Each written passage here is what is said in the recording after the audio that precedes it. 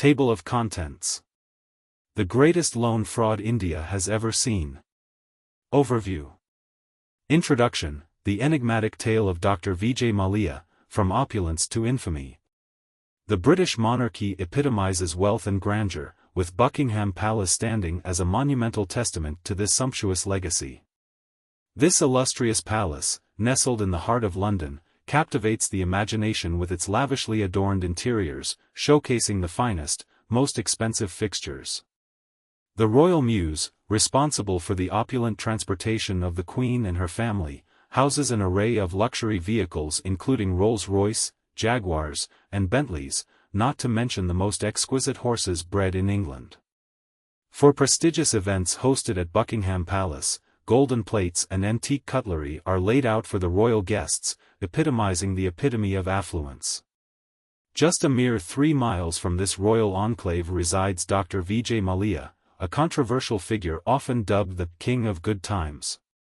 This former Indian liquor magnate, now a fugitive, is sought after for alleged fraud and money laundering activities tied to his businesses. He once held significant stakes in United Spirits Ltd and United Breweries Ltd, while also founding and running the ill-fated Kingfisher Airlines, known for its opulent service that often mirrored Mallya's extravagant lifestyle. Mallya's penchant for lavishness arguably outshines even that of Queen Elizabeth II. While the monarch might dine from golden plates, Mallya's excesses reportedly extend to personal indulgences that defy imagination, including a commode adorned in gold. This stark contrast between the pomp of royalty and the flamboyant lifestyle of an erstwhile tycoon underscores a brand of extravagance that has drawn both intrigue and ire. Over a decade has elapsed since the global financial crisis of 2008, yet India continues to grapple with the festering issue of bank loan frauds. Mallya's fraudulent enterprise is perhaps the most notorious case among them. As the visionary behind the United Breweries Holdings Limited, UB Group, Mallya ventured into the airline industry in May 2005 with the launch of Kingfisher Airlines. However, his aspirations quickly dwindled due to a series of imprudent business decisions. By the end of 2011, the airline was reeling from massive financial losses, and by early 2012, significant operational challenges mounted. Half of its fleet was grounded, employees protested for unpaid salaries, and the Income Tax Department froze its bank accounts for failing to remit taxes deducted at source from employee salaries. This downward trajectory culminated in the airline ceasing operations altogether by October 2012. By 2014, the financial fallout from Kingfisher Airlines had contributed substantially to the non-performing assets, NPAs, burdening India's public sector banks, PSBs. Nevertheless, Mallya was not without resources to settle these debts. In a pivotal acquisition deal that began in 2012, the London-based multinational Diageo purchased a majority stake in United Spirits Limited, paying Mallya /Rupee 3,635 crores for his 19.3% ownership. Over the ensuing years, Diageo transferred significant sums to various subsidiaries of the UB Group. Notably, the transaction proceeded despite an order from the Karnataka High Court that restricted Mallya from selling his shares in United Spirits. Thus, it was evident that Mallya possessed both the financial capacity and a moral responsibility to repay the debts of Kingfisher Airlines, particularly given his personal guarantee for the loans and the corporate backing provided by UB Group's holding company. Despite every indication that Mallya should have cleared his debts, the payments from Diageo flowed to his offshore accounts. The regulatory complexities stemming from Diageo's UK base and Mallya's status as a non-resident Indian dramatically hampered efforts by Indian authorities to reclaim what was owed. By the time the PSBs initiated legal proceedings to recover their losses, Mallya had already fled to the UK, where he now alternates between his lavish estates. Mallya's case exemplifies a kind of fraudulent behavior that can inspire further misconduct. When an individual eludes justice after perpetrating a serious crime, it often serves to embolden a generation of fraudsters and impostors who see opportunity in his actions. Compounding this issue is Mallya's status as a well-known public figure, one who glamorized a lifestyle marked by vice and indulgence in pleasures often condemned by society. His lifestyle included sponsoring a Formula One racing team, managing a cricket team in the Indian Premier League, owning a lavish yacht, and even acquiring Tipu Sultan's sword, symbols of his self-proclaimed reign over a kingdom defined by excess. Mallya's escape from India was executed with a calculated nonchalance. On March 2, 2016, he attended a session in Parliament, collected his then-girlfriend, packed 7 items of luggage, displayed his diplomatic passport with a flourish, and boarded a Jet Airways flight bound for London, leaving behind a trail of financial ruin. However, it is crucial to recognize that Mallya's situation diverges from the conventional narrative of loan fraud. While he may be characterized as a willful defaulter, the allegations surrounding his siphoning of funds through shell companies situated in tax havens paint a complex portrait. It is vital to acknowledge that Mallya was, at his core, an entrepreneur who often pursued reckless and extravagant business ventures, his case markedly distinct from the myriad loan frauds that have emerged since the onset of the economic downturn in 2009. A history of loan scams in India. While Vijay Mallya's loan default, totaling /rupee 9,091 crore, including interest as of November 30, 2015, initially appeared substantial, it pales in comparison to other far more egregious financial frauds that have rocked the Indian banking system over the past decade. His financial missteps included an outstanding tax liability of /rupee 1,215 crore. Yet, the scandal associated with infrastructure leasing and financial services limited, IL&FS, eclipsed Mallya's case, involving a staggering loan default of /rupee 90,000 crore. Similarly, Bhushan Steel's financial state revealed a loan default amounting to /rupee 45,818 crore. The repercussions of these frauds extended beyond individual companies, unleashing significant structural disruptions across their respective sectors and casting a long shadow over the Indian economy. At the heart of the Bhushan Group was Brij Bhushan Singhal, a self-made entrepreneur who began his career producing hinges and fasteners for railway tracks in Chandigarh. In 1987, in collaboration with his sons Neeraj and Sanjay Singhal, he took over a struggling steel factory in Sahibabad.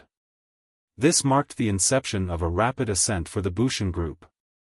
However, familial disagreements led to a split in 2011, resulting in Brij Bhushan and Neeraj retaining control of Bhushan Steel and Bhushan Energy, while Sanjay established independence through Bhushan Power and Steel.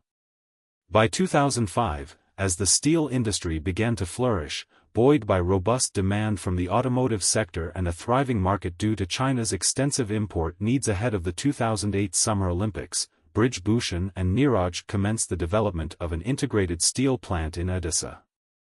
Despite initial success, this trajectory shifted dramatically after the Olympics, resulting in a steep decline in steel prices, which plummeted from a peak of $1,265 per ton in 2008 to just $300 per ton by 2012.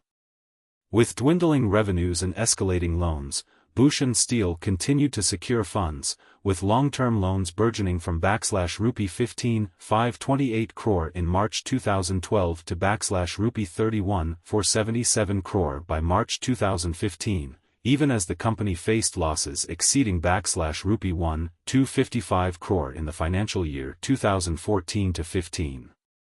The seeds of default emerged in August 2014, when the Central Bureau of Investigation, CBI, accused Bhushan Steel of defaulting on a Yen 100 crore loan from Syndicate Bank, coupled with allegations that bribes were offered to secure credit extensions. The fallout was immediate, resulting in the arrest of Neeraj Singhal on August 7, 2014, though he was subsequently released on bail. This brings us to a critical question: how did Bhushan Steel manage to secure an array of loans amidst such evident financial distress? A forensic audit conducted by the Serious Fraud Investigation Office, SFIO, in 2017 unveiled troubling insights. Brij Bhushan and Neeraj Singhal orchestrated a complex web involving 155 companies, directly or indirectly controlled by them, to siphon funds from Bhushan Steel and Bhushan Energy. The SFIO classified these companies into 4 categories to streamline their investigation. Category A comprised the key operating entities, Bhushan Steel and Bhushan Energy. Category B included 62 companies directly controlled by the singles, where they held shareholder and directorial positions. Category C encompassed 85 entities that rotated employees of Bhushan Steel into directorial roles. Allegedly, while a portion of these companies contributed manpower to Bhushan Steel, others were implicated in diverting funds. Finally, Category D consisted of 8 shell companies operated by entry operators, financial syndicates adept at laundering money through shell entities. The SFIO's accusations in the charge sheet elucidated how banks issued loans to Category A companies, which in turn funneled those funds to Category B shell companies. The mechanism employed was a convoluted layering of funds, where Category C entities received the money only to return it to the promoters, including Brij Bhushan and Neeraj Singhal. This intricate arrangement allowed Bhushan Steel to falsely project the influx of loan funds as a legitimate promoter's contribution, thereby misleading banks into believing that heightened promoter investment justified further lending. Between 2009-10 and 2010-11, Bhushan Steel and Bhushan Energy funneled /Rupee 1,770 crore as capital advances to 32 Category B companies. A significant /Rupee 1,150 crore from this amount was routed to 19 Category C companies, which subsequently transferred the money to the accounts of Uma Singhal, Brij Bhushan's wife. She then funneled these funds as purported promoter contributions back into Bhushan Steel. Instances of dubious fund layering became increasingly apparent in the SFIO's report. For example, an advance of /Rupee 27 crore was made by Bhushan Steel to KNK traders under the guise of service provision, only for KNK traders to immediately transfer the same amount to KBN Infra, a company closely associated with the Singhal family. When seeking project financing, banks typically provide 70% of a project's funding, provided that the promoters inject 30% of their own capital. This reliance on perceived promoter contributions clouds the reality as funds were systematically siphoned from prior loans, muddying the waters of financial accountability. The 32 Category B companies never engaged in substantive business operations.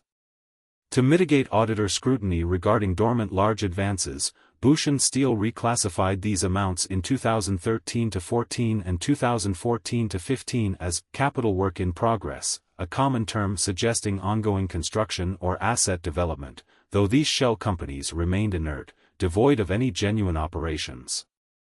Allegations from the SFIO charge sheet further claim that the singles misappropriated over /Rupee 3,500 crore in personal assets, generated from these illicit funds both within India and internationally. In parallel, Sanjay Singhal, who had distanced himself from his father and brother following their split, faced similar challenges. In April 2019, allegations emerged that his company, Bhushan Power / Steel Ltd., diverted approximately /Rupee 2,348 crore in loans from various banks into the coffers of over 200 shell companies, raising eyebrows over their legitimacy. On July 5, 2019, Punjab National Bank, PNB, lodged a complaint with the Reserve Bank of India, RBI, claiming that Bhushan Power / Steel had defrauded it of /Rupee 3,805 crore in loans. This revelation resulted in an 8% plummet in the bank's share price in just one day.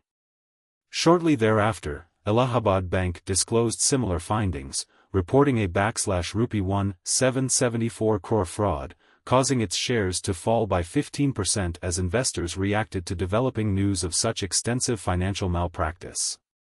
This unfolding saga underscores a deeply entrenched culture of deception and financial misconduct that not only tarnished the reputations and operations of major companies but also significantly impacted India's banking landscape and economic health. The ramifications of such frauds ripple through the economy, affecting stakeholders at all levels and highlighting the need for robust regulatory reforms and accountability in the financial domain. 10 years of failures and disruptions. Banks serve as a cornerstone of economic development, acting as intermediaries that gather savings from individuals and channel these funds into business loans, thereby driving commercial activity and growth. This vital function, however, is not without its complications. Banks operate under stringent financial protocols. They set interest rates on loans, which not only cover the interest paid to retail depositors but also provide a margin for profit. The inherent risk lies in the possibility of loan defaults, leading to what financial institutions categorize as non-performing assets, NPAs, essentially marking these loans as losses. To mitigate the risks associated with lending, banks scrutinize potential borrowers meticulously. This involves assessing detailed financial information, conducting thorough credit evaluations, and often requiring collateral to secure the loan. Any business deemed too risky is declined financing. However, loan fraud occurs when borrowers maneuver to misrepresent their financial stability, convincing banks that a venture carries less risk than it truly does. Such deception can occur with or without the assistance of bank employees.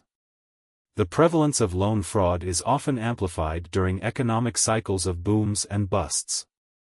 During favorable economic periods, banks are keen to extend loans with high hopes of profitability. Fraudsters capitalize on this optimistic climate by easily accessing loans, sometimes presenting themselves as too big to fail.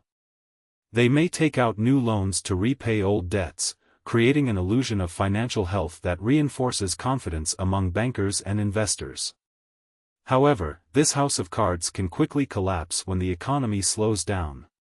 Banks become hesitant to issue new loans, existing borrowers find it difficult to meet repayments, and the entire structure can come crashing down abruptly. This cycle unfolded in India post the 2008 economic slowdown. The once booming real estate sector stagnated, leading to dire straits in cyclical industries like infrastructure, power, and steel, while global markets grappled with recession. Consequently, numerous instances of loan fraud began to surface, much like buried secrets coming to light. Data from the Reserve Bank of India, RBI, paints a troubling picture. Between the fiscal years 2008 to 2009 and 2018 to 19, a staggering 53,334 cases of bank fraud were identified, totaling approximately rupee 2.05 lakh crore, around $28.72 billion. To provide context, this amount is nearly equivalent to Nepal's GDP of $28.92 billion for the same fiscal period and represents just over 10% of Pakistan's GDP, which stood at $282 billion. Alarmingly, the incidence of bank fraud has soared over the years, with over 6,800 cases reported in FY 2018-19 alone, amounting to rupee 71,500 crore, compared to 5,916 cases in FY 2017-18, involving rupee 41,167 crore.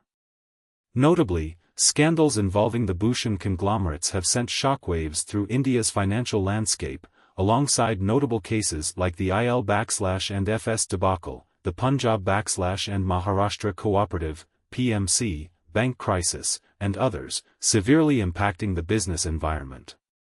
The repercussions of NPAs ultimately burden the Indian populace. Public sector banks, PSBs, being state-owned, absorb the brunt of the losses, transferring the financial hit to the government, which in turn affects taxpayers. This has led to a more cautious lending approach, particularly to sectors requiring long recovery periods.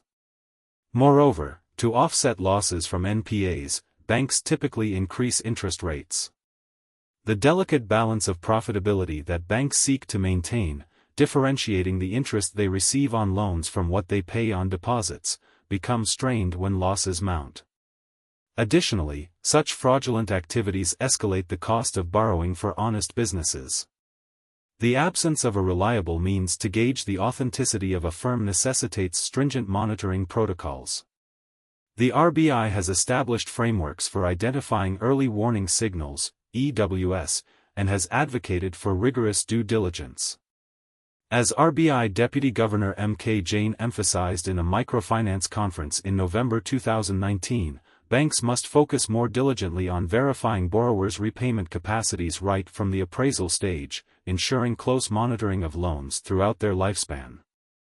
However, this rigorous approach often leads to longer processing times and consequently, higher costs for borrowers needing loans. Perhaps one of the most detrimental impacts of these large-scale frauds is their corrosive effect on the fundamental trust existing between lenders and borrowers. In a business ecosystem characterized by high levels of trust, transaction costs diminish. In a utopian scenario of absolute trust, financial agreements might become redundant, significantly lowering transaction costs.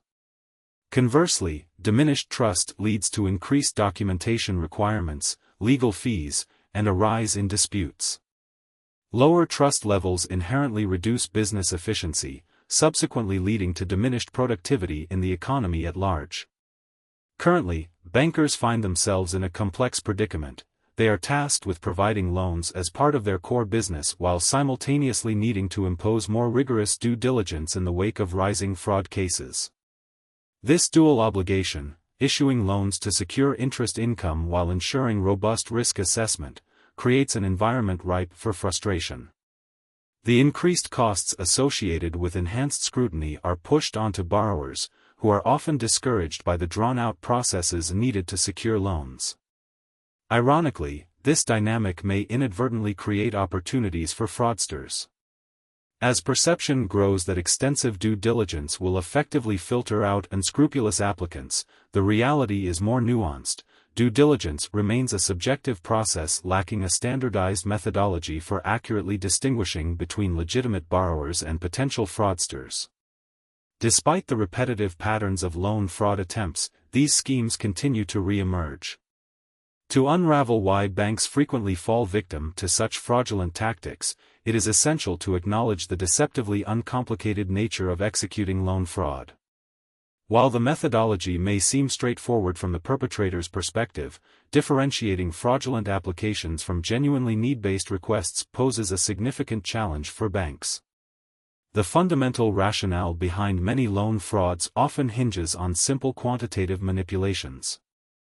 Accounting practices can easily mask illicit activities under the guise of legitimate business operations, complicating the bank's ability to discern the authenticity of any given loan request. The mathematical mechanics behind bank scams. When individuals or businesses turn to banks for financial support, it is usually for a multitude of objectives, ranging from expanding operations to launching new projects. The initial step undertaken by banks is an assessment of the applicant's creditworthiness. This involves a thorough analysis of the cash flow from existing ventures, evaluating the health of the business in question, and, importantly, reviewing how other companies within the same sector are performing. Once this analysis is complete, banks typically require the project promoters to invest approximately 30% of the total capital needed for the endeavor. Subsequently, banks provide a loan to cover the remaining 70%. Additionally, banks mandate that promoters secure the loan with collateral, which often includes assets intended for the project. In many instances, promoters also offer personal guarantees to further reassure the banks of their commitment to the repayment of the loan. In cases where loan fraud is executed with basic sophistication, promoters might establish a new entity and infuse around /rupee 30 lakh as the initial capital. The bank then steps in, providing financing of up to /rupee 70 lakh for the venture. However, the real scheme begins when the promoters aim to siphon off both their initial capital and the bank loan from this newly formed entity. There are various techniques promoters use to abscond with funds. For instance, they might arrange for the company to purchase a worthless software program for /rupee 100 lakh from an intermediary or conduit. The conduit would subsequently withdraw this sum in cash, handing it over to the promoters directly, making it appear that the transaction is legitimate. Valuing software can be notoriously tricky, and thus it becomes easy for a junk product to be sold at an inflated price without too much scrutiny. To complicate matters further, many promoters prefer to orchestrate their siphoning operations internationally. The theory is simple: once banks uncover deceit, they will seek recourse to recover funds. A more cunning approach involves the promoters acquiring software or patents from foreign entities. In this scenario, the company disburses /rupee 100 lakh to the foreign firm, which then conveniently wires the funds back into the promoter's offshore accounts. This method of siphoning money has become a widely recognized pattern. Intangible assets such as software, patents, technical designs, and brand names are often favored over tangible assets. The rationale for this preference lies in the difficulty of accurately determining the true value of intangible assets. Each intangible asset is unique and incomparable, making it challenging to assess its market viability. A survey among inventors in the U.S. revealed a striking fact: only about 60% of awarded patents are ever commercialized. Given that patents are typically based on niche innovations, bank auditors frequently find it challenging to determine their practical application. Auditors often rely solely on documentation provided by the promoters, which, if extensive and endorsed by subject matter experts, raises no alarms. As a result, genuine concerns about potential fraud remain unaddressed while the promoters misappropriate substantial sums. When the borrowing agency ultimately defaults on its repayments, the bank attempts to recoup the loan by seizing the assets that were pledged as collateral. Often, the collateral consists of project-related assets. However, in such fraud cases involving worthless intangibles, the banks soon find these assets have little to no market value. The case just outlined illustrates a common scenario in such fraudulent activities. Nevertheless, in certain instances, fraudsters may acquire physical assets at grossly inflated prices. They might buy real estate from a relative of the promoter, considerably marked up through the use of a bogus valuation report from a certified appraiser. Under these circumstances, banks operate under the illusion that the property's value corresponds to the inflated purchase price. When defaults occur, the banks are left shocked as they realize the land or property is only worth a fraction of what they believed. According to a report titled The Indian Banking Fraud Survey conducted by Deloitte, around 10% of all fraud incidents in banks result from either overvaluation or a lack of existing collateral. Furthermore, approximately 9% of fraud cases stem from the misappropriation or diversion of funds, while an additional 15% is linked to falsified documentation. A typical loan fraud scheme often encompasses a blend of these three elements. Importantly, there exists a ceiling on the amount that can be illicitly obtained through these schemes. If promoters start with /rupee 30 lakh, they could potentially receive up to /rupee 70 lakh from the bank in return. However, if the goal is to amass /rupee 700 crore, a promoter would need to provide an initial capital of /rupee 300 crore, a sum that few possess unless they are already financially solvent. The question thus arises, how do these massive loan scams unfold? In the following section, we will delve into a novel method, an accounting trick that allows individuals to artificially inflate their financial standing on paper, ultimately disguising the absence of real capital. Reflecting on this manipulation, I am reminded of a lesson my parents often shared in my youth: money doesn't grow on trees. This phrase, undoubtedly echoed in households across the globe, serves to instill a practical understanding of the value of money. However, through the lens of accounting, I learned that, paradoxically, money has the potential to multiply on paper, irrespective of its tangible presence. Deceptive loan scheme with facade. Understanding circular transactions and a blueprint for fraud. Have you ever wondered how one might effectively amplify their financial status on paper, even when cash reserves are meager? The answer lies within a deceptively simple mechanism: the art of circular financial transactions. Let's break it down. Imagine there are three parties involved, let's call them A, B, and C. When A transfers a sum of money to B, both A and B document the transaction in their accounts. Then, B passes the same sum to C, again reflected in their respective financial records. Finally, C returns the same funds to A, marking yet another transaction in both accounts. Each of these exchanges allows the same amount of money to appear as newly generated revenue on paper, creating an illusory fabric of wealth. Common terminologies for this practice include circular transaction, round-tripping, or, in Hindi, /textit, putiya gumio, which translates to pass the paper. Such circular transactions should always be regarded with suspicion, as they are architected to inflate figures without any actual monetary backing. To illustrate, let's consider that A initially invests /rupee 100 in B. This transaction becomes a debit in A's records and a credit in B's. When B then invests that same /rupee 100 into C's venture, it translates to a debit for B and a credit for C. Finally, when C returns the /rupee 100 to A, it completes the loop with C reflecting the sum as a debit and A seeing it as a credit. The mechanics behind these transactions can be elucidated further as seen in Table 1. Table 1, the mathematics of circular transactions. Round A credited A debited B debited C debited. 1 /rupee 100 /rupee 100 /rupee 100 /rupee 100 /rupee 100 /rupee 100. 2 /rupee 100 /rupee 100 /rupee 100 /rupee 100 /rupee 109 /rupee 100. 3 /rupee 100 /rupee 100 /rupee 100 /rupee 100 /rupee 10 /rupee 100. Total, /rupee 300 /rupee 300 /rupee 300 /rupee 300 /rupee 30 /rupee 300. /textit, source, author.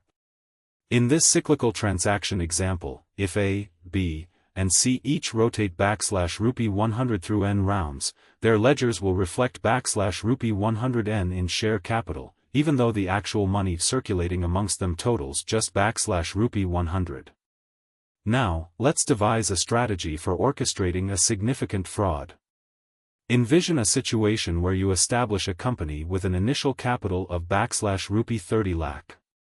You present a business plan replete with cash flow forecasts and projected profits to a bank, persuading them to finance your venture. The bank, adhering to the standard practice of a 3-to-7 promoter-lender contribution ratio, extends a loan of /rupee 70 lakh. Next, you procure computer hardware valued at /rupee 1 lakh from a shell company for an inflated price of /rupee 100 lakh. On paper, this equipment is said to be worth /rupee 100 lakh.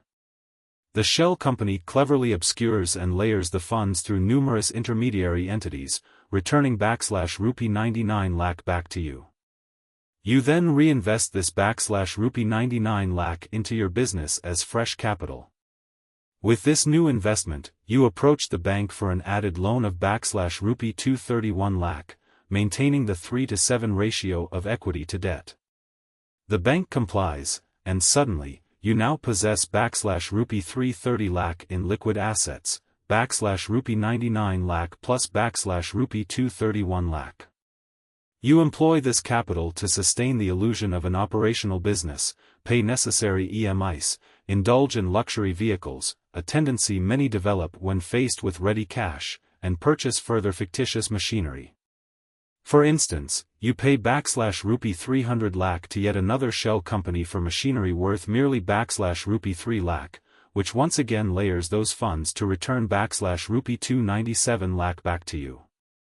On the third transaction round, you inject /rupee 297 lakh back into your venture.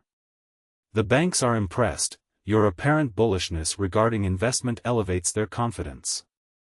Furthermore, if you can represent any capital as foreign direct investment, FDI, banks will display an even greater willingness to engage.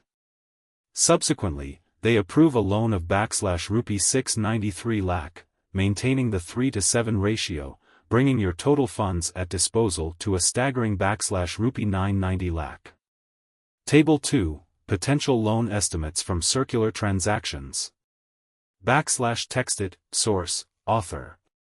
Your initial /rupee 30 lakh capital has now been spun into an astounding /rupee 3,592,113 lakh, around /rupee 36,000 crore, through strategic rotations. This is a monumental example of financial manipulation. It is essential to note that while this scenario simplifies the fraudulent process, it does place an unflattering spotlight on bankers as unwitting participants. In reality, executing this level of deception requires a sophisticated approach. The mathematics showcases the potential for fraud, yet swindling is an intricate craft. As the scale of deceit escalates, there is a greater need to maintain a facade of legitimacy. Engaging a reputable investment banker or a notable entrepreneur as a minority shareholder can add credibility to your venture in the eyes of financial institutions. Understanding the role of shell companies. Shell companies are pivotal to executing such schemes. These entities may originate domestically or from tax havens, which facilitate the creation of mailbox companies through online procedures. Daily, millions of dollars from dubious transactions flow unnoticed through these shell companies globally. Typically operated by semi-criminal syndicates, which may include unscrupulous lawyers and chartered accountants drawn by the allure of easy profits, these companies are primarily utilized for tax evasion but may also accommodate other financial laundering requirements. The operation of shell companies represents a topic crucial enough to warrant a dedicated chapter due to its complexity and significance in the landscape of financial fraud. Dubious transactions of various shadow banks in India. The fundamental purpose of a welfare state is to foster economic development, an objective that thrives on a surge in economic activity. This activity encompasses a range of processes, including the production, distribution, sale, and consumption of goods and services. However, such endeavors cannot flourish without adequate liquidity circulating within the market. To illustrate, think of cash flow as akin to electricity in a household. Each plays a critical role in sustaining its respective environment.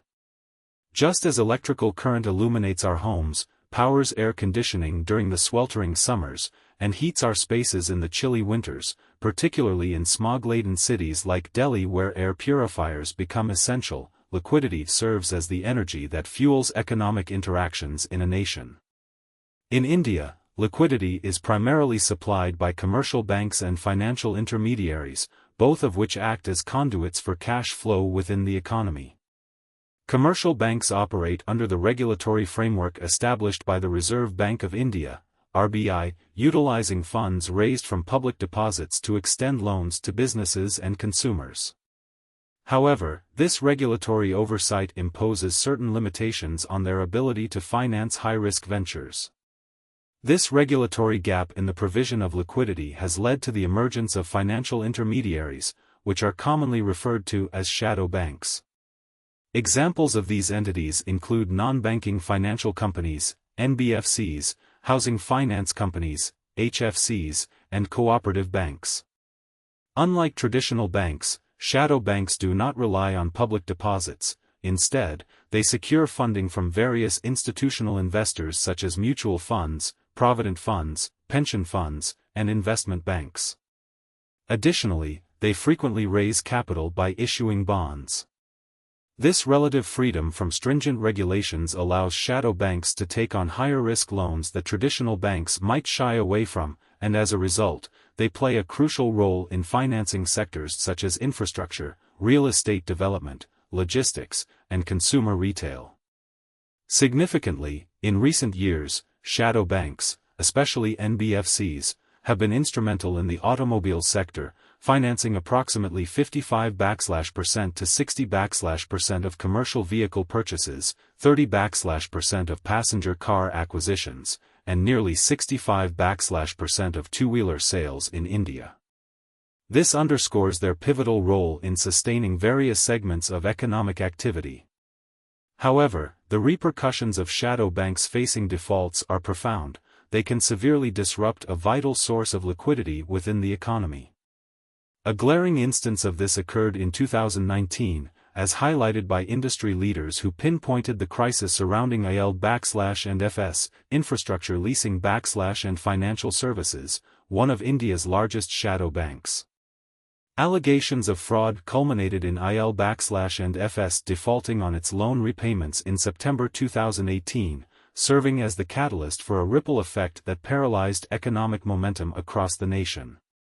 This turmoil ultimately contributed to a chilling downturn in India's economy, resulting in a concerning GDP growth rate that fell below 5% during the initial half of the fiscal year 2019-20. Through this lens, it is evident that the dynamic interplay of liquidity provided by both traditional banks and shadow banks is paramount for economic vitality, and the fragility inherent in this system has far-reaching implications for overall economic health. The perils of mutual funds in India. T.V. Mohandas Pai, renowned as the former Chief Financial Officer, CFO, of Infosys, stands out as a pivotal figure in shaping the business landscape in India. His innovative strategies and leadership not only earned him numerous accolades but also played a critical role in elevating Infosys to a stature as one of the world's premier software service providers. In a notable article for a leading business publication, Pai highlighted a significant aspect of the financial system in India before the emergence of the IL&FS scandal. Non-banking financial companies, NBFCs, relied heavily on mutual funds for approximately 25 to 30% of their funding. Mutual funds strategically invested in commercial papers issued by NBFCs for relatively short periods, typically ranging from 90 to 120 days. This mechanism facilitated the NBFCs in acquiring essential short-term loans and enabled them to refinance these loans as they matured. Such financial strategies were vital, as the funds sourced from mutual funds were earmarked for longer-term loans to their customers. Many of these customers were infrastructure and real estate developers, industries characterized by lengthy project timelines that necessitated extended loan terms. Pai emphasized the importance of NBFCs in the consumer finance sector, stating that they were responsible for approximately 40% of the incremental consumer financing in 2018, a significant proportion in stark contrast to traditional banks. Notably, he pointed out that an astounding 95% of vehicle purchases were financed through NBFCs or their agents. Real estate firms, constrained by limited access to bank loans, increasingly turned to NBFCs for the capital necessary to initiate construction projects, undertake new developments, and manage operational financing. Before the establishment of the Real Estate Regulatory Authority, RERA, the real estate sector often saw funds diverted from their intended purposes. With RERA monitoring the sector's financial practices, developers became increasingly reliant on NBFCs, even for their working capital needs, limiting their financial flexibility. However, the landscape shifted dramatically following the IL&FS scandal, which unfolded in September 2018 when the company defaulted on its loans. Major mutual funds, such as DSP and HDFC, who had previously been significant contributors to NBFC funding, abruptly ceased their investments as a reaction to the scandal.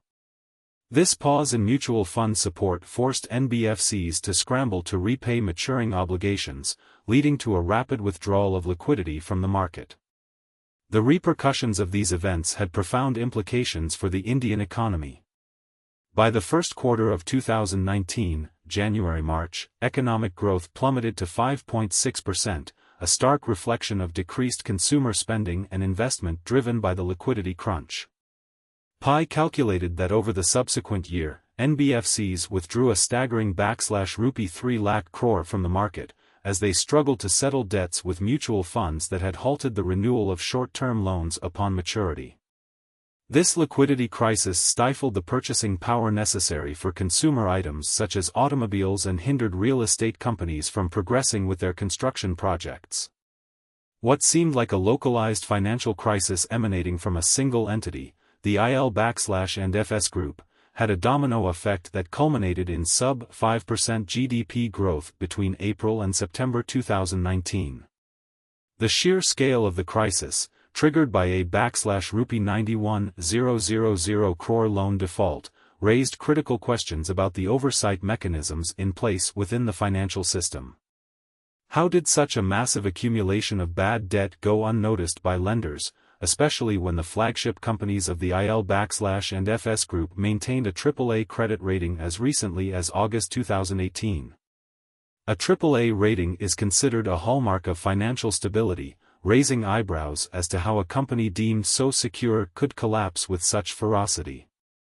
In contrast, individual consumers caught in credit spirals often face rigorous collection efforts from banks when they overextend their credit for luxuries like a designer handbag or an expensive watch. This raises an important dilemma. If lenders can be so vigilant about consumer spending, how could they overlook the mounting debts of a conglomerate like IL&FS? The interplay between credit assessments, market confidence, and widespread financial implications lay bare the vulnerabilities in the Indian financial ecosystem, an ecosystem that, until the IL&FS scandal, had been regarded as robust and resilient. Scam beyond scam.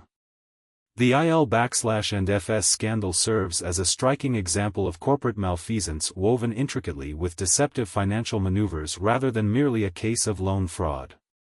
At its core, top executives within the IL&FS group allegedly orchestrated a grand corporate fraud to obscure the true nature of the financial wrongdoings committed by their own borrowers. To grasp the complexities of this scandal, envision a scenario where you assume the role of managing director, MD, at a fictitious financial institution called the Shadow Bank Group, SBG. The predominant shareholders of SBG comprise prominent institutional investors, Life Insurance Corporation, LIC, State Bank of India, SBI, and Abu Dhabi Investment Authority, ADIA. Since there are no individual promoters, the repercussions of the bank's mismanagement primarily impact the policyholders of LIC and the account holders of SBI, but only in a remote, indirect manner. Their limited exposure means they lack the means or authority to oversee the bank's operations closely. As the professional head of this institution, you are entrusted with managing SBG, with oversight provided exclusively by other appointed professionals from LIC, SBI, and ADIA, none of whom hold a direct stake in SBG either. The SBG procures loans from an array of sources including mutual funds and pension funds, distributing these loans to infrastructure development firms, construction entities, and retail clients. Suddenly, an alarming reality sets in: a substantial amount of the loans you facilitated have soured. Faced with this dilemma, you have two choices: either acknowledge these bad loans and appropriately provision for them in your financial statements, or obscure the truth. The first choice bears significant consequences. Lenders may cease to provide further funds, and current creditors may demand repayment. Moreover, the professionals overseeing you will inevitably seek answers, likely resulting in your termination and the installation of new management tasked with rectifying the situation. Conversely, by choosing not to disclose the issue of bad loans, you can continue to relive the glamour and perks of leading a substantial financial institution.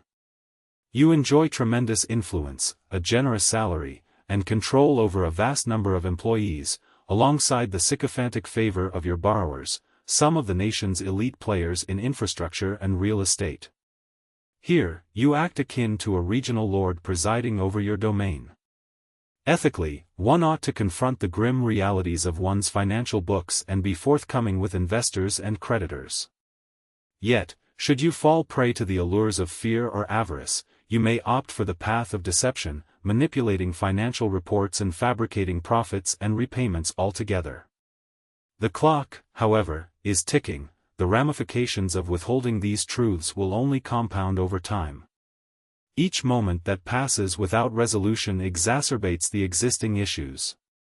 The SBG continues to accrue loans while simultaneously mismanaging resources. What starts as a manageable default morphs into an insurmountable crisis. But why should this concern you personally? After all, you're not risking your own capital. This is, fundamentally, other people's money, OPM. So, you capitalize on the situation for as long as you can. Managing such a complex operation can't be a solo endeavor. You must cultivate new credit lines and ensure the confidence of your lenders, which means aligning with credit rating agencies. This relationship often revolves around mutual back-scratching, as MD, you might find avenues to award contracts to these agencies, fostering a reliance on your cooperation. Furthermore, to sustain operations, you need to redirect funds to support subsidiary companies that are themselves faltering. Yet, the Reserve Bank of India, RBI, imposes strict limits on this activity to deter exactly the kind of abuse that IL&FS appears poised to commit. To elude RBI scrutiny, you may need to enlist the loyalty of your audit committee and statutory auditors.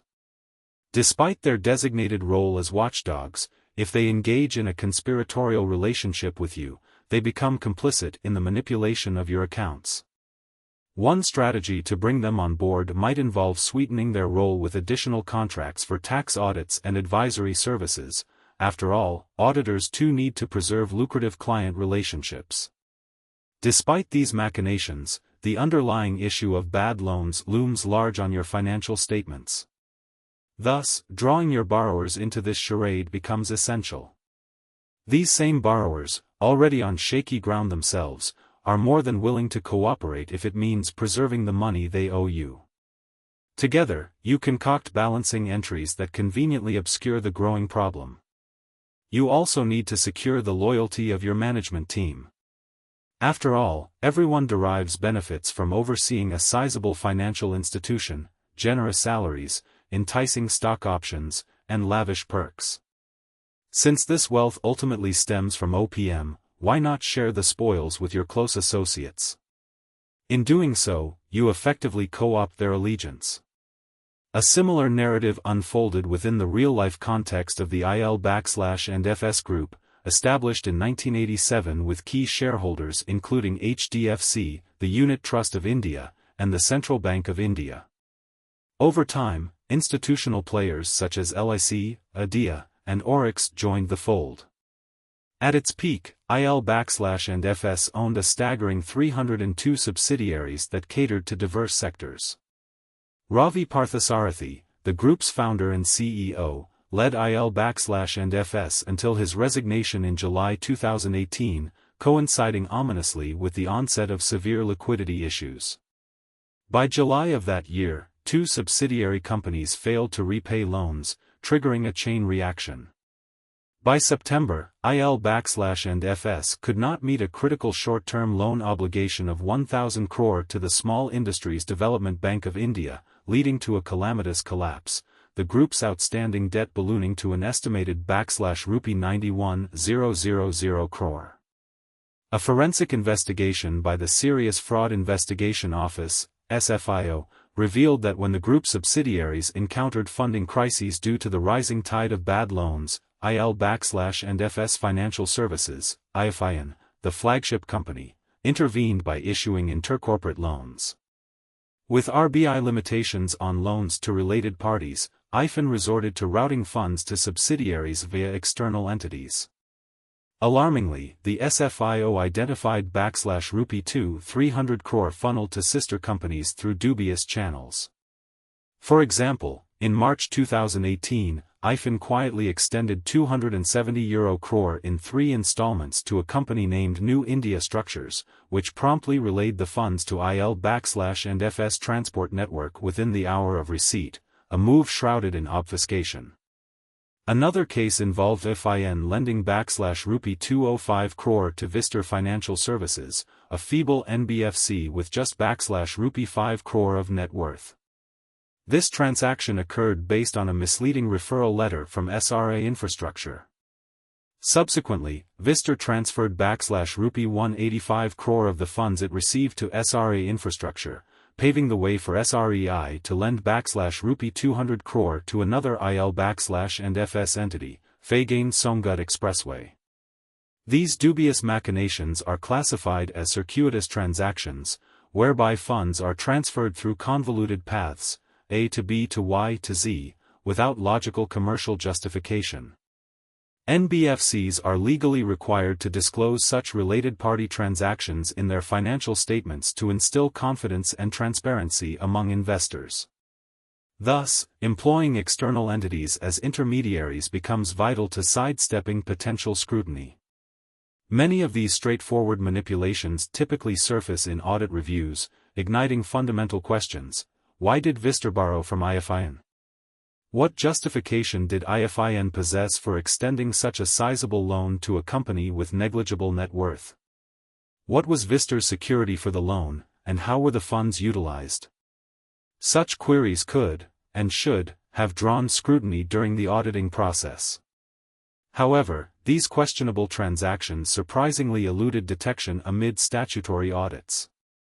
In consequence, the SFIO raised allegations against Deloitte and KPMG for facilitating this fraud during various audit engagements of IL&FS affiliates.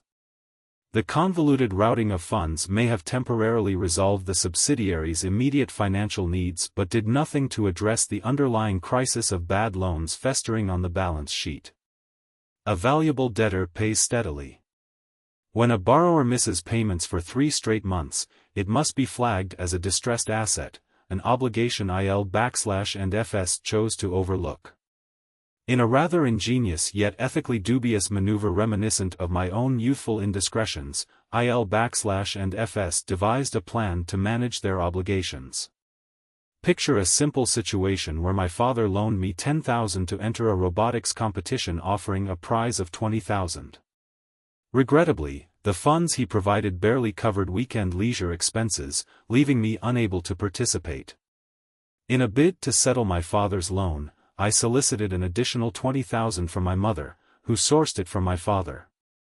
I repaid him, gifting him a fine Mont Blanc pen to assuage his pride, while retaining enough to indulge for another weekend. Translating this scenario to an NBFC framework, if a firm has loaned an amount P to a company in a group of defaulters and the borrower fails to repay, the NBFC essentially grants another loan of P+I to a different entity to cover the initial default. That new loan is then funneled back to the initially defaulting company, masking the problem without truly resolving it. To put it succinctly, the very foundation of IL&FS rested on creating a facade, shuffling resources around to cover older debts while incurring new ones. The SFIO's findings painted a sobering picture of IFIN's misleading portfolio management, emphasizing an unhealthy cycle of debt that eventually spiraled out of control. In this labyrinth of dubious financial maneuvers, profits were derived not from actual income streams, but rather from spinning a web of loans funded with OPM. The cycle included paying interest to creditors, covering operational expenses, rewarding employees, and ensuring dividends reached shareholders, all sustained by new loans generated to repay previous debts.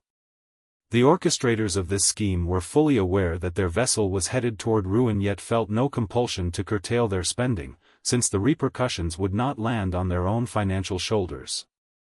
The SFIO's indictments pointed fingers at Ravi Parthasarathi and his inner circle, including Hari Sankaran, Arun Saha, Vibhav Kapoor, K. Ramchand, and Ramesh Bawa, holding them accountable for this massive deception. Notably, in 2017, Parthasarathi's compensation skyrocketed by 144%, culminating in an annual salary of approximately rupee 26.3 crore. This lack of fiscal restraint drew sharp condemnation from Vineet Nair, who joined IL&FS post-scandal, lamenting the previously unbridled expenditures of the earlier management.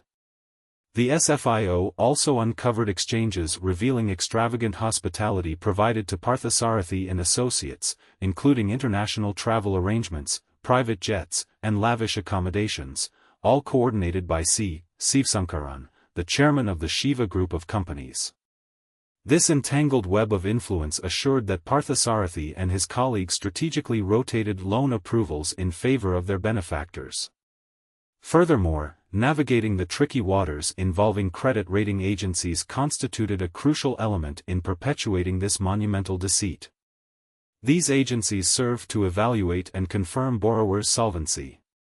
Allegations arose that Parthasarathi and Arun Saha exerted pressure on Naresh Thakur of credit agency ICRA to postpone downgrading the financial credibility of their subsidiaries in 2015 and again in 2018.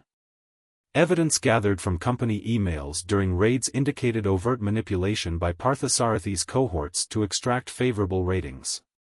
Communication highlighted concerns over investor conversations with rating agencies and calls for appropriate handling of those discussions, indicating the lengths to which the group would go to maintain their facade. As the saga unfolded, it became evident that a tightly knit group within this shadow bank was hell-bent on avoiding non-performing assets, NPAs, at all costs, far beyond manageable levels. Ultimately, this denial of reality culminated in a massive default in September 2018, igniting a widespread shadow banking crisis. Suddenly, mutual funds halted the renewal of loans to sibling financial institutions, prompting a ripple effect that forced shadow banks to withdraw resources from various sectors to respond to obligations, an outcome that paralyzed automotive and real estate industries. The cascading effects weren't merely isolated. This regulatory failure cascaded into the broader Indian economy, resulting in a deceleration of growth and a significant dip in GDP figures, which fell below 5% from April to September 2019. The IL&FS debacle serves as a grim reminder of the depths of corporate greed and the devastating ripple effects that can ensue when accountability is disregarded. Regulators strike back. When serious frauds come to light, the foremost priority for bankers is to retrieve as much as possible from the loans that have turned sour. Prior to 2016, the main avenues through which bankers sought to recoup these stressed assets were the debt recovery tribunals, DRTs, and asset reconstruction companies, ARCs. Established in 1993, the DRTs were intended to facilitate the debt recovery process for banks facing difficulties in reclaiming outstanding amounts. Between 2002 and 2009, these tribunals had an average recovery rate of 37.25%, a figure that, while modestly commendable, ultimately fell short of expectations. However, the efficacy of DRTs was overshadowed by numerous systemic issues. A critical limitation was the severe understaffing within these tribunals, which meant that the requisite number of benches to manage the mounting cases could not be created. Compounding this issue was the elongated nature of proceedings, which left many cases languishing in a state of inaction for extended periods. As a consequence, non-performing assets, NPAs, in public sector banks continued to escalate, leading to a widespread perception of the DRTs as ineffective and, in some quarters, as a complete failure. On the other hand, asset reconstruction companies emerged onto the scene in 2002, establishing themselves as specialized entities geared towards the acquisition, management, and recovery of NPAs. Banks had the option to offload their distressed assets to ARCs, typically at a discounted value, thus bypassing the protracted and often convoluted process involved with civil suits.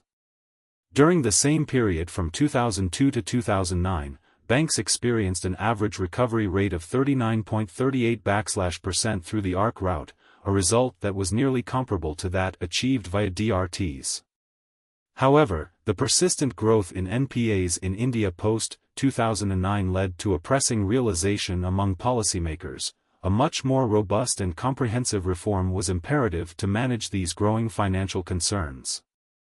This realization paved the way for the introduction of the Insolvency and Bankruptcy Code, IBC, which marked a significant turning point in India's approach to dealing with corporate financial distress. The IBC has brought about notable advancements in the quick recovery of bad loans, featuring a striking average recovery rate of 43% for banks and other financial creditors utilizing its provisions. One of the key innovations of the IBC is its mandated timeline. It imposes a deadline of 270 days for the resolution of corporate bankruptcy cases filed within its framework. This commitment to a prompt resolution not only enhances the efficiency of the recovery process but also instills greater confidence among investors and stakeholders in the financial system. As a result, the transition from the DRT and ARC frameworks to the IBC represents a significant evolution in India's financial recovery ecosystem, aiming to address both the procedural delays of the past and the ever-increasing challenges posed by NPAs in the banking sector. Abundant deterrence. Deterrent standing tall amid loan fraud. Crime, particularly in the realm of financial misconduct, is not just a breach of trust, it is an affront to societal norms and values demanding collective response. As such, the imposition of punishment is critical, serving not only as a deterrent for the offender but also reinforcing the trust of law-abiding citizens in a system designed to uphold justice. Punishment acts as a mechanism to exact society's retribution against those who defraud institutions and individuals, thereby validating the belief that wrongdoing will not go unpunished. However, despite the existence of strict legal frameworks aimed at curtailing fraudulent activities, we observe the paradoxical rise in banking fraud incidents across India. What accounts for this dissonance? The cornerstone of criminal legislation in India is the Indian Penal Code, IPC, which outlines various offences and their corresponding penalties. Under Section 403 of the IPC, any individual guilty of misappropriating property through dishonest means faces punishment of up to 2 years of incarceration and a fine. Section 406 deals with cases of criminal breach of trust, imposing a penalty of up to 3 years, while Section 477A targets account falsification, leading to possible imprisonment for up to 7 years, alongside monetary fines. Enforcement of these provisions is typically the domain of the state police or specialized units such as the Economic Offences Wing, EOW. Nevertheless, the intricacies of loan default laws mean that not every failure to repay loans constitutes a criminal offense. The crux of proving fraud lies in establishing the intention to deceive right from the commencement of the transaction. This principle was highlighted in a notable Supreme Court judgment in February 2019, wherein the court ruled that default in loan repayment, absent evidence of deceitful intent, does not warrant criminal prosecution. The Supreme Court underscored that a mere inability to repay a loan cannot equate to criminal wrongdoing unless it can be demonstrated that fraudulent intent was present. In addition to the IPC, various other statutes provide a framework for addressing loan fraud, such as the Companies Act, Prevention of Corruption Act, Prevention of Money Laundering Act, PMLA, and the Income Tax Act. The Companies Act, for instance, broadly defines fraud in relation to corporate operations. An offense is committed if a company's actions are found to be aimed at defrauding creditors or any other parties, regardless of whether there are tangible gains or losses. The Serious Fraud Investigation Office, SFIO, is the principal agency responsible for probing violations under the Companies Act. Comprising experts from diverse fields, banking, corporate affairs, taxation, legal professions, and capital markets, the SFIO conducts meticulous forensic audits when assigned a case. Their findings culminate in a comprehensive report submitted to the Ministry of Corporate Affairs. Importantly, once the SFIO is on a case, no other entity can simultaneously pursue the investigation, thus centralizing authority and streamlining the investigative process. Meanwhile, the Central Bureau of Investigation, CBI, holds jurisdiction over fraud cases implicating public servants, particularly within the central government or its public sector enterprises. Often, fraud schemes are facilitated, if not perpetrated, by involved officials, and thus, the CBI often steps in. Moreover, the CBI can also pursue cases under IPC through regulations established by the Delhi Special Police Establishment Act of 1946, contingent upon consent from state authorities. Fraudulent activities frequently involve the diversion of loan funds, disguising illicitly acquired money as legitimate. Such practices fall under the ambit of money laundering as defined by the PMLA, prompting the involvement of the Enforcement Directorate, ED. Post-detection of fraud, the ED is empowered to attach and confiscate properties that are commensurate with the values of the fraud attempts. From a taxation perspective, organized loan fraud also exposes companies and individuals to the scrutiny of the Income Tax Department. Section 68 of the Income Tax Act classifies any money whose origin cannot be substantiated as taxable income at a staggering rate of 60%. For instance, if gold bars are seized without adequate documentation proving their provenance, they can be classified as black money. Fraudsters often exploit shell companies to obscure the authenticity of funds. Such companies engage in no legitimate business and serve merely as a facade for illegal transactions, with illicitly obtained money funneled through these entities potentially being categorized as black money under Section 68. The Income Tax Act also lays the groundwork for prosecuting entities or their executives for maintaining fraudulent accounts or submitting false financial statements. Meanwhile, auditors and accountants can also face legal consequences for enabling concealment schemes. In summary, the repercussions for engaging in loan fraud are manifold and distinctly severe. Those guilty of swindling financial institutions face legal action through various agencies such as the EOW, SFIO, and CBI, while simultaneously contending with penalties from the ED and the Income Tax Department. Given the extensive reach of the law and potently severe consequences, one would think this framework would dissuade potential fraudsters. However, the question remains, why does fraud persist with such alarming frequency? The discourse continues. Obstacles to effective deterrence. Between 2008 and 2019, India witnessed a troubling and persistent rise in the magnitude of loan frauds, highlighting a disconcerting disconnect between stringent legal penalties and their actual efficacy as deterrents. This paradox is rooted in both societal attitudes and systemic flaws within the enforcement framework. When examining the systemic factors, it becomes evident that criminals involved in minor frauds grapple with the daunting realities of spiraling litigation costs and hefty bail bonds. In contrast, those who orchestrate large-scale frauds can leverage the vast sums they misappropriate to mount formidable defenses in court. A salient illustration of this can be found in the massive Bhushan Steel case, wherein the Serious Fraud Investigation Office, SFIO, constructed a staggering 70,000-page charge sheet that implicated 283 individuals. An attorney representing several accused individuals articulated a critical point: by naming so many defendants, the agency has effectively guaranteed that the trial may endure beyond the lifetime of the current legal representatives and the accused. With this number of implicated parties, traditional courtrooms can't accommodate the trial, alternate venues must be sought. Additionally, fulfilling the requirement outlined in Section 207 of the Code of Criminal Procedure, CRPC, necessitates printing over 2 crore pages for all accused to receive their own copies.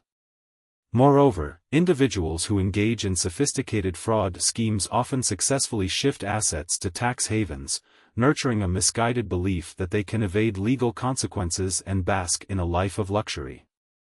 High-profile fugitives such as Vijay Mallya, along with the diamantaire Nirav Modi and his uncle Mehul Choksi, accused in the Punjab National Bank, PNB, scandal, exemplify this phenomenon. Similarly, Nitin and Chetan Sandasera, key figures in the 9,000 crore sterling biotech loan forgery case, remain elusive, with rumors suggesting they could be in Liberia or Albania, although the specifics remain uncertain. Such economic outlaws frequently become figures of allure for would-be criminals, seemingly legitimizing their illicit ambitions. On a societal level, the reluctance to impose a significant stigma on unethical behavior, compounded by the fact that wealth, irrespective of its origins, commands great respect, fosters an environment where fraud becomes an attractive option. Convoluted social norms sometimes lead even those with deviant intentions to seek wealth through illicit means. Consequently, relying solely on law enforcement as a remedy for the rampant issues plaguing the Indian economy appears insufficient. Research indicates a disturbing lack of evidence that legal punishment can effectively deter economic crimes, including loan frauds. The most promising remedy lies in the development of preventive mechanisms that can identify fraudulent activities in their infancy. To accomplish this, banks must adopt a proactive stance, ensuring their employees closely oversee the businesses of borrowers. There's a pressing need for bank managers to implement stringent oversight of their staff while also advocating for a thorough and vast array of auditors to oversee transactions. It may even be necessary for banks to engage multiple valuation experts simply to assess a single collateral asset. While this rigorous scrutiny enhances transparency and accountability, it undeniably inflates operational costs, potentially straining the bank's viability. The crux of the issue boils down to the limitations imposed by existing frameworks. Innovative solutions like data mining and artificial intelligence, AI, are being explored by industry experts as a means to enhance preventive detection. Usha Thorat, a former deputy governor of the Reserve Bank of India, RBI, underscored a critical insight: conventional banking supervision lacks sufficient capacity to prevent fraud when management is complicit. With this in mind, she advocates for a paradigm shift towards leveraging technology to ensure the integrity of financial accounts, prompting inquiries into technological interventions and the use of big data to unearth conflicts of interest and interconnected lending practices. However, the challenge remains formidable. The fundamental strategy behind financial fraud often involves disguising nefarious activities as legitimate transactions. Traditional IT-based systems typically evaluate transactions only from a singular perspective, lacking the comprehensive overview needed to identify fraud comprehensively. For example, if funds are funneled through shell companies, such systems may fail to detect these covert operations. Conversely, human auditors, possessing intuition and astute skepticism, can discern subtleties and complexities that machines simply cannot grasp. While AI can excel in identifying anomalies within data patterns, its capabilities are inherently limited. In summary, while technological advancements and innovative approaches offer pathways toward mitigating fraud, the intricacies of financial deception necessitate a multifaceted response that combines both rigorous human oversight and advanced analytical tools. Only through this comprehensive framework can a meaningful dent be made in curtailing the escalating epidemic of loan fraud in India. Taking stock securities fraud. Introduction.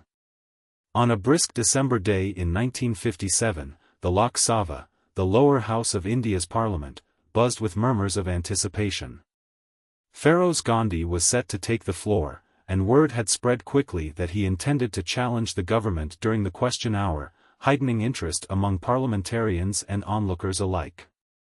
In the often theatrical arena of parliamentary debate, this confrontation promised to be particularly dramatic. Feroz Gandhi, a member of the Indian National Congress representing Rae-Bareilly, was poised to go head-to-head with the Treasury benches, fronted by none other than Prime Minister Jawaharlal Nehru and Finance Minister T.T. Krishnamachari, popularly known as TTK. Gandhi had emerged as a formidable anti-corruption advocate, gaining notoriety for pointing out discrepancies in the financial dealings of influential figures. Previously, he had uncovered a scandal involving Ramkrishna Dalmia, a prominent businessman and Congress benefactor who had misappropriated insurance premiums from a company he managed. His revelations had prompted the government to nationalize the insurance sector, merging around 250 firms into one colossal entity known as the Life Insurance Corporation of India, LIC. However, his fight against corruption was far from over.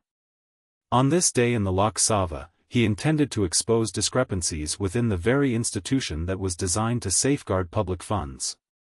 Setting the stage for his remarks, Gandhi declared, "Parliament must exercise vigilance and control over the largest and most influential financial institution it has entrusted with public resources, the Life Insurance Corporation of India, the misappropriation of which we will examine today." He proceeded to unveil shocking allegations. LIC had invested rupee 1.25 crore, approximately €1.25 crore, in shares belonging to industrialist Haridas Mundra, whose companies were regarded as suspect, and notably, none of these transactions had the requisite approvals from LIC's investment committee. Gandhi contended that the shares were bought at inflated prices, significantly above their market value, thereby manipulating the stock market to enhance their perceived worth. He questioned how the LIC could become entangled in such dubious dealings with someone he described as the mystery man of India's business underworld. The reaction from TTK was one of irritation and dismissal. He asserted that the accusations lacked substance. However, the fire had already been ignited. Following Gandhi's assertions, public interest in the Mundra scandal skyrocketed, fueled not only by concerns over financial misconduct but also by the layered personal intrigue of the political players involved. Feroz Gandhi was the estranged husband of Nehru's daughter, adding a soap opera-like dynamic to the unfolding drama. In light of the overwhelming public scrutiny, the Indian government had no choice but to appoint an investigative committee. Justice M.C. Chagla, a retired judge of the Bombay High Court, was tasked with leading this inquiry. Within a month, the one-man committee had conducted rapid hearings that drew large crowds and ultimately submitted its findings. Chagla's investigation disclosed alarming potential collusion between key officials: H.M. Patel, a senior civil servant, Finance Secretary G.R. Kamat, who also served as the chairman of LIC, and L.S. Vaidyanathan, the managing director of LIC. All were suspected of collaborating with Mundra to facilitate these questionable transactions. Ultimately, Justice Chagla underscored the principle that the finance minister bore constitutional responsibility for the oversight of his staff, a declaration that rang loudly in the corridors of power. The fallout from the scandal was significant and led to considerable embarrassment for the Nehru administration, culminating in the resignation of TTK. Haridas Mundra gained infamy as one of India's first major financial fraudsters, marking a pivotal moment in the history of post-independence India. The LIC scam not only highlighted the vulnerabilities within India's fledgling financial system but also paved the way for future notorious figures like Harshad Mehta and Ketan Parekh, who were to follow in Mundra's dubious footsteps on the bustling trading floors of Dalal Street. The incident underlined the necessity for vigilance and accountability in governance, lessons that resonate in discussions of financial ethics even today. The ascent and decline of Haridas Mundra. Haridas Mundra, the rise and fall of a financial manipulator. Haridas Mundra emerged from a humble trading family, commencing his professional journey as a light bulb salesman. An official historical account of the Reserve Bank of India, RBI, notes that Mundra, starting from ground zero with little formal education, managed to establish an impressive industrial empire in the 1950s within a remarkably short span of time. His initial foray into the business world included acquiring the Indian arm of a reputed British lamp manufacturer, with subsequent acquisitions leading him to control two significant engineering companies in Kolkata, then known as Calcutta, both previously managed by British interests. By 1955, Mundra had successfully secured a controlling interest in the British India Corporation, a notable managing agency, which subsequently enabled him to acquire another managing entity, Turner Morrison and Company Limited, from a company based in Singapore. The period following India's independence saw the newly formed government instituting strict foreign exchange regulations and high tariffs which stunted the flow of goods, services, and capital across borders. This new economic climate prompted numerous European investors to exit their Indian ventures, while some of India's burgeoning industrialists seized the opportunity to expand their portfolios through acquisitions. Despite his apparent successes, Mundra was not a bona fide industrialist. The pressing question remained: how did he amass the capital necessary to pursue such an aggressive acquisition strategy? A confidential report drafted in February 1956 by Ram Nath, the then deputy governor of the RBI, painted a disturbing picture of Mundra's financing methods. According to this document, Mundra secured his controlling interest in British India Corporation by purchasing shares at a price between /rupee 10-12 each. He then inflated the share price, raising it to approximately /rupee 14 per share. Mundra further exacerbated the situation by obtaining bank loans against these shares at a valuation of /rupee 11 each, effectively executing a takeover primarily through borrowed funds. This report elucidated the dubious strategies Mundra employed. Aiming to take over a company listed on the Calcutta Stock Exchange, Mundra negotiated with its promoters to acquire a majority stake at market rates, which represented a significant investment based on the prevailing stock prices. Utilizing a short-term advance from financiers, Mundra purchased the shares and engaged in what's known as circular trading. This technique involved multiple brokers selling shares to one another, artificially inflating the price. For example, broker B may purchase shares at /rupee 10.10 from broker A, then sell them to broker C at /rupee 10.20, only for broker C to sell back to broker A at /rupee 10.30. Such manipulative trading practices entice unsuspecting investors and speculators, causing a further escalation in stock prices. Eventually, the price would soar to /rupee 14 per share. By leveraging this inflated share price, Mundra approached banks for loans, using his shares as collateral. The banks, assessing the value of these shares at /rupee 14 each, agreed to lend Mundra substantial amounts. Consequently, he managed to acquire new firms without having to invest any of his own finances. But the inherent risks of the stock market soon crept in. Stock prices inevitably gravitate towards their true market value, a phenomenon known as price discovery. In Mundra's case, the legitimate market value of the shares he had purchased was approximately /rupee 10. Unfortunately for him, as the shares retraced towards their true value, there was a real possibility that banks would demand further collateral, jeopardizing his entire scheme. To counteract falling prices, Mundra found himself in a desperate cycle of buying back his own shares, an act that ultimately yielded minimal success. By the end of 1956, Mundra's situation was precarious.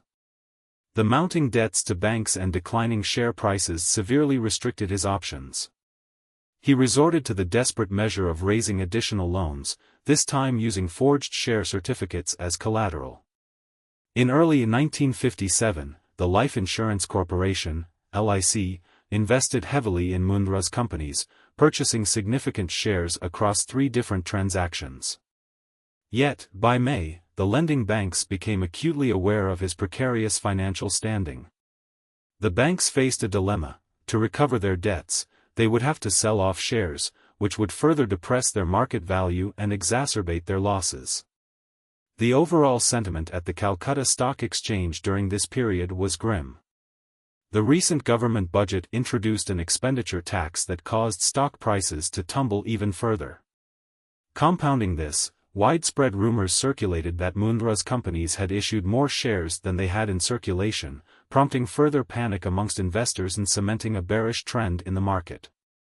Amid this turmoil, Mundra engaged with Finance Secretary H. M. Patel on June 21, 1957, suggesting that LIC purchase shares from both him and the market to stabilize his floundering companies. Patel, upon consulting with senior LIC officials, moved forward with a deal that saw LIC acquire shares worth /rupee 1.25 crore. Notably, this arrangement proceeded without the oversight of LIC's investment committee, a detail that would later come under scrutiny in Parliament. By the time of this transaction, it was clear to banks that Mundra was mired in significant financial strife. Reports had emerged regarding Mundra's forgery of share certificates, a deceitful tactic he employed to raise funds from multiple banks, including branches of the same bank. The troubling revelations about Mundra were not new. Even as far back as 1956, Deputy Governor Ram Nath had cautioned the central government about Mundra's questionable capabilities to manage an industrial empire. At the forefront of the ensuing scandal was the theory that Patel viewed the transaction as a necessary intervention to prevent a catastrophic market collapse. Policymakers, acutely aware of the potential fallout on retail investors and the wider economic implications of a crashing stock market, often feel compelled to intervene when facing serious scandals. The Chagla Commission ultimately concluded that the true objective behind the LIC transaction was to serve Mundra's interests rather than the public's. An additional inquiry committee later implied that Mundra's contributions to Congress funds played a significant role in facilitating this illicit financial support. The fallout was swift and severe. Following the commission's findings, key figures including TTK and Patel stepped down from their positions, and Mundra was apprehended in a luxury hotel in New Delhi. The financial toll of his actions led to the bankruptcy of several firms he had acquired, including the historical structural engineering company Richardson and Cruddas, which was eventually nationalized. Although he faced charges for his financial indiscretions, Mundra served only a brief stint in prison from 1961 to 1963, primarily because effective legal frameworks for prosecuting such serious frauds were not yet in place. Following his release, tax officials continued to pursue him for outstanding tax liabilities, ultimately marking him as the largest individual taxpayer delinquent of the 1960s. Intriguingly, the legacy of financial misconduct did not end with Mundra. His daughter, Chandrika Tapuria, became embroiled in a notable scandal decades later, emerging as one of the significant tax defaulters of the 2010s with a staggering outstanding tax demand. In executing his grand scam, Mundra showcased a masterclass in manipulation and access to information. He deftly exploited insider knowledge, disseminated misinformation, and engaged in outright price manipulation and loan fraud. Drawing comparisons, Ketan Parekh's securities scam in the early 2000s mirrored Mundra's transgressions in the 1950s. Despite significant advancements in technology, trading practices, and regulatory oversight, the foundational strategies for financial misdeeds have remained strikingly similar through the decades. Diverse forms of securities fraud. The various facets of securities fraud. Securities can be broadly defined as any instrument that is exchanged for monetary value with the expectation of generating profit. These instruments, which can exist in both physical and digital formats, include shares, stocks, bonds, scrips, debentures, derivatives, and mutual fund units. The significance of securities in the business world cannot be understated. They serve as a vital resource for businesses seeking capital. A well-structured market for buying and selling securities enhances the flow of capital, thereby fueling economic growth and facilitating business operations. In India, the two titans of securities trading are the Bombay Stock Exchange, BSE, renowned for its location on the iconic Dalal Street in Mumbai, and the National Stock Exchange, NSE. The prices of securities listed on these exchanges undergo a natural process of price discovery, where the equilibrium is reached when demand meets supply.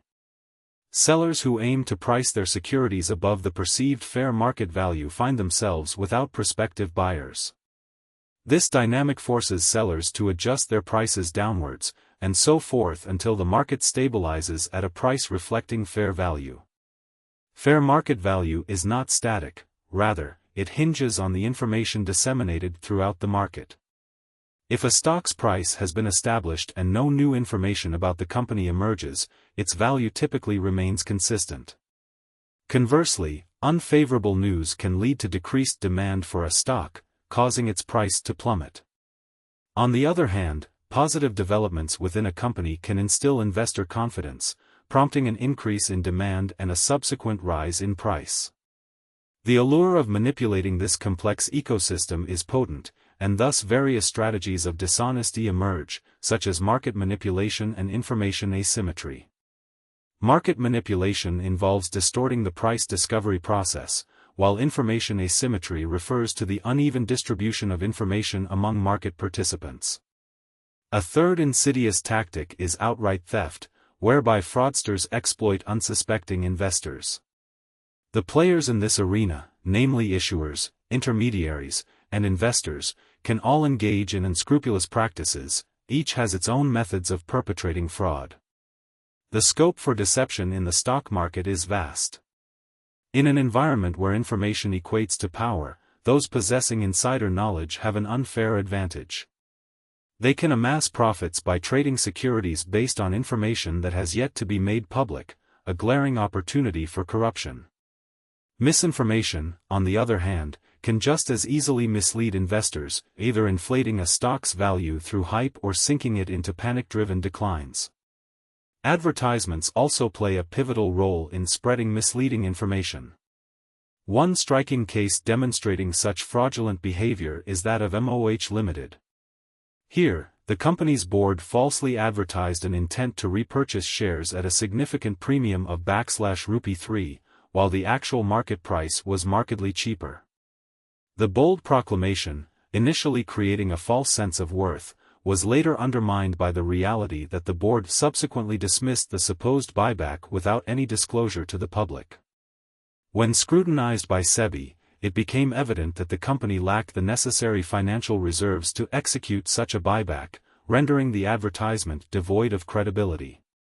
SEBI ultimately concluded that the company had exploited this misleading information to issue shares to an associated party, who subsequently took advantage of the inflated prices, thus duping ordinary investors. A distinctive form of fraud that also emphasizes information asymmetry is insider trading. Listed companies are obligated to regularly release financial results and significant corporate developments to maintain transparency. However, when confidential information remains undisclosed, it becomes accessible only to company insiders, individuals such as directors, accountants, or legal advisors privy to sensitive data classified as unpublished price-sensitive information, UPSI. This clandestine knowledge fosters an unfair advantage, tilting the playing field away from ordinary shareholders and the broader public. The scandal surrounding Dileep Pence, a prominent figure in the Tata Group, starkly illustrates the ramifications of insider trading. Pence, originally from Dombivli, ascended rapidly within the corporate hierarchy, eventually becoming the managing director of Tata Finance. His downfall began with an anonymous complaint to SEBI alleging extensive misuse of funds and improper trading practices. This complaint, which turned out to be the work of an anonymous whistleblower, detailed how Pence had allegedly misallocated Rupee 300 crores from Tata Finance into a struggling subsidiary. These funds were then used to invest inaccurately in tech stocks devastated by the dot-com bust, severely endangering Tata Finance's financial health while harboring substantial losses that were undisclosed to investors. As investigations unfolded, it emerged that Pence's acquaintances had preemptively sold off shares in Tata Finance at a substantial price just before these damaging financial results were made public. Thus, they dodged considerable losses of over Rupee 1.74 crore. This chain of events resulted in SEBI imposing penalties on Pence and his associates for engaging in insider trading. In defending himself, Pence claimed that the stock sales were reported in March 2001, but the tribunal found evidence suggesting otherwise. They declared that Pence, as a member of the management and a director, had access to insider information that he would later use unfairly. Information, especially when discussing sensitive figures like estimated financial results, positioned Pence advantageously over unwitting investors. The outcome was disastrous for Pence, both legally and personally. Facing multiple legal challenges and facing the ire of regulatory bodies, he tragically succumbed to despair, taking his own life in July 2017. His suicide note revealed the harrowing toll these circumstances had taken on his psyche, leaving behind a cautionary tale about the perilous allure of deviance in reputable corporate settings. Often commentators dissect Pence's journey as a saga of lost potential. While his misconduct resulted in severe fiscal losses for Tata Finance, a staggering Rupee 400 crores, the empirical benefit derived from his fraudulent actions seemed limited. What lessons can be drawn from Pence's downfall? First, one's career path, however bright, can be irrevocably altered by choices that favor unethical behavior. White-collar crimes, unlike petty theft, permeate deeper into the economic fabric of society and can harm countless individuals indirectly. Furthermore, individuals may mistakenly believe that their insider gains are not detrimental to others, but such actions can have ripple effects that disrupt market equilibrium and investor trust. An additional takeaway lies in the expanding definition of who constitutes an insider. The implications of tip-offs cast wide nets, leaving well-intentioned brokers or traders exposed to potential legal consequences without any wrongdoing on their part. The landscape continues to evolve, highlighted by instances of financial results leaked in advance through informal channels like WhatsApp groups, leading to punitive measures against unwitting participants. Ultimately, this complex landscape of securities fraud and insider trading unveils a broader narrative about ethics, responsibility, and the devastating ramifications of greed. As the U.S. Congress aptly noted, the success of a public market hinges on the transparent exchange of information, a principle that stands resilient against corruption and deceit in the realm of securities trading. Such reflections remind us of the delicate balance between opportunity and fairness in the financial world, urging all participants to uphold integrity in their dealings. The art of deception. In the intricate world of financial markets, information asymmetry often gives a distinct advantage to insiders of a company, creating a lopsided landscape where knowledge prevails over transparency.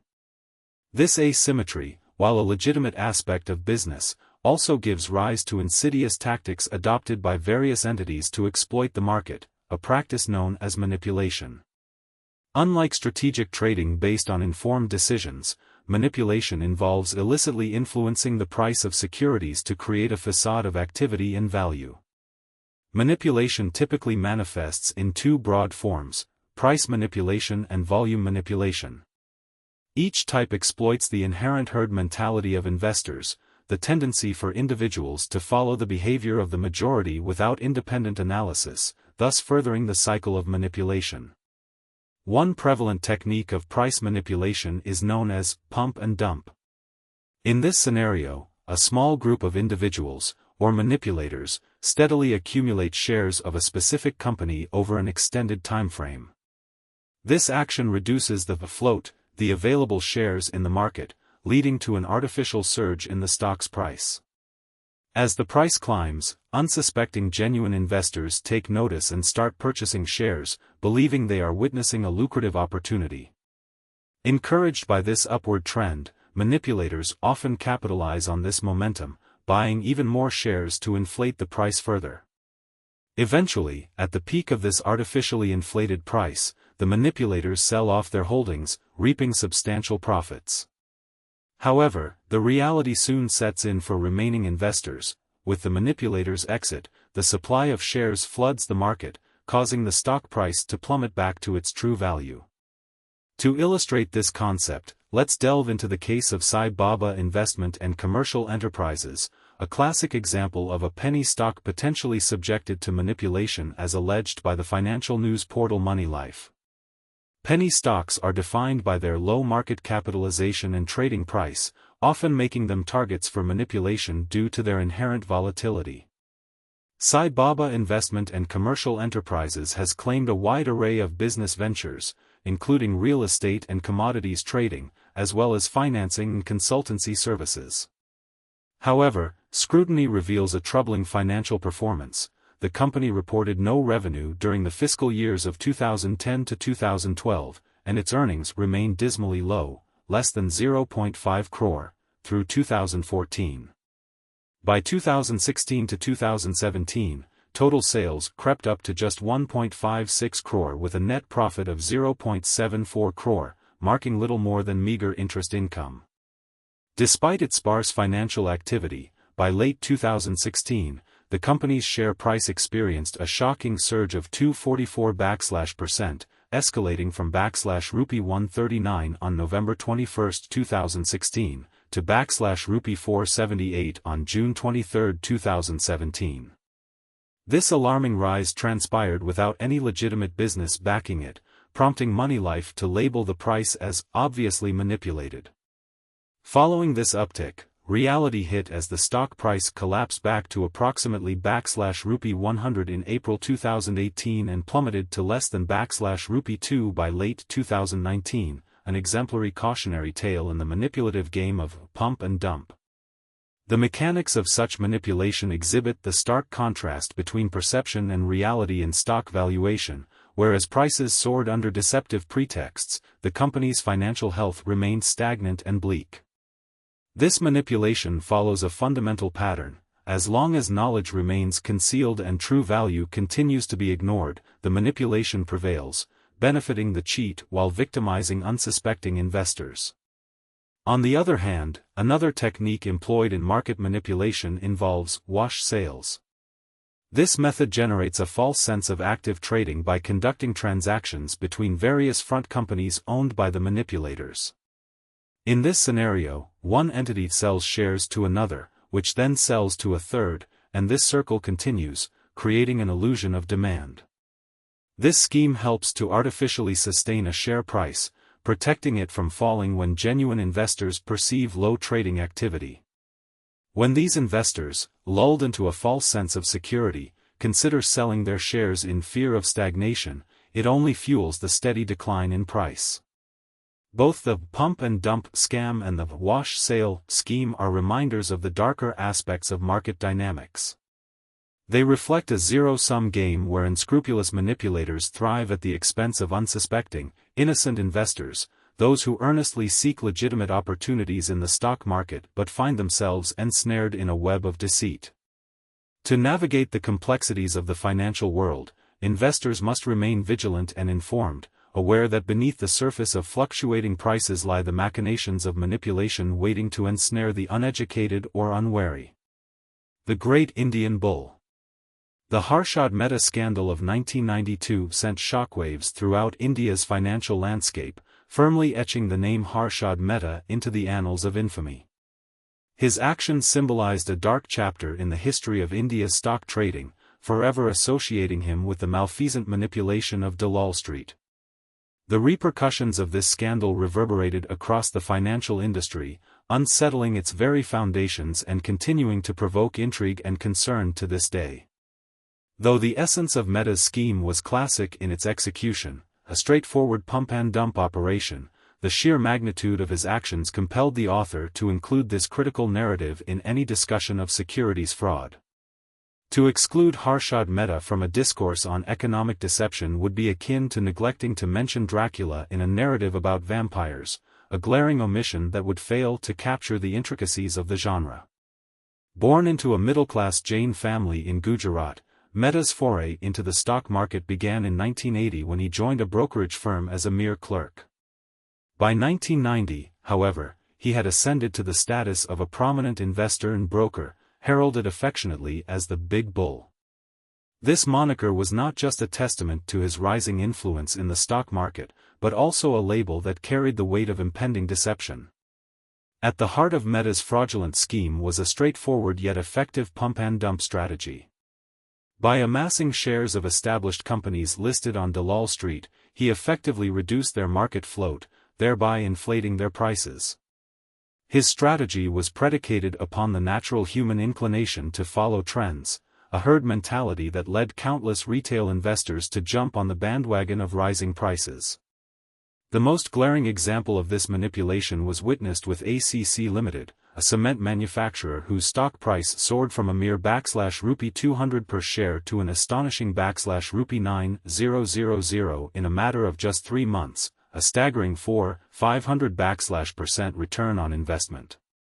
As retail investors flooded into the market, compelled by FOMO, fear of missing out, Mehta orchestrated a sell-off at these inflated prices, pocketing colossal profits while leaving legions of unsuspecting investors to bear the fallout as ACC's shares plummeted back to their actual market value. Two pivotal challenges underpinned Mehta's grand scheme. The first was the sheer capital requirement necessary to manipulate large-cap stocks. This demanded substantial liquidity, which Mehta accessed through enigmatic channels. Second, building a facade of credibility was essential for sustaining his orchestrated narrative. Mehta was acutely aware that while retail investors resonated with the confidence of the Big Bull, skepticism from detractors could arise. To maintain his public persona, he cultivated an image of immense wealth and success. His luxurious lifestyle, marked by a sprawling 15,000-square-foot sea-facing penthouse in Mumbai, complete with a mini-golf course and a lavish swimming pool, served as a backdrop to a curated existence filled with high-end vehicles and opulent dining experiences in Mumbai's finest establishments. This level of extravagance was unprecedented in India, particularly in the early 1990s, right on the cusp of liberalization and globalization. His prominence in business media only added to this carefully manufactured aura of invulnerability.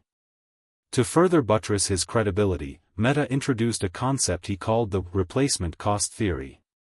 This theory posited that the trading price of older companies was undervalued and compared to the hypothetical expense required to recreate them from scratch. In his narrative, Mehta claimed that ACC's historical market presence endowed it with intrinsic value surpassing its perceived earnings potential. His story was one of instant wealth, anchored by this self-serving theory and the influential figure of Harshad Mehta himself.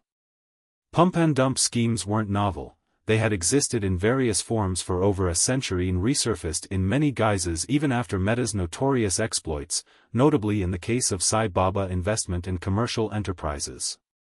However, the scale at which Mehta operated was unprecedented, reflecting a level of audacity that ultimately allowed him to deceive a vast number of investors repeatedly. As history has shown, while you can fool some people all of the time, the truth often surfaces. Growing unease regarding the source of Mehta's liquid capital invited scrutiny. Investigative journalist Sucheta Dalal became suspicious and uncovered that Mehta was misappropriating bank funds to fuel his fraudulent pump-and-dump operations. Her exposé in the Times of India on April 23, 1992, was the catalyst that ignited chaos in the financial markets, revealing the dubious architecture of Mehta's scheme to the public. Mehta's modus operandi was audacious. Banks engaged in short-term loans, using government securities as collateral, with brokers facilitating the flow of funds from one institution to another. Under the guise of an intermediary, Mehta manipulated this system by persuading lender banks to issue loans to him, ostensibly to transfer to borrower banks and subsequently obtain receipts. Instead, he redirected these funds into the stock market, where he executed his pump-and-dump strategy with alarming efficiency, repaying the banks once he had turned a profit. However, the house of cards began to collapse when, during April 1992's account reconciliation, the State Bank of India uncovered that a staggering Rupee 500 crore loan, facilitated through Mehta, had exceeded the typical short-term duration. The bank demanded immediate repayment, but Mehta found himself cash-strapped. His funds were tied up in plummeting stock investments. In a desperate bid to cover his tracks, he sought a fresh loan from the National Housing Bank. Alas, Sucheta Dalal's investigative instincts proved prescient, and before Mehta could settle his obligations, his tangled web was exposed. The aftermath of Dalal's revelations was nothing short of catastrophic. Panic gripped the Bombay Stock Exchange, leading to a market crash that devastated the savings of countless small investors who had fallen prey to Mehta's deception. This turmoil claimed lives, most notably the chairman of Vijaya Bank, who tragically took his own life shortly after the scandal broke. Many others, overwhelmed by despair from personal financial ruin, followed suit. M.J. Firwani, another key figure linked to Mehta and former chairman of the National Housing Bank, similarly faced ruin. After resigning under a cloud of suspicion, his lifeless body was discovered just days later, shrouded in mystery as to the cause of death. As the dust settled on this monumental scandal, a staggering 76 criminal cases and over 600 civil lawsuits were launched against Mehta and his family. With financial resources at his disposal, Mehta retained some of the most noted legal minds of the era, including Ram Jethmalani. Yet as the legal quagmire dragged on, Mehta's influence waned, and even his brother, Ashwin, felt the need to acquire a law degree in his 50s to assist with their defense. Ultimately, Harshad Mehta's life came to an abrupt end while incarcerated, succumbing to a heart attack on December 31, 2001. His demise marked the closure of an era but not the end of the ramifications that his actions would visit upon India's financial landscape. Interestingly, while Mehta was painted as the sole perpetrator, several unforeseen beneficiaries of the chaos emerged. As the fallout from the scandal unfolded, he had unknowingly invested approximately Rupee 453 crore in various stocks using Benami accounts, and as the wheels of justice began to turn, those holding these accounts capitalized on the situation by liquidating their assets for a windfall. Additionally, the Income Tax Department emerged as another unexpected claimant. The complexities of financial fraud often lead to deceptive accounting practices, with many fraudulent entries classified as unexplained cash credits. Following the scandal, the income tax authorities delved deep into Mehta's accounts and hastily raised a demand for Rupee 200 crore due to discovered discrepancies. In March 2011, court-appointed custodians reportedly paid out /rupee 4,000 crore to various claimants, with SBI receiving /rupee 800 crore and the Income Tax Department recovering its long-standing demand. Despite the settlement, Mehta's family still faced mounting interest and penalty charges, totaling an eye-watering /rupee 11,174 crore. If one were to identify the true benefactor of this entire ordeal, it would be the regulatory framework itself. Until the scandal, India's financial markets lacked a robust watchdog that could provide oversight. Although the Securities and Exchange Board of India, SEBI, had been established in 1988, it only received comprehensive powers following the Mehta scandal. This watershed moment coincided with India's broader economic liberalization efforts, which fundamentally altered the landscape of private enterprise and investment. As the public's trust in market integrity faltered, the formation of a regulatory body like SEBI became critical, not just to protect investors but to usher in a new chapter of accountability within the stock market. Justice Arijit Pasayat underscored the community's expectation of punishment for economic offenders, declaring that economic crimes should not go unchallenged. The need for vigilant oversight was further echoed in the aftermath of the Mehta scandal. The SEBI Act emerged as a direct response, marking the beginning of a new regulatory era aimed at ensuring fairness in capital markets. The events that unfolded during and after Mehta's time served as a stark reminder of the consequences of unchecked manipulation and deception. The sentiments around liberalization, privatization, and globalization positioned SEBI as a necessary arbiter, ensuring that investor protection and market integrity became paramount. In subsequent years, while SEBI has been met with its share of scrutiny, it has also made significant strides in instilling confidence within investors, both retail and institutional. Yet, as history would have it, financial frauds continue to occur, underscoring the eternal tug-of-war between regulation and deception.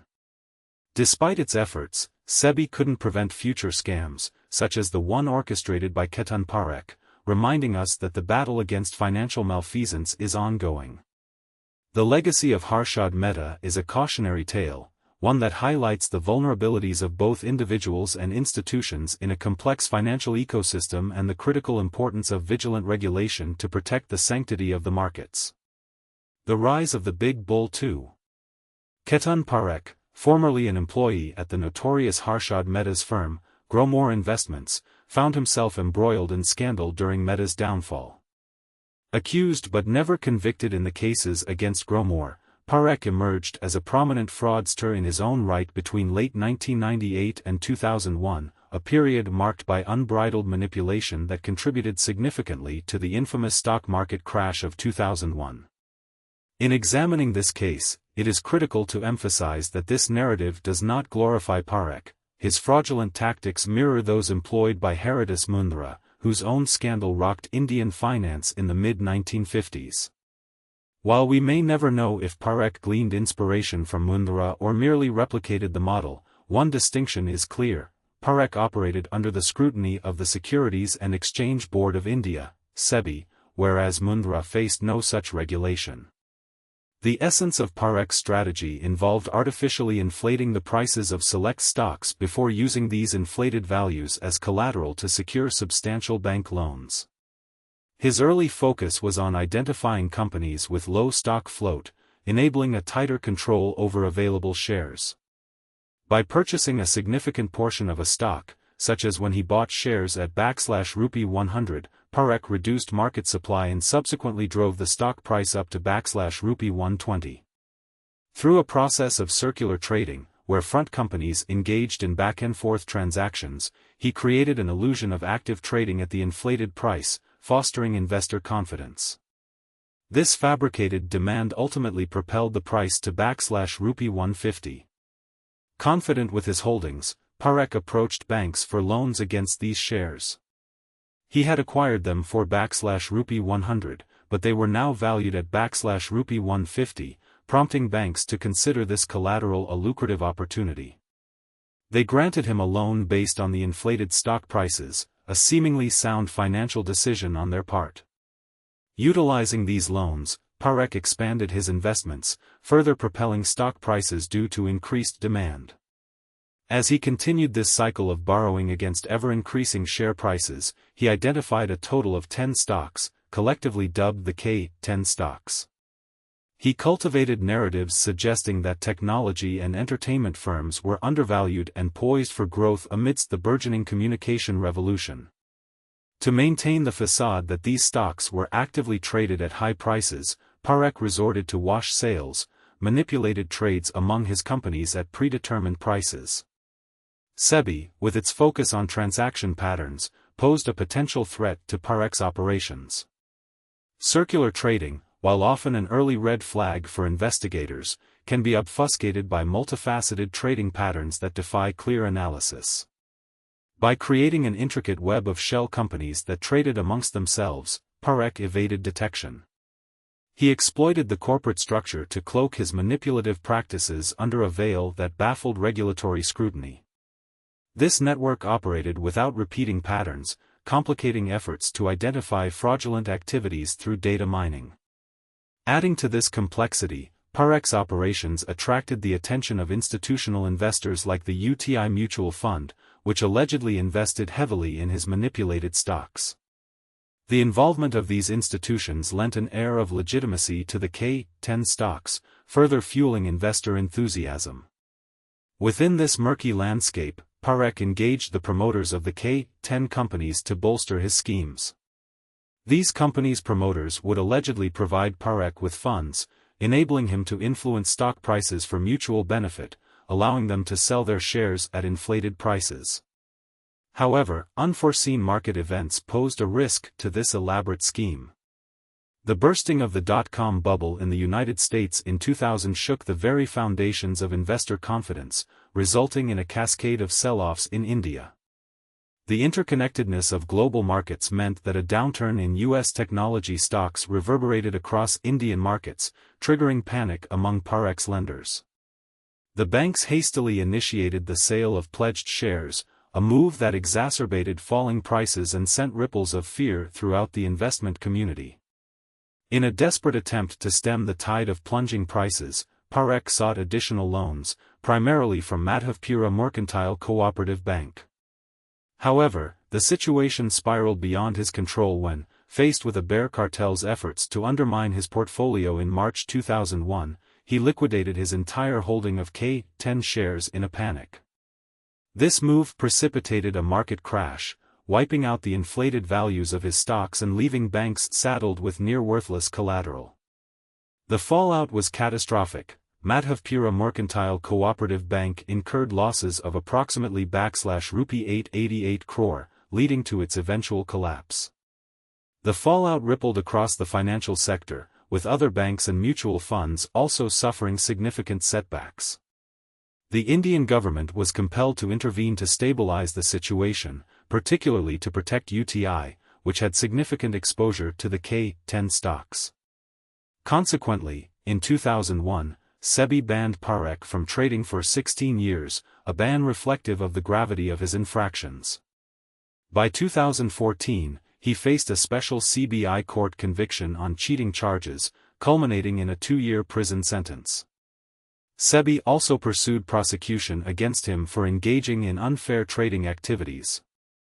The concept of loan against shares, loss, was prominently misused throughout these various scams, similar to the way Haridas Mundra had exploited such mechanisms in his time.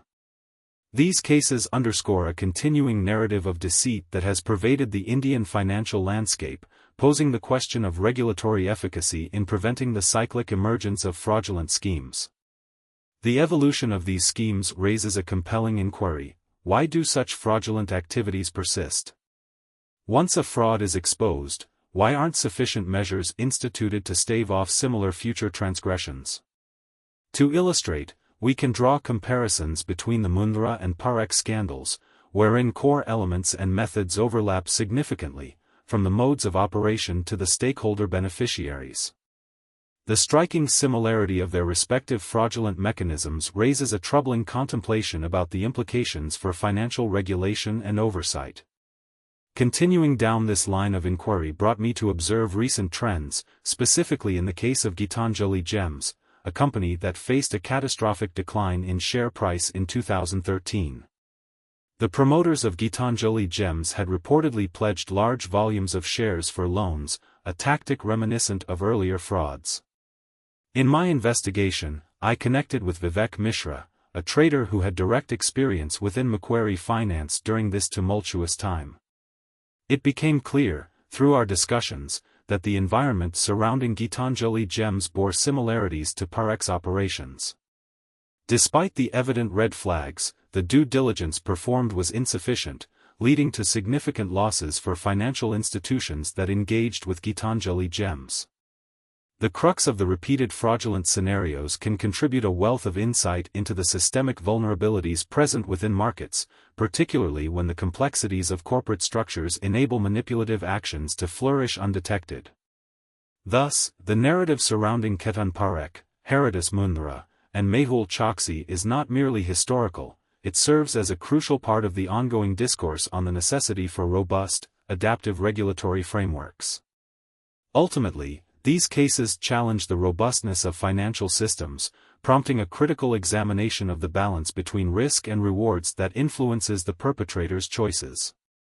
Within such an environment, the reputational cost of being exposed can serve as a potent deterrent. However, the allure of immediate financial gain often overshadows these costs, especially for those hailing from cultures where monetary success is paramount. As we delve further into these complexities, it becomes essential to correlate the severity of penalties enforced with the nature of the crime committed, striving to foster integrity within our financial markets. EXIM frauds.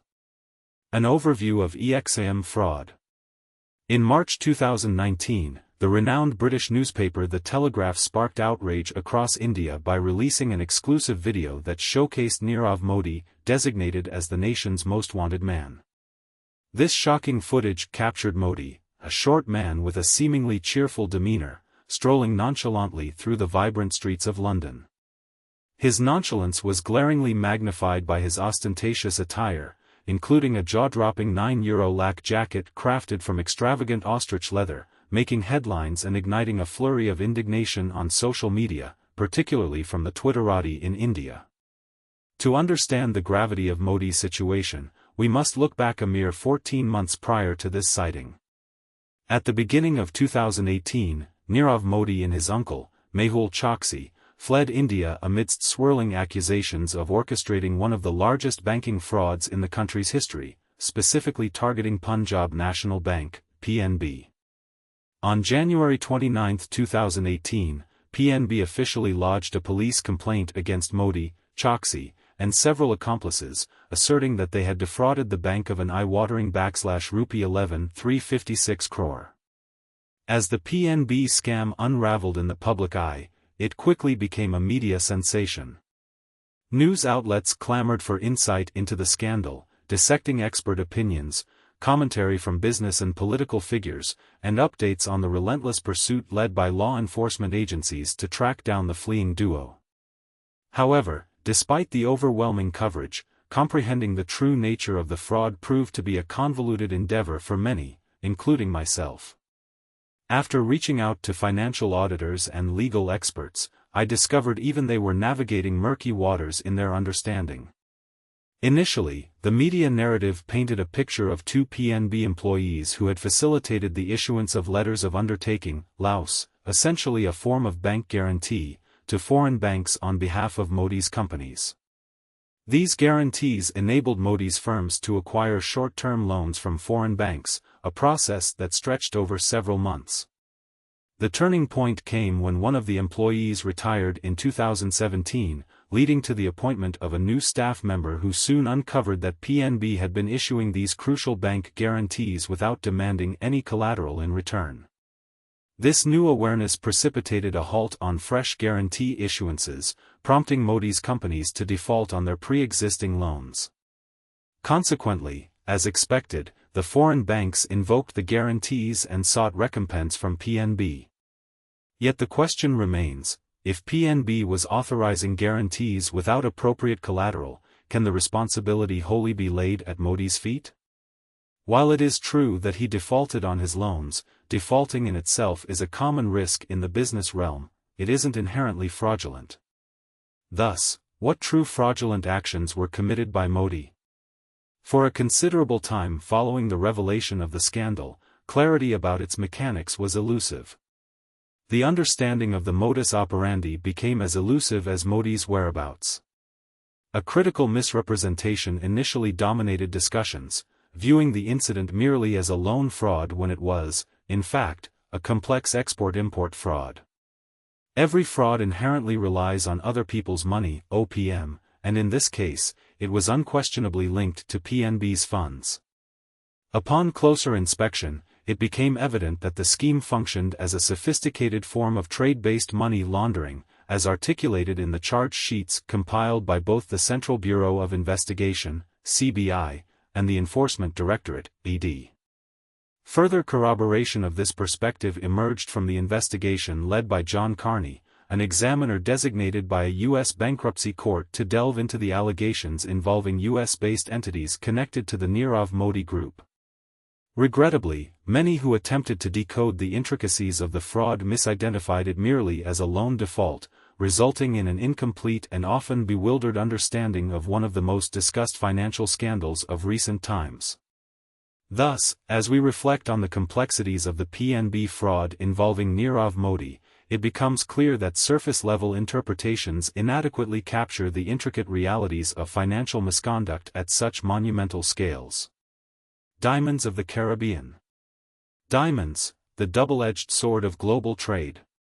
Diamonds have long been a focal point of concern in international commerce, serving as both a valuable commodity and a potential tool for illicit activities.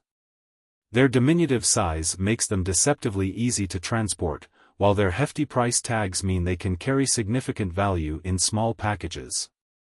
A detailed report by the Financial Action Task Force, FATF, published in 2013, aptly titled "Money Laundering and Terrorist Financing Through Trade in Diamonds," unveiled how diamonds have been used for transferring wealth across borders by individuals deliberately avoiding official forex banking systems. Traditionally employed by hawala dealers, diamonds have increasingly found their way into the hands of those funding terrorism. Moreover, the international diamond trade is fraught with vulnerabilities, primarily due to the subjective nature of diamond valuation. Diamonds come in various forms, rough, cut, and polished, and their worth hinges on the infamous 4CS, cut, carat, color, and clarity. Yet, these criteria are often open to interpretation. Different valuer opinions on the same diamond can yield drastically different price points. Valuation becomes even murkier in the case of rough diamonds, which makes this precious stone a prime medium for unscrupulous practices like underinvoicing and overinvoicing. Understanding the mechanics of invoicing manipulations.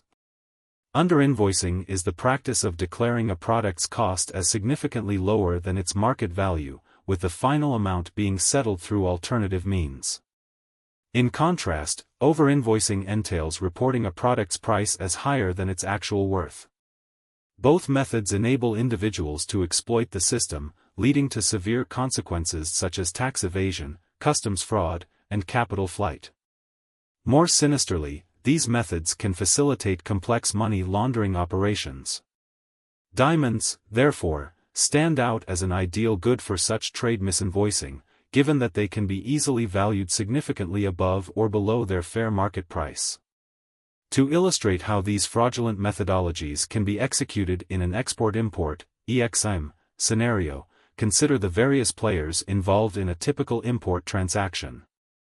It generally includes an importer, the buyer, a supplier, the seller, customs, trade authorities, and logistics providers such as shippers and couriers, essentially creating a multi-layered process. In typical transactions, the supplier often requires immediate payment upon dispatching goods, while the importer usually needs time to settle their accounts, aggravated by delays in selling imported goods to local customers. This leads to a crushing pressure on working capital, prompting the involvement of an overseas bank. This bank steps in to pay the supplier right away, with the importer eventually settling repayments along with interest after reselling the goods domestically. Relationships with overseas banks are often preferred because of lower dollar loan interest rates compared to domestic currency loans, positioning the overseas bank as a crucial fifth party in this scheme. The role of domestic banks and fraudulent strategies. However, the mechanism becomes intricate when you consider why an overseas bank would have trust in the importer, especially when both parties operate out of countries with different legal frameworks. Importers apply for a letter of credit, LC, or a bank guarantee from a domestic bank, usually one they have an established rapport with. This domestic bank assesses the creditworthiness of the importer, offering guarantees in exchange for a small fee. This arrangement effectively shifts the risk away from the overseas bank, which relies on the domestic bank's credentials as a guarantor. Now, let's conceptualize an EXIM fraud scenario involving an importer engaged in trading marbles, who strategically establishes a shell company in Dubai and procures Italian marbles at an exaggerated price of $1,000 per square foot. The true market value, however, hovers around $100 per square foot. The sequence unfolds as follows. 1. The shell company sends marbles invoiced at $1,000 per square foot. 2. The importer secures a bank guarantee from a local bank like PNB. 3. This guarantee is presented to overseas bank number 1, which in turn pays the shell company. 4. Having received the funds, the shell company launders the money by depositing it into a Swiss account linked to the importer. 5. When it comes time to sell the marbles domestically, the importer realizes the profit margin is too low, given the inflated invoice. If the importer neglects to repay overseas bank number 1, they risk blacklisting. However, rather than settle the debt, the importer attempts another scheme. They export the same marbles back to a newly incorporated shell company in Hong Kong, this time at a fraction of the earlier price, say $10 per unit, under the guise that they are of lower quality. The intricate dance of invoicing continues as the Hong Kong shell company sells the supposedly Italian marbles to another Dubai shell company at inflated rates while clandestinely transferring back the excess payment to the importer through back channels. The cycle repeats ad infinitum, with the importer leveraging this deceptive practice to pay off previous debts to overseas banks while pocketing the difference. The modus operandi observed here resembles that of a Ponzi scheme, where new financing pays off the old. This cycle can continue until the fraudster finds themselves cut off from funding sources, at which point the entire scheme collapses, potentially after substantial funds have been misappropriated. While marbles serve as a useful illustration, they come with the burden of substantial transport logistics and relatively low value.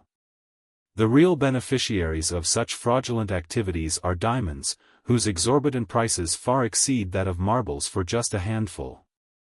Diamonds also lend themselves to subjective valuation, allowing for mispricing without easy detection by law enforcement. This brings us to the infamous case of Nirav Modi, who allegedly orchestrated a complex EXIM fraud from 2011 to 2017. The cycle of inflating import values allowed for continuous borrowing, where new loans paid off earlier debts, siphoning off additional funds each time. The bank guarantees, secured through letters of undertaking from PNB's Brady House branch, sustained his operations until the flow of new guarantees was halted, resulting in defaults on a staggering financial scale. The broader implications of EXIM fraud.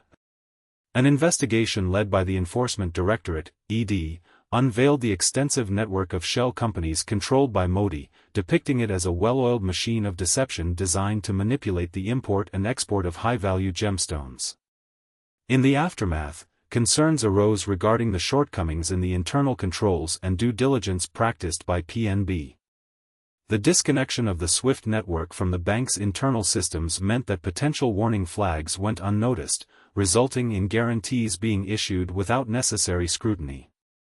Further exacerbating this oversight was the reliance on creditworthiness based on past performance. Since Modi's firms consistently maintained a strong transactional record, banks were keen to continue engaging with them.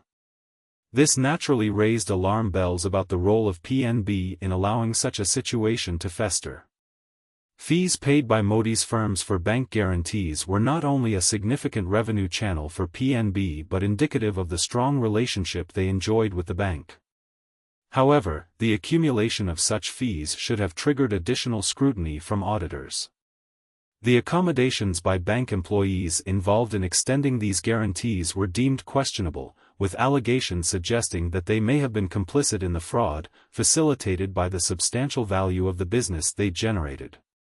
In the wake of the PNB fraud, the Indian banking sector faced scrutiny and skepticism, leading to more rigorous audits by the Reserve Bank of India, RBI, and a subsequent ban on letters of undertaking. This incident resulted in heightened caution among lenders regarding diamond traders, significantly constraining the working capital available to them. While Modi's misdeeds brought to light the magnitude of the issue, it's important to recognize that such fraudulent practices are not unique to him. Similar tactics had been employed by figures like Jatin Mehta of Winsome Diamonds, demonstrating that such operational misdeeds are deeply embedded within the diamond industry. Reports from commerce channels indicated that numerous traders had resorted to cartelling to optimize working capital and bank credits through repeated manipulation of shipments. Ultimately, the structural complexity of EXIM operations presents formidable challenges in governance and oversight, becoming fertile ground for deceit. The case highlights fundamental issues within financial systems where controls are often outpaced by crafty fraudsters who take advantage of loopholes. Each attempt to tighten oversight unveils new vulnerabilities, emphasizing the ongoing battle against such systemic malpractices in the world of trade, especially within the lucrative yet perilous diamond industry. Crafted in China. In early 2019, a group of executives at the Indian Stainless Steel Development Association, ISSDA, gathered in their Gurgaon office, poring over India's steel import statistics to unravel a troubling mystery: the source of the inexplicably low-cost Chinese stainless steel flooding their market. Despite the official import data not indicating a significant influx of Chinese steel into India, members of ISSDA continued to air grievances regarding their struggles against unfair competition posed by the underpriced Chinese imports. K.K. Pahuya, the ISSDA president who had devoted 36 years to producing steel with the Steel Authority of India Limited, SAIL, firmly believed the complaints were valid. Official statistics from Indian customs, however, did not corroborate that Chinese steel was saturating the Indian market. The backdrop to this conundrum involved the onset of the US-China trade war in March 2018, wherein the US applied a 25% tariff on imported steel products. While these tariffs were generalized and not specific to any country, they were strategically designed to constrain Chinese steel exports. China stood as the global titan of steel production, holding a staggering 13.5% of world exports in 2018 and accounting for over half of the global steel output. In contrast to stagnating steel production in several countries, Chinese steel production was on the rise. The imposition of tariffs by the US unsettled other nations, prompting fears that China would resort to dumping its surplus steel on their markets. For Indian steel producers, the initial shock was mitigated by the absence of a free trade agreement, FTA, between India and China. India had implemented a countervailing duty of 18.9% on stainless steel imports from China, alongside the standard customs duty, which was deemed sufficient protection for the domestic stainless steel sector. Yet, the ISSDA continued to be inundated with reports from its members regarding price undermining, as cheap Chinese stainless steel infiltrated the market, adversely impacting local manufacturers. Pahuya lamented the situation, stating, "The domestic stainless steel industry is grappling with underpriced imports and operating at only 60 to 70% of its total installed capacity." In a meticulous analysis, the ISSDA unearthed alarming data revealing that the import of stainless steel from Indonesia surged from approximately 8,000 tons in FY 2017-18 to a staggering 67,000 tons in 2018-19, reflecting over a seven-fold increase in just 1 year. This was particularly surprising given that stainless steel is a high-value alloy, establishing the Infrastructure for its production typically demands considerable capital investment, advanced machinery, and skilled labor. There was no plausible explanation for such a rapid expansion of Indonesia's manufacturing capacity. The ISSDA concluded that these imports were not genuinely Indonesian but were, in fact, indirectly sourced from China. This circumvention occurred through a strategic route involving Indonesia, thanks to China's existing FTA with the Association of Southeast Asian Nations, ASEAN, of which Indonesia is a member. The agreement enabled Chinese exporters to ship products to Indonesia without incurring duties, after which these goods were meritlessly re-exported to India duty-free because of the FTA between ASEAN and India. As part of their investigation, the ISSDA posited that cold-rolled material from China is exported to Indonesia for minimal value additions, like cutting the steel into smaller widths, before being shipped back to India. Additionally, they noted instances where Indonesia imported hot-rolled stainless steel coils from China and subsequently converted them into cold-rolled steel coils, allowing them to be sent to India at a preferential duty rate of 0%. The FTA with ASEAN mandates that duty preferences can only be claimed if the originating country is indeed within ASEAN. India retains the right to deny such benefits if the value addition within ASEAN is found to be greater than 35%. The ISSDA alleged that Chinese exporters were exploiting this loophole, routing their goods through Indonesia with negligible value additions to obtain misleading certificates of origin, thus deceiving Indian customs officials. This fraudulent practice, termed origin fraud or country of origin, COO, fraud, poses significant risks. Origin fraud represents a form of economic malpractice that, unlike conventional financial fraud, exerts substantial repercussions on national economies. Such fraud has led to the collapse of industries, eroded national economic security, and even contributed to farmers' distress and suicides. The culprits behind this form of deception can include exporters, customs authorities from intermediary countries that issue fraudulent certificates, or sometimes the exporting nation itself. Furthermore, the complexity of investigating such fraud stems from the inability of one sovereign state to scrutinize another without mutual cooperation. Consequently, when countries identify circumvention of tariff regulations through third-country shipments, they often respond by imposing anti-circumvention duties on those conduit nations. While some economists argue that origin fraud can benefit the economy by providing consumers with access to cheaper products and pushing local industries to enhance their competitiveness, I contend that this perspective is fundamentally flawed. Consider the case of stainless steel. Indian manufacturers invest considerable resources, land, machinery, and skilled labor, into their production processes, a task that requires time and development of efficient supply chains and supportive industries. Cost efficiency can be realized through economies of scale, which arise naturally when manufacturing clusters form in specific regions. Thus, the capacity for cheap, sustained manufacturing cannot occur overnight. It is a gradual evolution of infrastructure and ecosystems.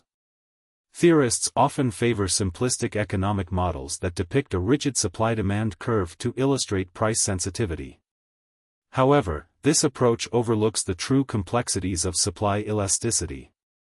The traditional economic theory that asserts supply would automatically increase in response to price hikes is misleading. Real-world supply is contingent upon the actual productive capacity, which in turn reflects the manufacturing infrastructure and operational ecosystems available in a country. When such ecosystems are either non-existent or diminished, the result is a stark reliance on imports influenced by fluctuating prices from exporting nations. Manufacturing in China significantly diverges from practices in India. The Chinese government extensively subsidizes the cost of raw materials and other inputs. Their labor laws and environmental regulations are relatively lenient compared to those in India.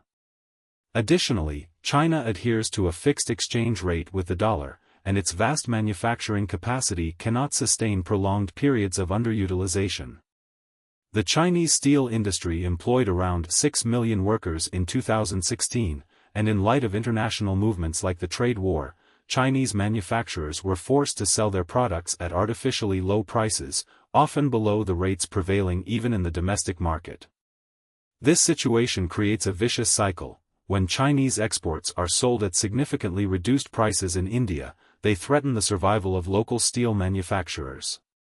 Industries that have organically developed over many years can face obliteration in a mere assortment of seasons. Once the local industry is dismantled, the Indian market becomes solely reliant on Chinese imports, leaving domestic consumers vulnerable to price surges, with Chinese exporters poised to capitalize on their monopoly position. Responses to these predatory trade practices have emerged from numerous corners within India. Business groups voiced their distress over the exploits of Chinese exporters, but the Rajya Sabha's Parliamentary Standing Committee on Commerce took a more decisive stance, suggesting that China's trade methods undermine the competitive nature of industries across nations. In a report presented to the Rajya Sabha in July 2018, the committee divulged that China is not recognized by the WTO as a market economy primarily due to its opaque trade practices. A substantial proportion of Chinese exports are managed by state-owned enterprises, which complicates the dynamics of fair trade. Furthermore, accusations suggesting currency manipulation have been levied against China, allowing them to maintain an unfair edge in global markets. The committee uncovered that the Chinese government affords substantial export rebates, around 17%, to domestic exporters, effectively lowering the import costs of Chinese goods in India by an additional 5 to 6% compared to local products. Moreover, regional provinces in China actively compete to attract industries through tax breaks and incentives, extending their willingness to subsidize costs associated with logistics and other operational expenses. These artificially lowered prices don't stem from effective production but rather point to a systematic manipulation of market forces bolstered by government policies. The committee asserted, in addition to non-compliant measures under WTO rules, China's competitive advantage arises from an overarching policy environment that guarantees the provision of production factors, land, labor, and capital, at minimal costs. In contrast, Indian operators face interest rates nearing 11 to 14%, while Chinese counterparts benefit from loans as low as 6%. Furthermore, the logistics sector in China operates at just 1% of operational costs, significantly lower than the 3% standard in India. The high cost of electricity in India, hovering between 12 to 14 rupees, further exacerbates the disadvantage faced by Indian manufacturers. This translates to an overall incapacity for competitive pricing, creating an almost 9% cost disparity with Chinese competitors across energy, finance, and logistics. The ramifications of these competitive disadvantages bleed into multiple sectors, particularly India's reliance on Chinese bulk drugs. In FY 2016-17 and 2017-18, imports accounted for roughly 65 to 70% of India's bulk drugs and intermediaries from China. Our pharmaceutical industry finds itself dependent on Chinese active pharmaceutical ingredients, APIs, crucial for drug production. Any disruption in this supply can jeopardize the entire Indian pharmaceutical landscape. Early in 2015, Dr. Y.K. Hamid, the chairman of CIPLA, voiced his stark concerns, noting, "If China decided one bright day to stop exports to India, we would be finished." His somber warning underscored the precarious nature of dependence on a singular foreign supplier. The Parliamentary Standing Committee on Commerce echoed these sentiments in its 2018 report, remarking that despite India's esteemed title as the pharmacy of the world, a significant portion of the bulk drugs used in finished formulations stem from Chinese imports. Alarmingly, the reliance on Chinese ingredients can reach up to 90% in certain life-saving drugs.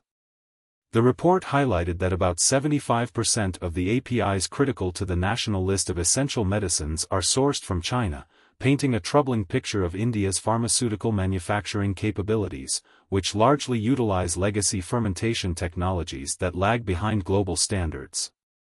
Moreover, the geopolitical implications of such reliance cannot be overlooked. If a nation becomes overly dependent on another for essential supplies, that dependency can be weaponized as a form of economic warfare. Thus, safeguarding domestic industries becomes an essential strategy for a country's economic resilience. The economist Michael Taylor elucidates this concept in his book, /Textit, Economics and Modern Warfare, The Invisible Fist of the Market, which describes how subsidies function in orchestrating economic warfare by manipulating consumer behavior and redirection of production.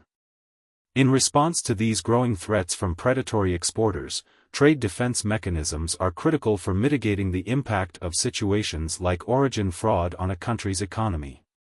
These measures include anti-dumping and countervailing duties, targets for which are defined and imposed by the Directorate General of Trade Remedies, DGTR, now the sole authority for managing such cases following the establishment of streamlined operations in May 2018.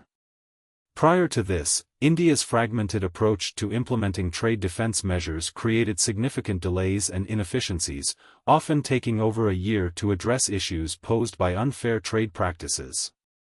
However, recent improvements in procedural times have resulted in the average days taken to initiate investigations dropping dramatically, from 259 days in 2016 to a mere 32 days in 2019. Regrettably, the phenomenon of origin fraud remains an insidious tool that leads to circumventions of the established defenses. The two primary methods of such circumvention are transshipment and assembly operations. In transshipment, goods are dispatched from their actual country of origin to a final destination, but are falsely accompanied by nullified certificates of origin from a third party. Meanwhile, assembly operations involve transporting parts from the original exporting nation to another country, where they undergo minimal assembly before being shipped off as products of that intermediary country. In 2011, India enacted anti-circumvention laws through amendments to the Customs Tariff Act of 1975, establishing guidelines that allow for the imposition of tariffs on goods identified through dubious routing. According to this law, a conduit country could only rightfully claim origin if the value-added operations in that country exceeded 35% of the product's value. Despite these laws being established, experts argue that India has been slow to utilize anti-circumvention measures effectively. There were no documented investigations between 2011 and 2015. Of note, recent cases have illustrated the urgent need for vigilance against circumvention tactics. One particular episode unfolded when India imposed anti-dumping duties on a type of glass fiber known as chopped strand mats, CSM, sourced from China. Subsequently, Indian manufacturers noticed a surge in imports from a Thai company, Asia Composite Materials, Thailand, company, purportedly offering CSM as Thai origin products. Investigations revealed that ACM Thailand was importing raw materials from China and converting them into CSM before shipping them back to India, with minimal value addition. Furthermore, ACM Thailand turned out to be a subsidiary of the Chinese company Sichuan Weibo New Material Group, showcasing a blatant attempt to exploit loopholes. The company's website even boasted about its strategic position in export services tailored specifically for markets with anti-dumping regulations, highlighting an intentional strategy to evade scrutiny. Zero deterrence. Origin fraud, often viewed not as outright deceit but rather as a form of arbitrage, is enabled by the absence of stringent penalties inflicted on fraudulent exporters. This situation stems from a fundamental legal obstacle. Countries attempting to safeguard their markets lack jurisdiction over exporters based in other nations. Consequently, the primary deterrent to dishonest exporters is merely the prospect of detection, followed by the imposition of heightened duties. Moreover, conduit countries, those intermediaries through which imports traverse to bypass trade barriers, remain indifferent to the grievances of the importing nations. These conduit nations benefit economically in a nominal fashion through activities related to assembly, logistics, and shipping, thus rendering them unconcerned about the consequences of their actions on others. This environment not only tolerates but actively encourages repeat offenders to continually devise new methods for skirting trade protections. A striking illustration of this phenomenon can be found in the actions of the European Union, EU, which took measures against the influx of inexpensive Chinese bicycles. In 1993, in response to overwhelming competition, the EU introduced anti-dumping duties on these imports. Meanwhile, countries like Japan and the United States refrained from imposing similar restrictions, leading to an inundation of Chinese bicycles that effectively decimated their domestic bicycle manufacturing industries. While the EU's bicycle manufacturers managed to maintain some degree of market stability, they voiced concerns over the persistent infiltration of Chinese bicycles into their markets, primarily through origin fraud.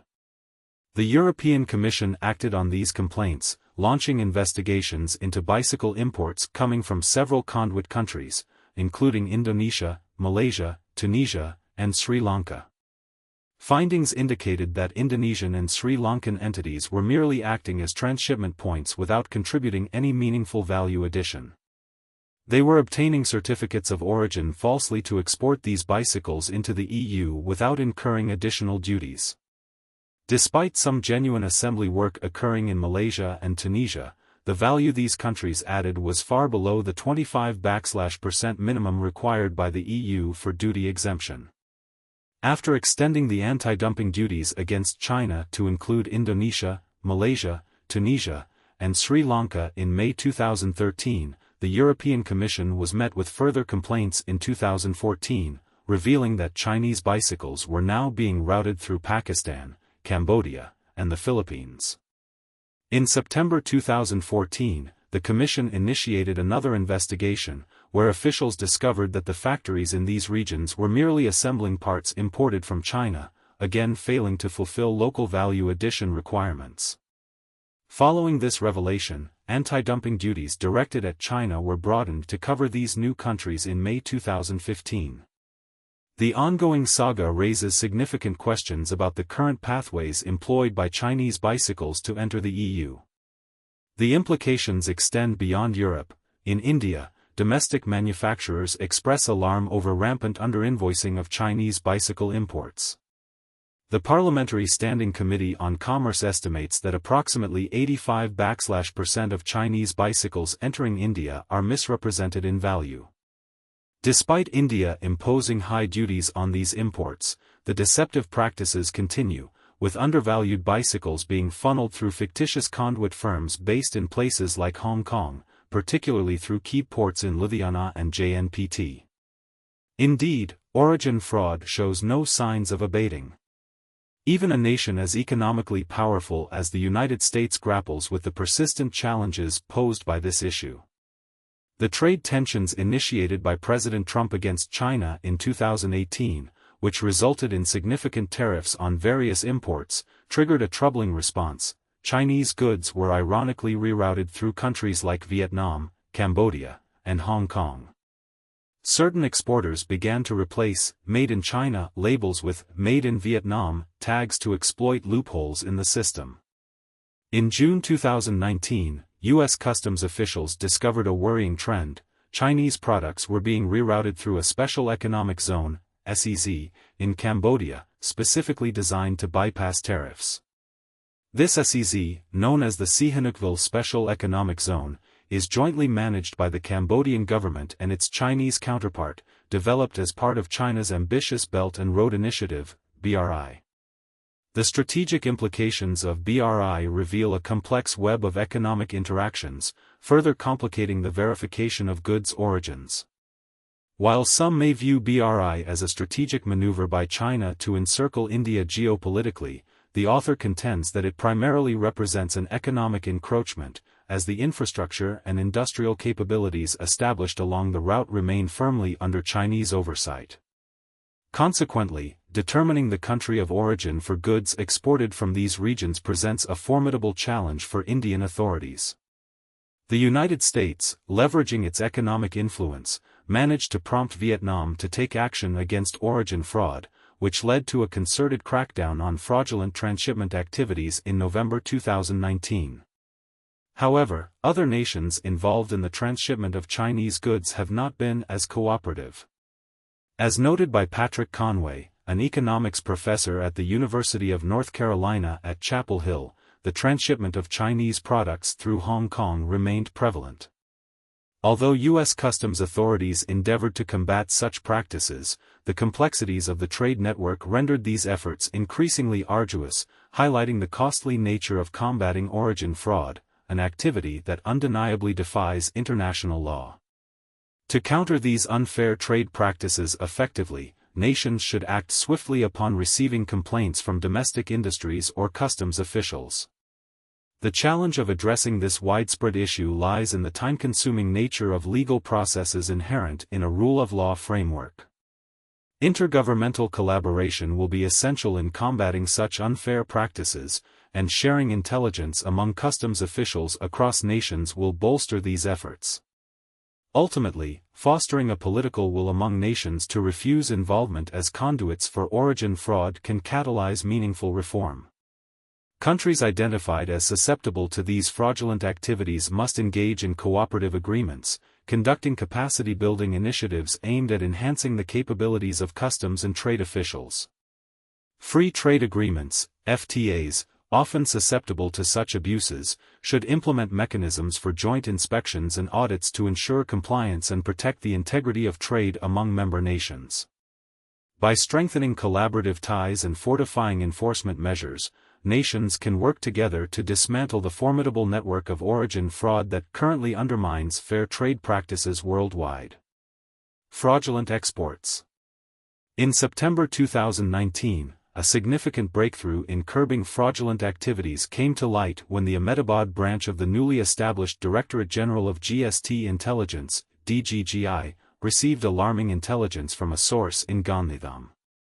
This intel highlighted a scheme being operated by a syndicate hailing from the National Capital Region, NCR, which had been orchestrating deceptive exports of low-grade tobacco products via the Kandla Special Economic Zone, SEZ. Reacting swiftly, the DGGI assembled 3 investigative teams that launched coordinated raids on several enterprises operating within the SEZ. Their investigation revealed a startling truth: while the syndicate was indeed exporting tobacco, the products in question, namely scented Jarda, Kimam, a concentrated tobacco extract, and filter Kaini, were substandard and not suitable for international trade. Despite being readily available in local markets at a price range of /rupee 150 to /rupee 350 per kilogram, these tobacco products were being fraudulently exported at exorbitant rates of approximately €5,000 to €9,000 per kilogram. This begs the question: what legitimate international buyer would be willing to pay such inflated prices for inferior tobacco? The primary goal behind this scandalous scheme was to defraud the Indian government, exploiting the fresh implementation of the Goods and Services Tax, GST, in July 2017. The DGGI has witnessed a surge in instances of artificial exports since the advent of GST, as these fraudulent practices predated the tax reforms. Countries worldwide typically offer various incentives and subsidies to stimulate their export sectors, and India is no exception. One prominent initiative is the Duty Drawback Scheme, which awards exporters certain points based on the value of commodities exported. These points can be redeemed against customs duties on subsequent imports. In India, since April 1997, these incentives have been dispensed in the form of Duty Entitlement Passbook, DEPB, scrip, allowing exporters to sell these scrips on the open market to importers, who can then use them to offset their customs duties. To illustrate this process, consider an exporter named Ram, who earns 10,000 points from his exports. He decides to sell these points to an importer, Hari, at a 10% discount, totaling /rupee 9,000. Hari needs to pay /rupee 15,000 in customs duties on his imports. By utilizing Ram's DEPB scrip, he only has to pay /rupee 5,000. Both Ram and Hari gain from this transaction, capitalizing on the transferability of the scrips. Historically, export scams have thrived by manipulating this system. Fraudsters have been known to export worthless goods falsely touted as high-value products to claim DEPB scrips. Some of these fake exports were even disposed of mid-sea. Organized crime syndicates would create a cycle known as round-tripping, exporting low-value items at inflated prices, then importing the same goods at reduced prices, thereby continually reaping benefits from the DEPB script scheme. To evade detection, these export-import (EXIM) syndicates often establish numerous shell companies. When such a company purportedly makes high-value exports, it stands to gain payments in foreign exchange. However, because the exports are fabricated with no legitimate buyer, no payments are actually received. As Customs and Reserve Bank of India (RBI) officials begin to investigate, the syndicate can smoothly transition out of operations, selling the shell company's DEPB scripts to genuine traders, effectively abandoning the company. These shell firms frequently have nominal directors, often complicit or clueless individuals, making it challenging for investigators to trace and recover lost funds. Within the hierarchy of fraudsters, EXIM syndicates are among the most egregious offenders, brazenly bleeding state resources by pilfering funds directly from the country's treasury. The scale of these operations can be astonishing. For example, in March 2016, agents from the Directorate of Revenue Intelligence, DRI, raided the Tughlakabad container depot and discovered that unscrupulous traders were exporting rags disguised as ready-made garments to claim DEPB benefits. It was notably revealed that businessman Ramesh Wadhra had illicitly generated an estimated /rupee 700 crore through a network of 488 agents using this fraudulent mechanism. Similarly, another entrepreneur, Vikas Sharma, reportedly defrauded the government of /rupee 300 crore in the same timeframe, employing identical tactics to exploit the DEPB scheme. In 2016, the DRA estimated that out of the /rupee 28,000 crore allocated annually by the government for duty drawbacks, as much as /rupee 7,000 crore was siphoned off by fraudulent actors. Given the sheer volume of goods exported, customs officials cannot feasibly inspect every container physically. Such checks tend to be labor-intensive and can hinder the efficiency of port operations. As a result, inspections occur randomly or based on specific intelligence reports, a gap that mobile syndicates seeking to perpetrate fake exports readily exploit. In conclusion, the intricate web of scams involving fake exports underscores a systemic vulnerability that threatens governmental integrity and economic stability. The determined actions of agencies like the DGGI are crucial in stewarding fiscal accountability and restoring trust in India's export mechanisms. Fake exports and the GST illusion. The rise of fraudulent export declarations has significantly intensified following the implementation of the Goods and Services Tax (GST) regime in India. GST functions as a tax on the value added at each stage of the supply chain, where tax obligations are triggered both when a business acquires a product and when it sells it.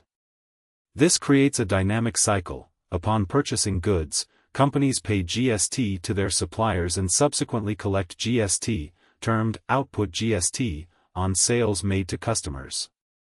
The difference between the collected output GST and the paid input GST, also known as the GST Input Tax Credit or ITC, must be settled with the government. Understanding the mechanics of GST can be quite complex, leading even legal professionals to struggle in explaining the nuances around GST and value-added tax (VAT) frauds in court. However, grasping these intricacies is essential to comprehend how export-import (EXIM) fraudsters exploit the system for financial gain. As an indirect tax, the ultimate burden of GST is borne by the end consumer. This creates a challenge for tax authorities, who often struggle to trace the final consumer in layered supply chains. For instance, iron ore might be sold multiple times before reaching a steel manufacturing plant. The question then arises, is the steel manufacturer the final consumer, or is it the automotive industry that buys the steel? Each player along the supply chain contributes to GST based on their value addition, which complicates the accounting of tax liabilities. The calculation of GST liabilities across different entities in such a supply chain is challenging. Each participant collects GST from the next party in line and is ultimately responsible for depositing the tax with the Treasury. Notably, while the end consumer does not have a direct GST liability, they carry the tax burden, which is reflected in the final price they pay. If a company's output GST exceeds its input GST credit, it must remit the difference to the government. Conversely, if input GST surpasses output GST, the firm is entitled to a refund. Ideally, these discrepancies should not arise, however, in cases of inverted duty structures, where the GST rate on sales is lower than that on inputs, refunds become commonplace. To illustrate, consider the case of a boutique that purchases nonwoven fabric, taxed at 12%, to produce and sell fabric bags, which are taxed at only 5%. If the boutique buys the fabric for rupee 100 and sells the crafted bag for rupee 200, it faces an output GST liability of rupee 10 while holding an input GST credit of rupee 12. Given the surplus, the boutique can claim a rupee 2 refund from the government, creating a loophole that scammers can exploit. Scammers often establish shell companies to navigate this system. They create fake invoices for non-existent purchases from a benami, proxy, supplier and then generate additional fake sales invoices to a fictitious retailer. This nefarious practice enables them to falsely claim refunds on paid input taxes. The challenge is not trivial. Revenue officials reported over 6,600 instances of GST fraud involving approximately 7,000 entities by late 2019. This surging trend of fraudulent claims soon after GST was introduced reveals the remarkable adaptability of Indian criminals. While tax evasion is concealing tax liabilities from authorities, tax fraud entails a broad scheme of elaborate deception intended to illegally extract money from the state. The surge in fraudulent activities post-GST highlights two defining traits of these criminals: a creative knack for manipulation and an unsettlingly low moral threshold when it comes to stealing from government coffers. Significantly, while the stage is set for GST fraud in various industries, the largest schemes tend to arise in the context of exports. Since exports do not attract output GST, as the end consumer is situated outside the nation, goods exported are described as zero-rated supplies. This means that exporters can reclaim refunds on the entirety of their input GST, opening the door to extensive fraudulent schemes. Take, for instance, a case involving Delhi-based syndicates exporting low-grade tobacco through the Kandla Special Economic Zone, SEZ.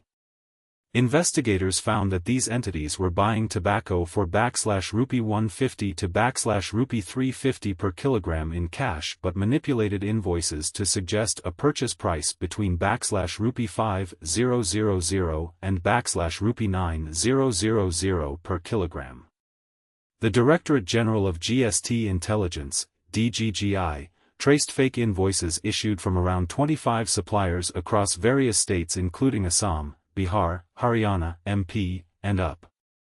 Since illicit substances, such as tobacco, carry an exorbitant GST rate of 93%, these fraudsters could claim a staggering input tax credit amounting to 93% of their fabricated purchase price.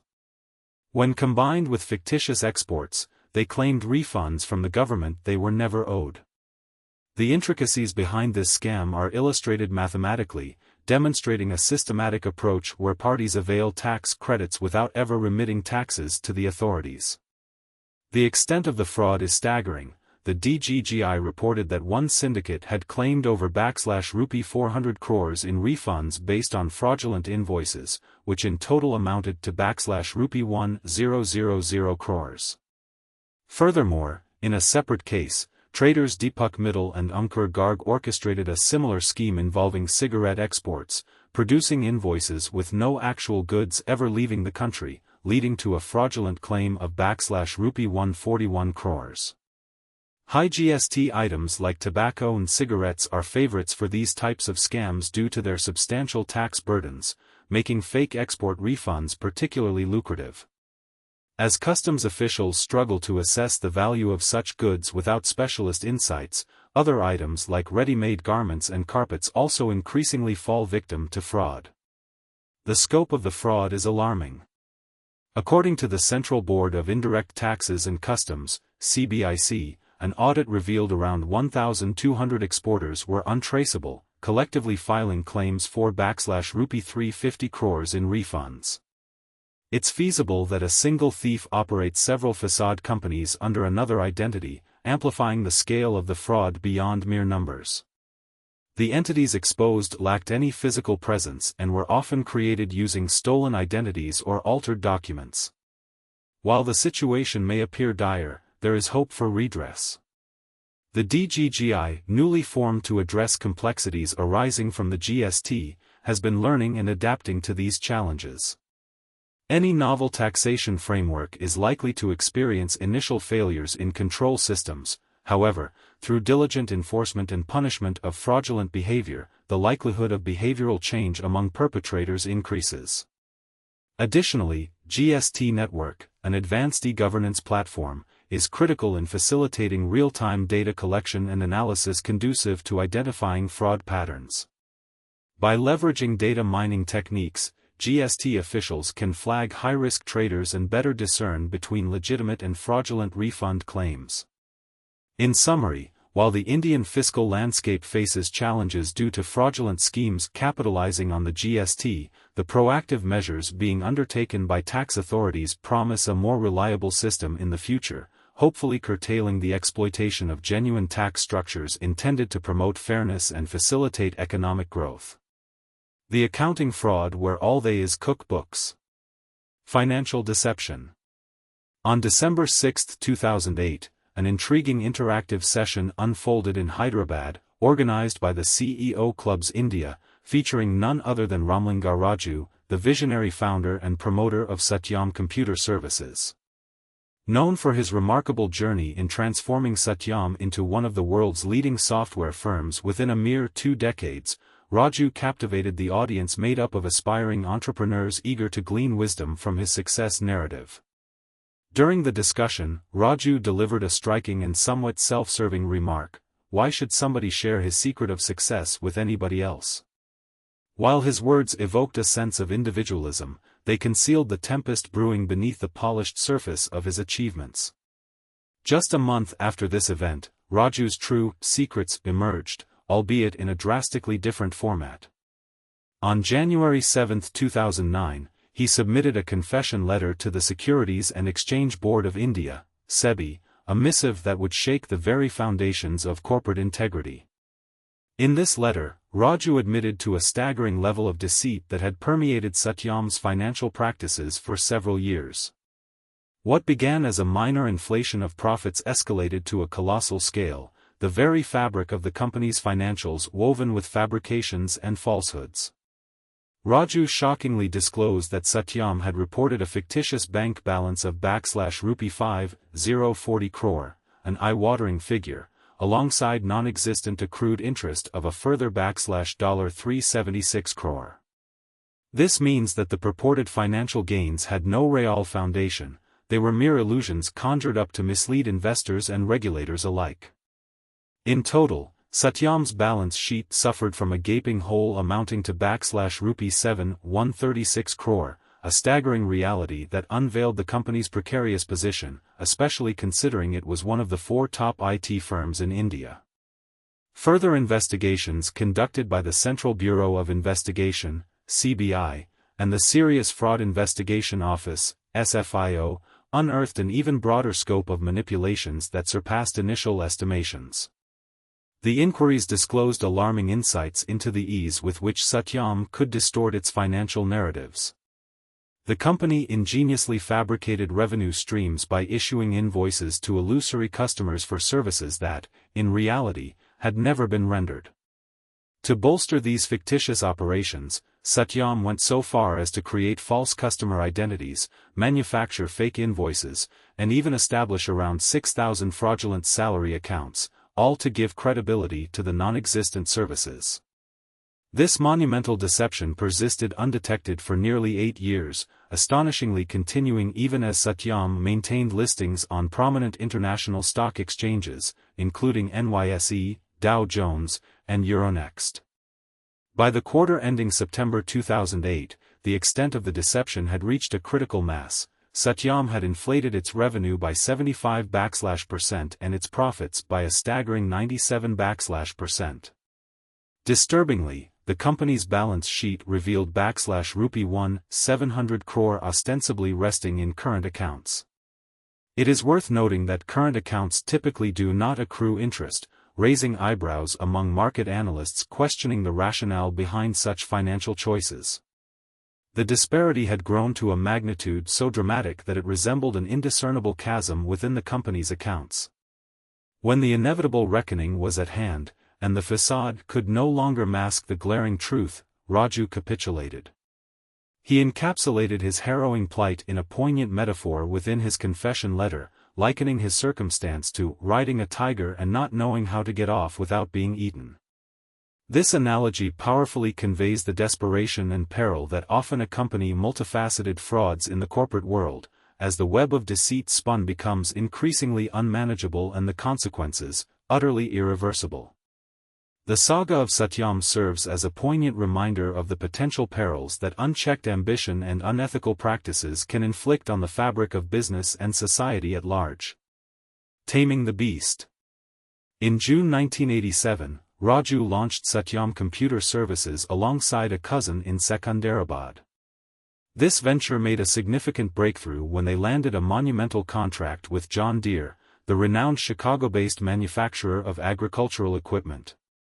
John Deere enlisted Satyam to craft software solutions for its business operations. At the time, the prevalent industry practice dictated that software development transpired on the client's premises, allowing direct oversight and collaboration through each stage of the project.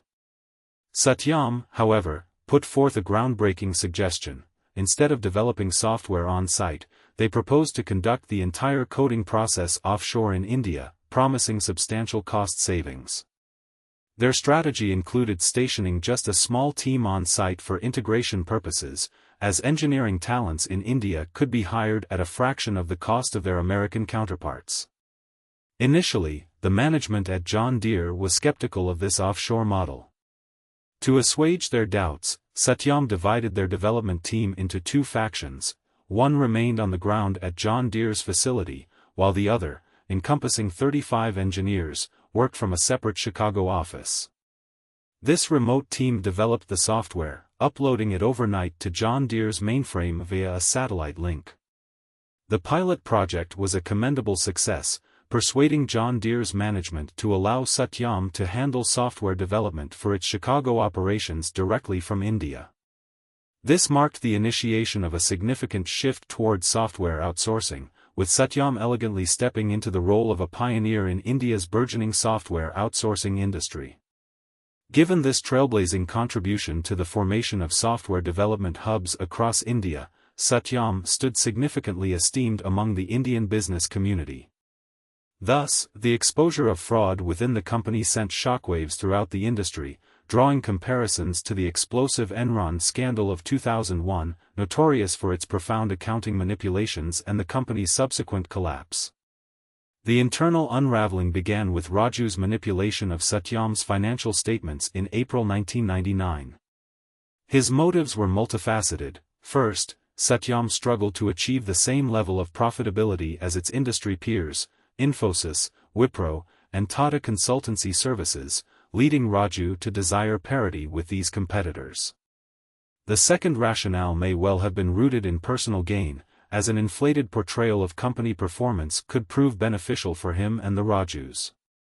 As revealed by the Central Bureau of Investigation, CBI, the Rajus profited immensely from illicitly selling Satyam shares, reportedly netting a staggering rupee 707 crores from the sale of 1.09 crore shares. This windfall stemmed from shares trading at artificially inflated prices due to the fictitious profitability of the company. A subsequent investigation by the Serious Fraud Investigation Office, SFIO, disclosed an even graver figure, unveiling gains of approximately /rupee 3029 crores from the divestment of 3.91 crore shares. Investigative journalist Kingfisher Nag unearthed deeper layers of deception, suggesting that Raju's primary interest lay not in Satyam but in his burgeoning real estate business, which he viewed as a profitable venture. Raju's ambition was particularly reflected in his investments in two companies he was building for his sons, Midas Infra and Midas Properties, a name derived from Satyam, spelled backwards. Between 2000 and 2007, he amassed extensive tracts of land in and around Hyderabad, purchasing these properties at inflated prices. To finance this aggressive land acquisition, he leveraged his shares in Satyam to secure loans, allowing him to maintain the company's stock price through the display of fabricated profits. This created a dangerous cycle. Inflated share prices permitted banks to extend substantial loans, which Raju subsequently channeled into real estate ventures. However, such schemes are inherently fragile, much like a house of cards, thriving in favorable economic conditions but doomed to collapse under duress.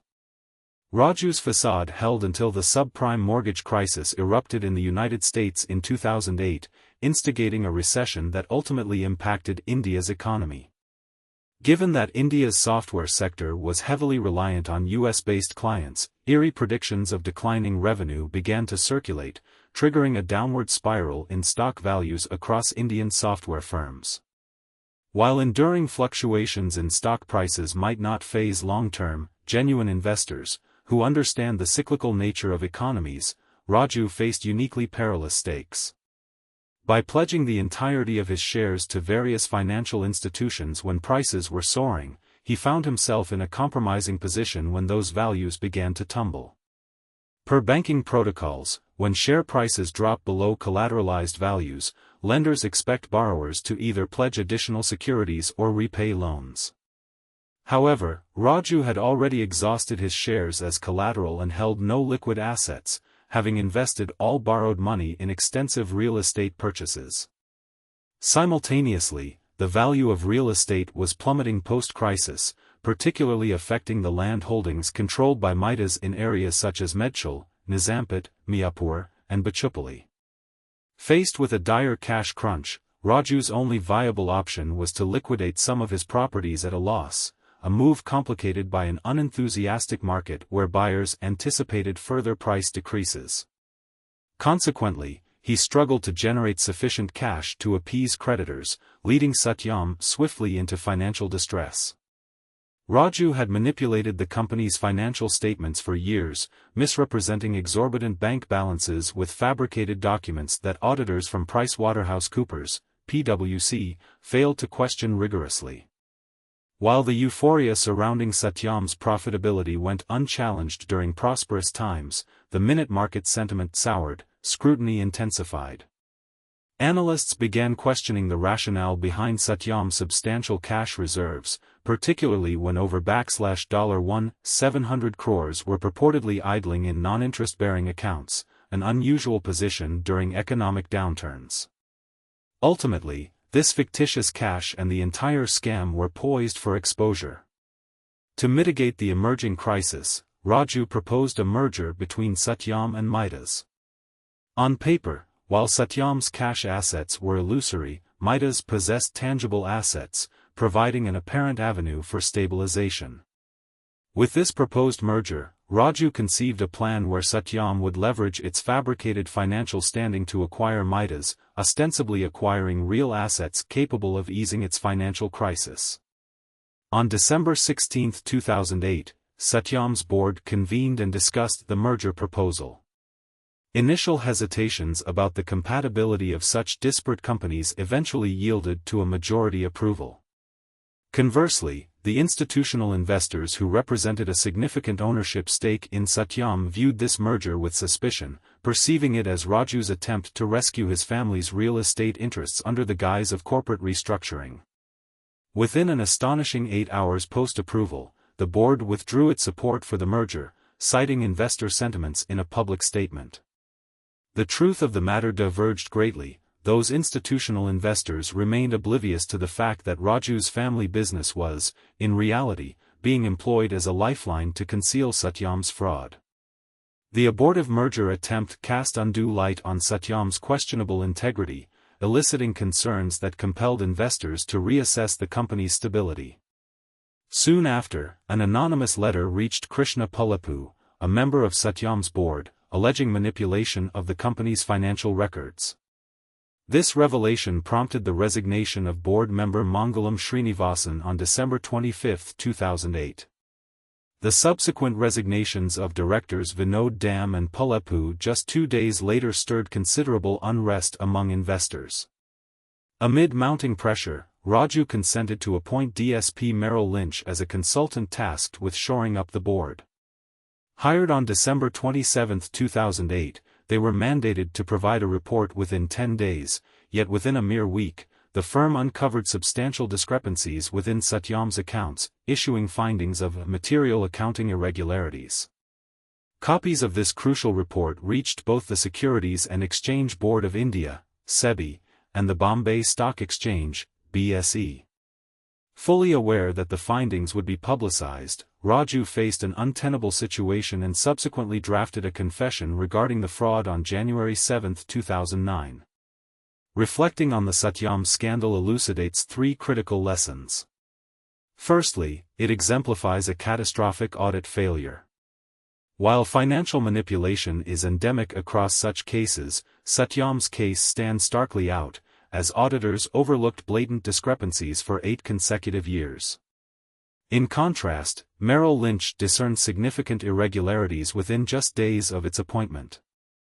Post-Enron, the collapse of one of the Big Five audit firms reshaped the auditing landscape, leaving 4 remaining behemoths, one of which was the auditor for Satyam. Criminal charges were filed against the auditors involved, with the firm facing repercussions from SEBI and other regulatory bodies. However, subsequent legal victories would lead to the nullification of certain penalties. Importantly, the Satyam scandal compelled legislators and oversight bodies to reassess auditing standards, resulting in a comprehensive overhaul of Indian corporate law in 2013. The enactment of the New Companies Act introduced stringent regulations against accounting frauds as criminal offenses and instituted the Special Fraud Investigation Office, SFIO, with enhanced enforcement capabilities. Furthermore, the establishment of the National Financial Reporting Authority, NFRA, which became fully operational towards the end of 2018, promised improved regulatory oversight of auditors. Despite such regulatory advancements, many auditing professionals argue that the introduction of regulations was reactionary and may unduly burden company management and auditors. The current landscape features a maze of multiple auditing authorities regulating various aspects of company oversight. 1. The Ministry of Corporate Affairs, MCA, governs auditors across companies. 2. The SFIO initiates criminal proceedings against non-compliant auditors.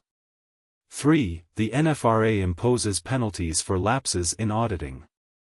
4. The Institute of Chartered Accountants of India, ICAI, conducts disciplinary actions against auditors. 5. The SEBI regulates auditors catering to publicly listed corporations. 6. The Reserve Bank of India, RBI, governs auditors of banks and non-banking financial companies, NBFCs. However, the presence of multiple regulatory bodies does not inherently imply overregulation. Instead, it serves as a deterrent, compelling auditors to operate with greater diligence. To avoid scrutiny, auditors are encouraged to conduct their duties meticulously and prudently comment in their audit reports. Given that these institutions are still relatively recent, only time will reveal their efficacy in forestalling breaches in auditing standards. A subsequent lesson emphasizes the importance of scrutinizing the historical behavior of decision-makers, imparting critical fraud risk insights. Large institutional investors are advised to engage in comprehensive profiling, given that, in the Satyam saga, haphazard diligence could have unearthed serious allegations against Raju's manipulative conduct. Not only did the Raju family replenish their fortunes through illicit Satyam share sales, but they also allegedly exploited company resources for various personal endeavors. The Enforcement Directorate discovered that funds from Satyam had facilitated acquisitions of 287 properties across major Indian cities. Furthermore, the CBI revealed that Raju had successfully listed Satyam shares on the New York Stock Exchange, NYSE, in 2001 through American Depository Shares, ADS, raising ~rupee 760 crores but remitting only ~rupee 397 crores back to India, with the remainder funneled to obscure offshore accounts presumed to be linked to Raju's personal interests. Despite the evident malfeasance, various preceding actions had raised red flags. For instance, the Income Tax Department discovered irregular transactions involving Raju's transfers to the bank accounts of his elderly relatives, a maneuver made possible due to tax exemptions afforded to seniors. Notably, the investigative officer, S. Padmaja, faced hostility when attempting to scrutinize documents at Satyam's office, where she was forcibly locked in a room until pressure prompted her transfer from the case. These instances, irrespective of their individual legitimacy, reflect troubling ethical breaches in leadership. A systemic 360-degree review of the promoter group's behaviors could alert institutional investors on impending risks and compel them to advocate for rigorous internal audits conducted by varying firms, thus promoting transparency within the company. In Satyam's operational landscape, while Raju and his family controlled less than 10% of shares, institutional investors commanded over 50%. This disproportionate ownership should have incited greater oversight, yet Raju's isolation of the finance team stifled investor scrutiny, showcasing a failure in shareholder diligence. A third takeaway underlines that accounting frauds, despite their commonality, are deceptively straightforward in execution yet notoriously arduous to uncover. Raju's ability to perpetuate the illusion stemmed from the inherent complexity of financial data and the voluminous transactions that largely obscured discrepancies. Financial manipulation tends to arise from one of two primary intentions, either to create an artificially favorable outlook or to evade tax obligations. Unsurprisingly, these two objectives often manifest divergent approaches, one channeling inflated revenues to project a buoyant corporate image, while the other underreports earnings to minimize tax liabilities. My previous work, Loophole Games, outlines countless techniques borrowers adopt to reduce tax burdens, yet the list remains non-exhaustive. In this narrative, we delve into numerous instances exemplifying embellishments within financial statements, which promoters often undertake to boost valuation ahead of stake sales or to portray attractively formatted books enticing to potential investors. It is not uncommon for top executives to engage in such practices motivated by achieving performance targets tied to bonuses or stock options. Alarmingly, a 2014 survey by the Economist Intelligence Unit found that a staggering 80% of respondents in India had encountered some form of fraud in their own workplaces, mirroring a global figure of around 75%. Sadly, most accounting frauds remain hidden until an inevitable shift occurs, often during management transitions. A notable example is Vijay Mallya's sale of his stake in United Breweries to Diageo in 2014, which led to the revelation that Mallya had diverted substantial funds to other businesses. Following this acquisition, Diageo commissioned Ernst & Young, EY, to conduct an exhaustive forensic investigation, unveiling blatant misappropriation of resources surreptitiously diverted under Mallya's purview, which had eluded detection during the initial due diligence phase. The difficulty of detecting accounting fraud extends to large organizations, plagued by transaction complexities, but it similarly burdens smaller entities where scrutiny may be lacking altogether. Such smaller firms are frequently family-run, and with a cooperative auditor, the chances of concealing manipulations increase considerably. Data indicates that only 15 firms audit 10 or more listed companies, while over 650 firms cater to just one listed client. These smaller firms possess a vested interest in retaining clients and often display heightened willingness to appease client demands, placing them in a vulnerable position against pressures to manipulate accounts. A pertinent case highlighting such vulnerabilities involves Celestial Biolabs, an Indian biopharmaceutical company entangled in its own malfeasance. This landscape serves as a reminder of the inherent risks in corporate governance and the caution necessary for oversight and investment in any venture. The Satyam saga will persist in resonating as a cautionary tale highlighting the importance of vigilance, accountability, and ethical standards in corporate practices. Profit Management Maestro. Chapter: The Accounting Fraud Where All They Is Cookbooks, Master of Profit Management. In the sprawling landscape of the Indian corporate sector, Celestial Biolabs emerged as a relatively modest player, specializing in clinical research and bioinformation technology services. With a financial turnover of Rs 25.32 crore during the fiscal year 2010-11 and a slight increase to Rs 21 crore in 2011-12, the company showcased stable, albeit unimpressive profits. At first glance, there appeared to be little extraordinary about its performance. However, the narrative took a dramatic turn upon the revelation that Celestial had won the contracts of several esteemed pharmaceutical entities, including giants like Pfizer Limited, Merck Limited, Glenmark Pharmaceuticals Limited, and others. Given the research-driven nature of the pharmaceutical industry, it was unusual for such illustrious firms to engage a small enterprise unless it possessed exceptional technical expertise or intellectual property. This prestigious clientele sparked significant interest among investors, drawing attention on the Bombay Stock Exchange, BSE, and National Stock Exchange, NSE. But with success often comes scrutiny, and soon, the vigilant gaze of tax authorities fell upon Celestial. Investigators from the Service Tax Department uncovered a glaring issue: the company had failed to pay any service tax for the projects conducted for these leading pharmaceutical firms. Upon diving deeper into the investigation, the tax officers discovered a bewildering truth: while Celestial recorded substantial sales figures attributed to these pharma companies, the recipients were, in fact, unaware of any services having been rendered. Their financial records bore no trace of transactions with Celestial Biolabs. The enigma continued to deepen. If no services had been performed, what basis could there be for imposing service tax? Frustrated, the tax officials reported their findings to the Securities and Exchange Board of India, SEBI, in May 2015, prompting an immediate inquiry from the market regulator. SEBI sought confirmation from the alleged service recipients, including notable institutions such as the Serum Institute of India, and other conglomerates, regarding the authenticity of Celestial's claims for FY 2010-11 and 2011-12. Disappointingly, these companies confirmed that they had no dealings with Celestial. Confronted with evidence, SEBI issued a notice of inquiry to Celestial's directors.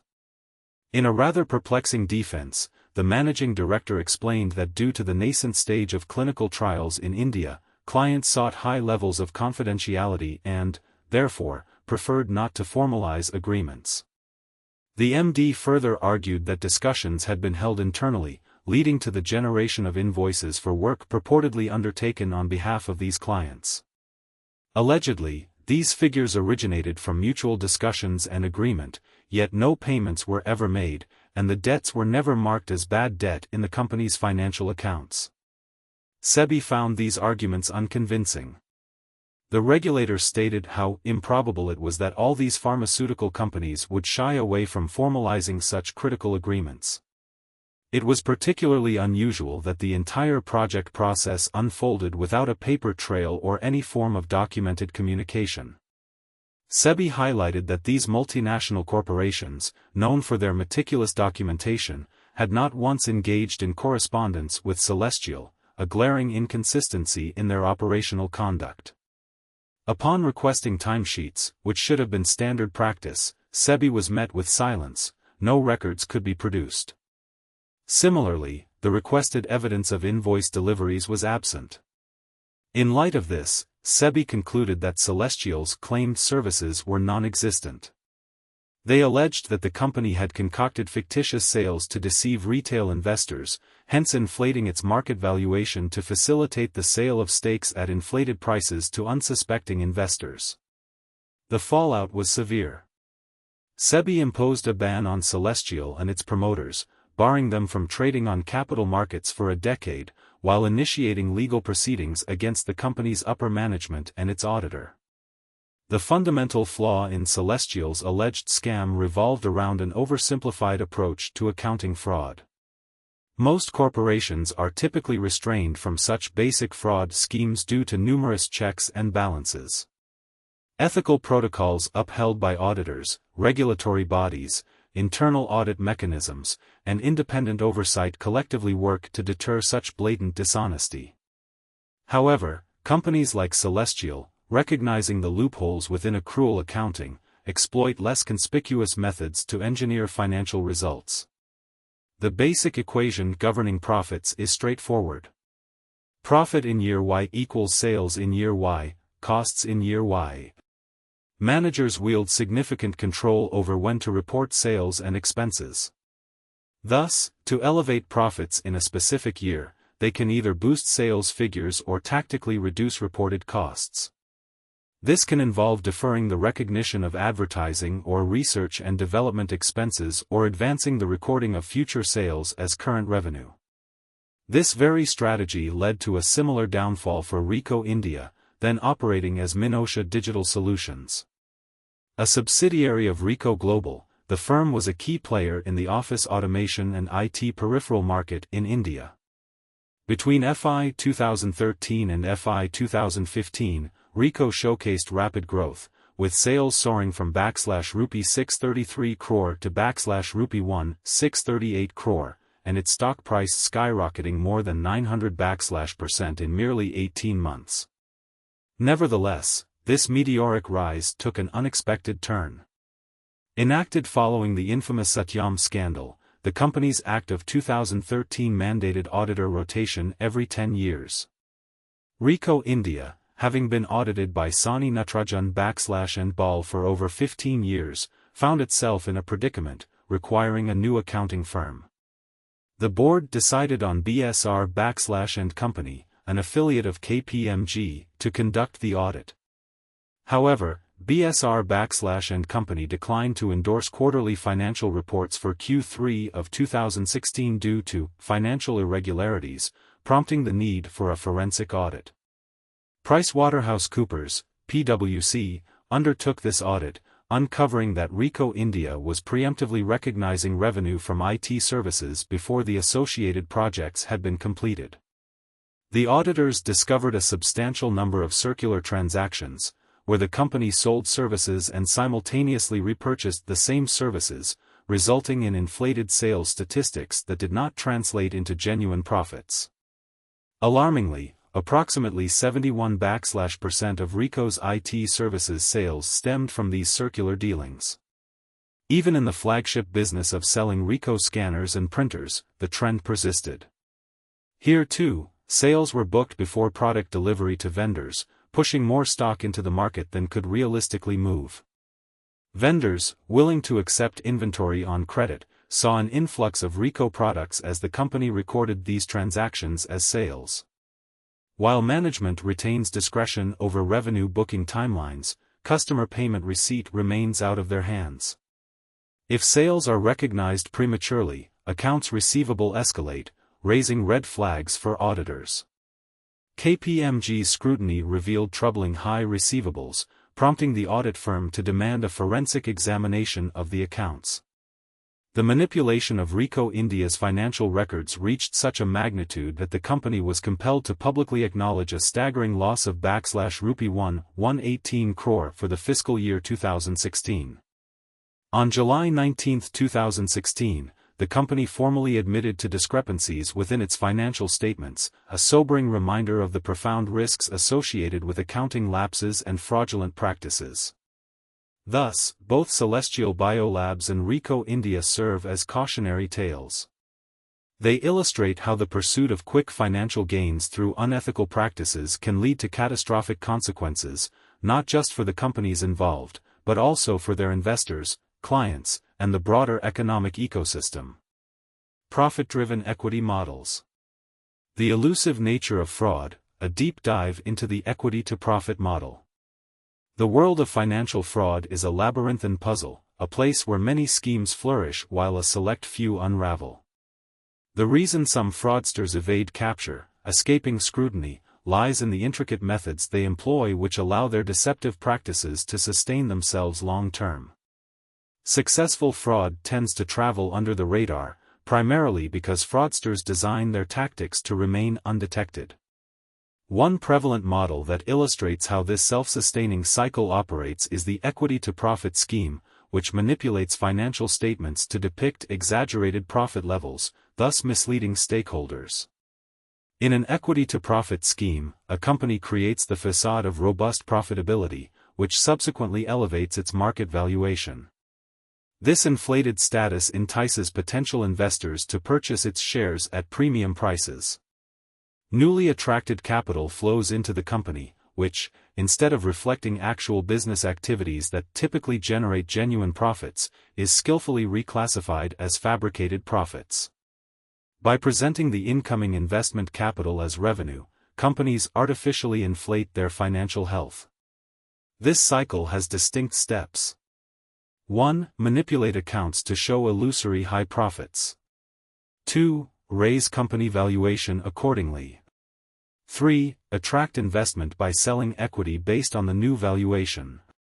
4. Convert the capital raised back into appearing profits. 5. Repeat the cycle with the newly fabricated profits. As depicted in Figure 1, the self-sustaining fraud cycle flows ceaselessly, feeding off itself. However, orchestrating this scheme is fraught with challenges, primarily surrounding the corona of converting capital into profits.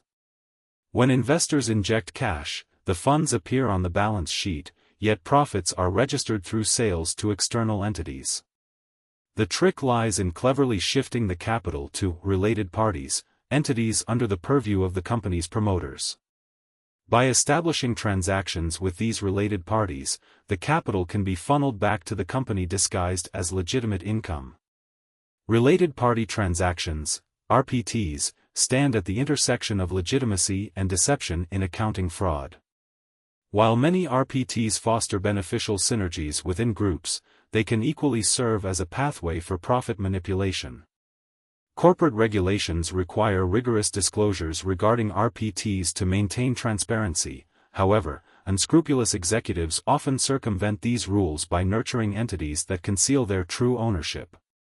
These entities are frequently registered under names of non-threatening individuals, such as friends and family, while the actual control remains firmly in the hands of the fraudulent executives. Insights from the Economic Survey of India 2020 reveal a striking trend regarding related party transactions among companies that have defaulted on bank loans. The study indicates a significant disparity in the disclosure of RPTs between willful defaulters, those accused of outright fraud, and distressed defaulters, who may find themselves unable to repay loans due to other circumstances. This finding underscores how deeply intertwined RPTs are with fraudulent schemes, especially during times of financial instability. Investigations by bodies such as the Serious Fraud Investigation Office, SFIO, have uncovered that many high-profile frauds, Satyam Computer Services, IL&FS, and others, rely significantly on dubious related party transactions to perpetrate their schemes.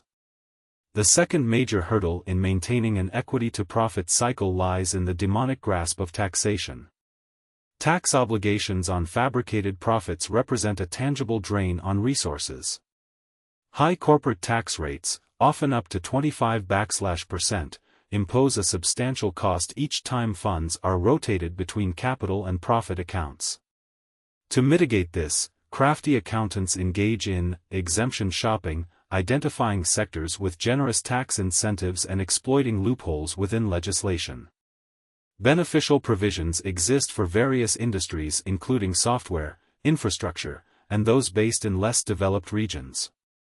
This presents fertile ground for fraudulent activities as the businesses can pivot to appear eligible for exemptions while their total reported revenue masquerades as something it's not. An alternative fraud model, known as the loan-to-profit scheme, operates with similar principles but leverages borrowed funds rather than equity. During the early 2000s, many power and infrastructure firms in Hyderabad exploited such tactics to bolster stock valuations. As industry expert Saurabh Mukherjee elucidated, companies disguised loans as revenue, lending to shell companies that held stakes in power projects under the pretense of legitimate operations. By creating an illusion where borrowed capital manifested as profits, these firms not only expanded their infrastructure projects but simultaneously increased their perceived fiscal stability. Despite their initial successes, such financial charades often face existential threats in economic downturns. Companies built on flimsy fundamentals are the first to fall during crises. The aftermath of the 2008 subprime mortgage crisis vividly illustrates this phenomenon, as the stocks of implicated firms plummeted, precipitating substantial financial losses for banks and individual investors alike. To conclude, while some fraudsters may bask briefly in the glow of ill-gotten gains powered by clever accounting, the very nature of such schemes makes them unsustainable. Ultimately, as the reality distorts further from genuine profit to fabricated illusion, the cycle of deception invariably stumbles under the weight of scrutiny and systemic failures within the economy. The cycle of greed marks both the rise and inevitable decline of these fraudulent enterprises, leaving behind a trail of lost investments and shattered trust. The demise of accounting. In the past 20 years, the landscape of business valuation has undergone a profound transformation, ushering in an era marked by what can be termed as 2G accounting frauds. This evolution has reshaped the very fabric of how unlisted companies are assigned worth. Traditionally, the valuation of such companies relied on an analysis of their assets and the profits generated from them. Valuers would take historical profit figures, project them into the future, and compute anticipated cash flows. These cash flows would then be discounted back to determine their present value, a widely accepted method known as the discounted cash flow (DCF) model.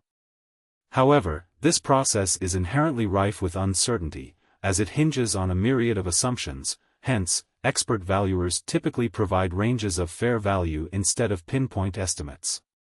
Over the last couple of decades, the inaccuracies in accounting practices have come to light, revealing that traditional financial statements have failed to accurately represent the realities of modern business.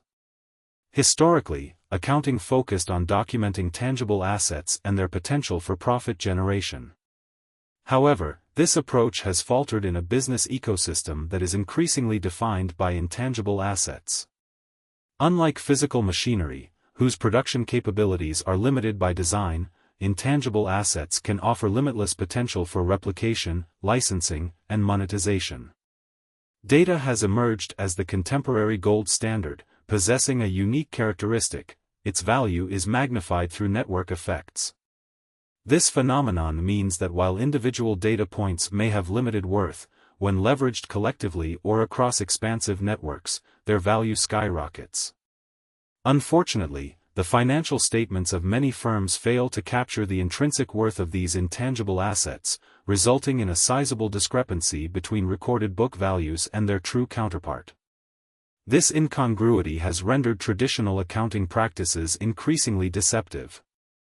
Moreover, it's imperative to recognize that a significant portion of the intangible assets held by companies may lack genuine value. Research suggests that merely 2% to 5% of high-tech patents yield any meaningful utility to their respective companies, with over half offering little to no benefit at all. The value of intellectual property can evaporate rapidly. A patent that took years to develop may become obsolete with the emergence of a competing technology or an open-source alternative. In such cases, while a company's books may indicate strong asset values, the reality may tell a different tale, revealing that the actual value is considerably diminished. This paradigm shift has introduced a disconnect between established valuation theories and the astronomical prices commanded by new technology firms. Startups, often devoid of physical assets, still manage to command dizzying valuations based solely on promises of future cash flows derived from their innovative concepts. The very premise of valuing future cash flows derived from ideas can seem absurd, yet venture capitalists and private equity investors continue to place large bets on these ventures. The accounting books of many tech startups bear a striking resemblance to those of shell companies, especially in their infancy. They often lack tangible assets, demonstrated business operations, or any measurable revenue. What they do possess is a transformative idea, fronted by a team of founders clad in casual attire. Some angel investors, recognizing potential overlooked by traditional valuers, pour funds into these startups, which may feature spirited operations on paper but continue to report significant losses. Ironically, in this age of startup culture, the more money a company burns through operations, the more that company can be esteemed in terms of valuation. Reflecting on my own experiences, many of my peers from IIT Kharagpur have plunged into entrepreneurship, achieving wealth and recognition, while others have faced the harsh realities and risks of startup ventures. They often gauge their success through the burn rate of their companies, the actual cash consumed during operations. The term burn has become a staple in the startup vernacular, with money spent often marking an indicator of growth and ambition rather than a route to profitability. I confess that the allure of spending money to create something innovative has tempted me to reconsider the fulfillment found in my own career in public service. In the modern business environment, the preoccupation with intangible assets has severely diminished the functional value of traditional accounting. Standard accounting practices no longer effectively mirror the essence of a thriving business. Instead, the notion of value has metamorphosed into a subjective concept, deeply rooted in the perceptions of venture capitalists. Startups dutifully construct discounted cash flow models to appraise their worth, yet these projections can fluctuate wildly based on mere shifts in the market or the fate of their underlying ideas. Sections of these businesses have doubled their valuations in the span of just a year based on anything but stable fundamentals. When startups find themselves trapped in a cycle of heavy losses, future profitability appears a distant dream, prompting them to pivot from traditional valuation methods. Suddenly, sales figures become the primary metric for determining a company's value. Investors evaluate revenue multiples, applying metrics characteristic of established firms to draw parallels that may not exist. The current environment gives rise to a breeding ground for potential fraud. The formula is simple: present an appealing idea to investors, and persuade them to invest. This model introduces ambiguity, blurring the lines between genuine entrepreneurial efforts and deceptive schemes. The specter of uncertainty looms over investors. Distinguishing between authentic innovators and clever swindlers becomes an arduous task. Nevertheless, we must acknowledge the vital role that legitimate startups play in driving economic growth and innovation. They do create tangible value for consumers, spawn new ideas, and invigorate entrepreneurial spirit, fueling a cycle of technology-driven advancement. Nevertheless, the criticisms that attach to startups for selling dreams to investors cannot be ignored. When the valuation of the high-profile Silicon Valley startup WeWork plummeted in September 2019, it spurred a broader critique of the entire startup ecosystem. In decades past, successful businesses operated under strict financial laws, expanding only when their revenues exceeded operational costs. Yet in today's startup culture, this logic has been turned upside down. Companies are valued based on the allure of their vision, drawing funds from wealthy backers willing to chase the shadow of a fantasy, often plunging into extraordinary losses while remaining superficially attractive. The fallout from high-profile failures like Theranos, a health tech startup that claimed to revolutionize blood testing but ultimately imploded due to fraudulent practices, has cast a dark shadow over the tech startup world. The fallout from Theranos had ripple effects, including diminishing trust in other businesses such as WeWork, leading to a profound reassessment of the legitimacy behind startup valuations. The similarities between Silicon Valley and India's own tech hub in Bangalore highlight the global nature of the issues surrounding startup valuations. The surging premium placed on intangible assets has fortified challenges, complicating law enforcement and corporate governance. When a startup collapses, it becomes reaching a conclusion about whether the downfall was due to a lack of authenticity or unfortunate execution. This ambiguity complicates post-mortem analyses. Forensic auditors tasked with investigating failed startups must navigate an intricate web of financial realities. When investors funnel money into these ventures, founders may see their fortunes rise upon cash influxes, leaving a trail of uncertainty about genuine intent. A fraudulent entrepreneur need not siphon funds to secure their profit, they might simply award themselves exorbitant salaries from investment cash. When a startup collapses, it becomes exceedingly difficult to ascertain whether it was a fraud or merely an ambitious failure.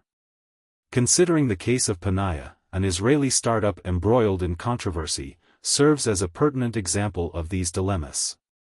Panaya specialized in disruptive technologies aimed at automating software development. After significant venture funding, it pursued several patents from 2008 through 2013. However, during a liquidity crisis in 2013, the company laid off 25% of its workforce and was precariously balanced on the brink of collapse. In February 2015, Indian IT giant Infosys acquired Panaya for $200 million, valued at a 6x revenue multiple. Soon after, the company wrote off $90 million of that investment. Following the acquisition, allegations surfaced from a whistleblower that the deal was excessively inflated, with implications that Infosys CEO Vishal Sikka engaged in self-dealing. Yet despite claims to the contrary, subsequent independent reviews cleared Sikka and the company of any wrongdoing.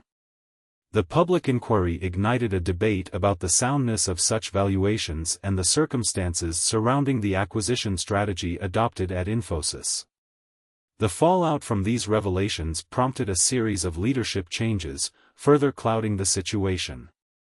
The Panaya case epitomizes the quandary faced by forensic auditors, navigating the complexity surrounding revenue multipliers and metrics for assessing a company's true worth.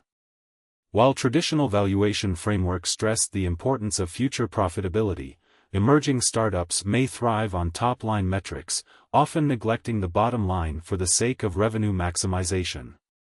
This pursuit drives many businesses to discount their products below costs, eventually consuming the capital pooled by investors.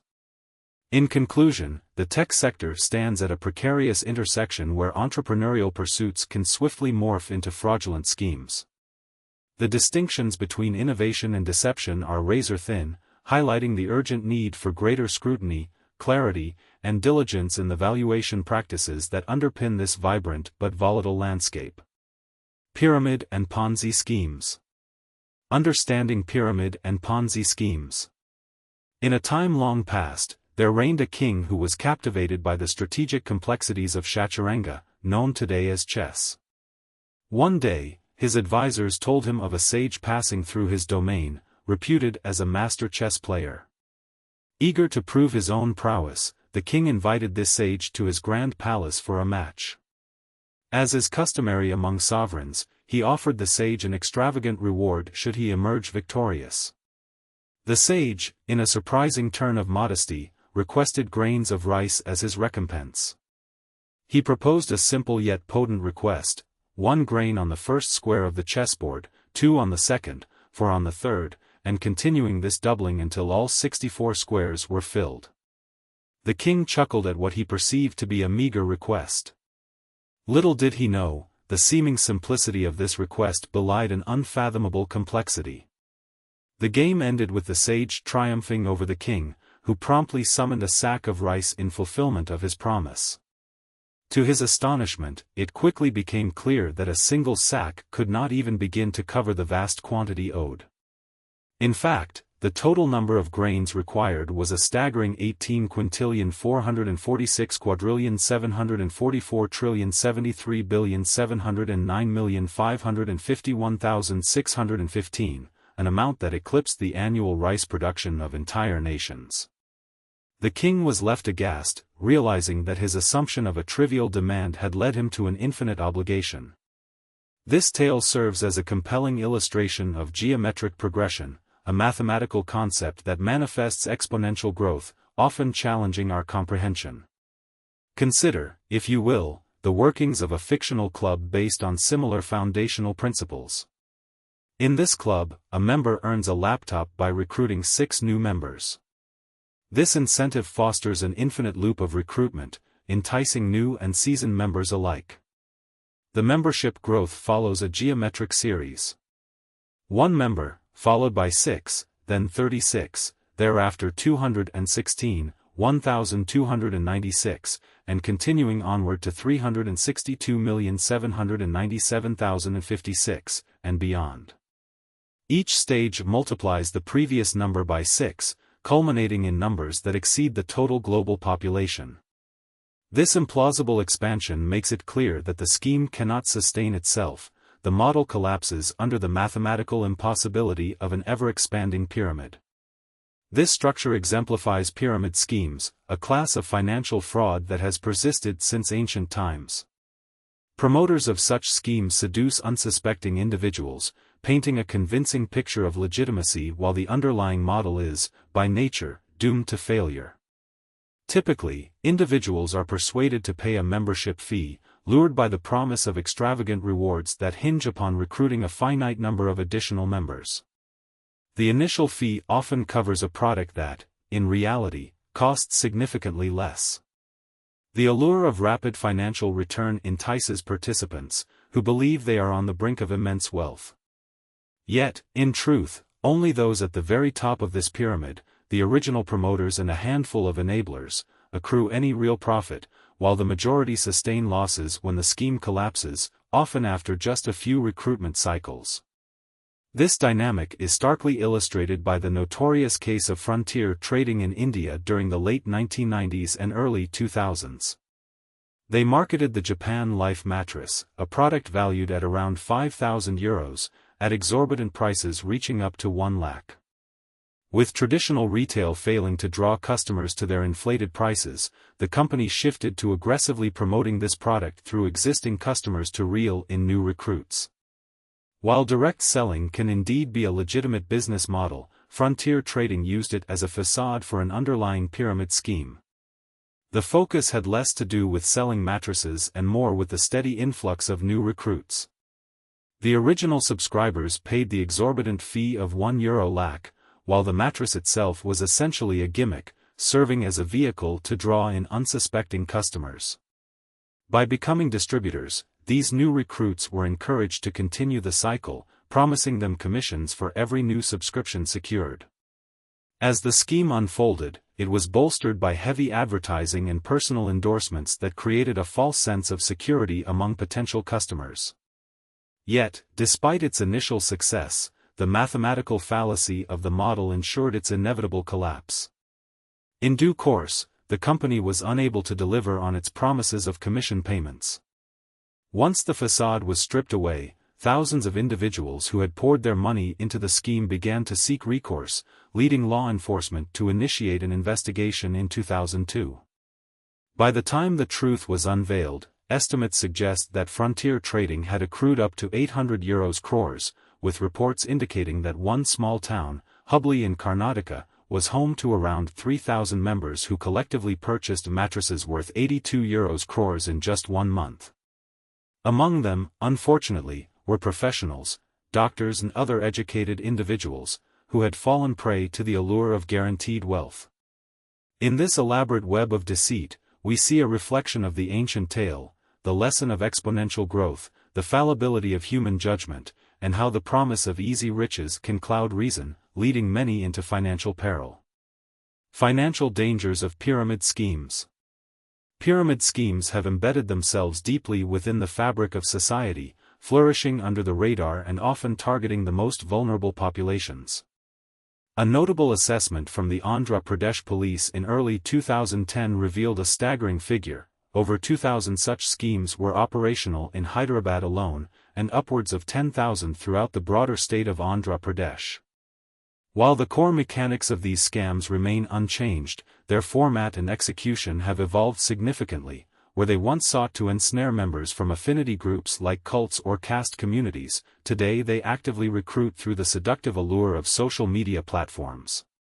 Despite numerous fraud allegations, many of these operations continue to thrive, distorting lives and sometimes resulting in devastating outcomes. Tragically, some individuals have taken their own lives due to the financial ruin brought on by these schemes. The consequences of pyramid schemes fall disproportionately on the less affluent. Unlike other financial frauds that can ensnare individuals across economic strata, pyramid schemes ingeniously target the lower-income groups, who often believe their promises of quick wealth. The initial promoters of these schemes frequently emerge from local communities, respected figures whose positions of trust paradoxically aid in the infiltration of these scams. In desperation, many members have taken loans to participate, facing a calamitous fallout when the scheme inevitably collapses, leading to shattered relationships, loss of community trust, and a festering environment ripe for loan sharks. Those who enter these schemes may initially see returns, but the seductive nature of quick profits often leads even early investors to reinvest their earnings back into the system, only to face a greater likelihood of loss as the pyramid seals off new entries and collapses under its own weight. Journalist Sucheta Dalal highlights a demographic particularly vulnerable to these scams: women, especially homemakers who lack independent financial means. The promise of simple and substantial income, combined with the ability to work from home, pulls many into the web of deception. The marketing phrases are laden with allure. Taglines such as, "Be your own boss," or "Earn a substantial income working just a few hours from home," serve to attract those seeking financial autonomy. Creating awareness about these fraudulent schemes often proves futile. The con artists behind them meticulously cultivate a cult-like culture wherein criticism is perceived as an attack, and loyal members are led to believe in exaggerated returns, ignoring the glaring warnings surrounding them. The legal landscape in India has attempted to shield the populace from such deceit. As early as 1978, legislation was enacted to prohibit pyramid schemes through the Prize Chits and Money Circulation Schemes Banning Act. This act defines money circulation schemes broadly, covering any operation that promises easy returns in exchange for member recruitment. Despite this, many schemes barely disguise themselves as legitimate multi-level marketing (MLM) operations, a distinction that can complicate legal enforcement. Legitimate MLMs are structured to reward sellers for product sales rather than recruitment, fostering a sustainable business model. They function similarly to referral marketing, a model employed successfully by companies like Uber and Ola, which incentivize existing users to bring in new customers through financial rewards. In contrast, pyramid schemes often utilize products merely as a facade for their operations, with funds collected from newcomers packaged as product sales rather than membership fees. This dynamic makes it challenging for authorities to intervene until a scheme collapses or a significant number of complaints surface. Frustratingly, genuine MLM companies sometimes face unwanted scrutiny from aggrieved customers who mistake their business models for pyramid schemes. Companies with proven, sustainable practices, such as Amway and Herbalife, have endured periodic accusations despite their legitimate operations. However, it is essential to note that even in jurisdictions like the U.S., investigations into companies like Amway have historically cleared them of pyramid scheme allegations by demonstrating that their distributors earn primarily from product sales rather than recruitment drives. Yet, the story shifts dramatically when it comes to outright fraudulent entities. SpeakAsia and TVI Express exemplify large-scale pyramid schemes that preyed upon countless individuals before their eventual downfall. TVI Express, launched by Tarun Trikha in 2009, sold non-existent travel club memberships with false promises of returns and bonuses. Trikha's aggressive online marketing tactics managed to reel in millions globally, amassing about 7 million members within 2 short years. However, the scheme unraveled as complaints mounted, revealing vacuous rewards and empty promises. Similarly, SpeakAsia deployed a seductive lure, paying members for participating in surveys while requiring them to recruit others. Their model also collapsed, leading to the exposure of their fraudulent operations. Even though these notorious cases expose the ease with which pyramid schemes can proliferate, the perpetrators lacked foresight. Their scams unraveled too rapidly, with careless management and insufficient planning to guard against legal repercussions, marking them as ineffective con artists rather than shrewd business magnates. Nevertheless, the persistent question remains: can one evade legal consequences while perpetuating fraudulent schemes indefinitely? Thus far, the elusive, perfect model for running a pyramid scheme without drawing scrutiny has yet to be realized. That said, Vijay Warren stands out as someone who devised a corporate structure for international MLM operations that could potentially reshape the landscape, walking a fine line between legitimate business and the murky depths of fraud. In summary, pyramid schemes remain a blight on the financial fabric of society, preying on the vulnerable and wreaking havoc in communities. Detection and regulation remain complicated, leaving much up to local awareness and personal vigilance. The dark shadow of these schemes will persist unless there is a collective effort to educate communities and implement more stringent enforcement mechanisms to protect individuals from being lured into their traps. The net web of deceit. In November 2012, Forbes Asia spotlighted Malaysian billionaire Vijay Warren in its feature article titled "Selling a Better Life." The article garnered significant attention, receiving over 35,000 views and generating 167 comments, with nearly 5,000 shares across Facebook within just 4 months of publication. The overwhelming majority of feedback was supportive and praising of Warren. Yet, not all responses were positive. A faction of readers expressed outrage, alleging that Forbes was inadvertently endorsing a fraudulent scheme by highlighting Warren. One reviewer expressed that Net Ltd, the company helmed by Warren, was exploiting the article to mislead the public. Sucheta Dalal, a prominent financial journalist, criticized Forbes on her Money Life blog, asserting that Net was indeed a fraudulent organization, and even insinuated that Forbes may have received a bribe to feature the story. At that time, Warren ranked 25th on Forbes' list of the wealthiest Malaysians.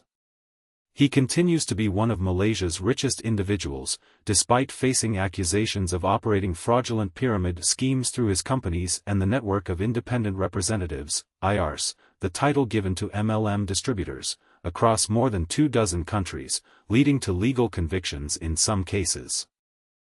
Warren's group of companies, originally known as Net but later rebranded as the QI Group, boasts a considerable business presence in over 30 nations, even amidst ongoing legal actions taken against its MLM operations in various territories. In India, where legal measures were instituted against the group and its franchisees, the organization underwent a significant rebranding and restructuring following law enforcement interventions that resulted in the imprisonment of numerous IRs and promoters. The Telecom Regulatory Authority of India, TRAI, even intervened by blocking access to the websites that facilitated Net's business in India, while Cafe Coffee Day outlets were directed to prohibit meetings held by Net's IRs after discovering their recruitment strategies targeted unsuspecting individuals.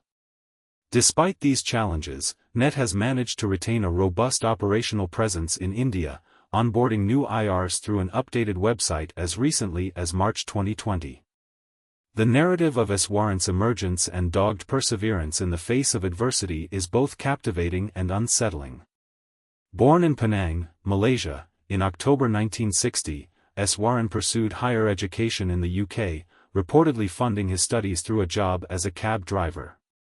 He graduated with a degree in socio-economics from the London School of Economics in 1984.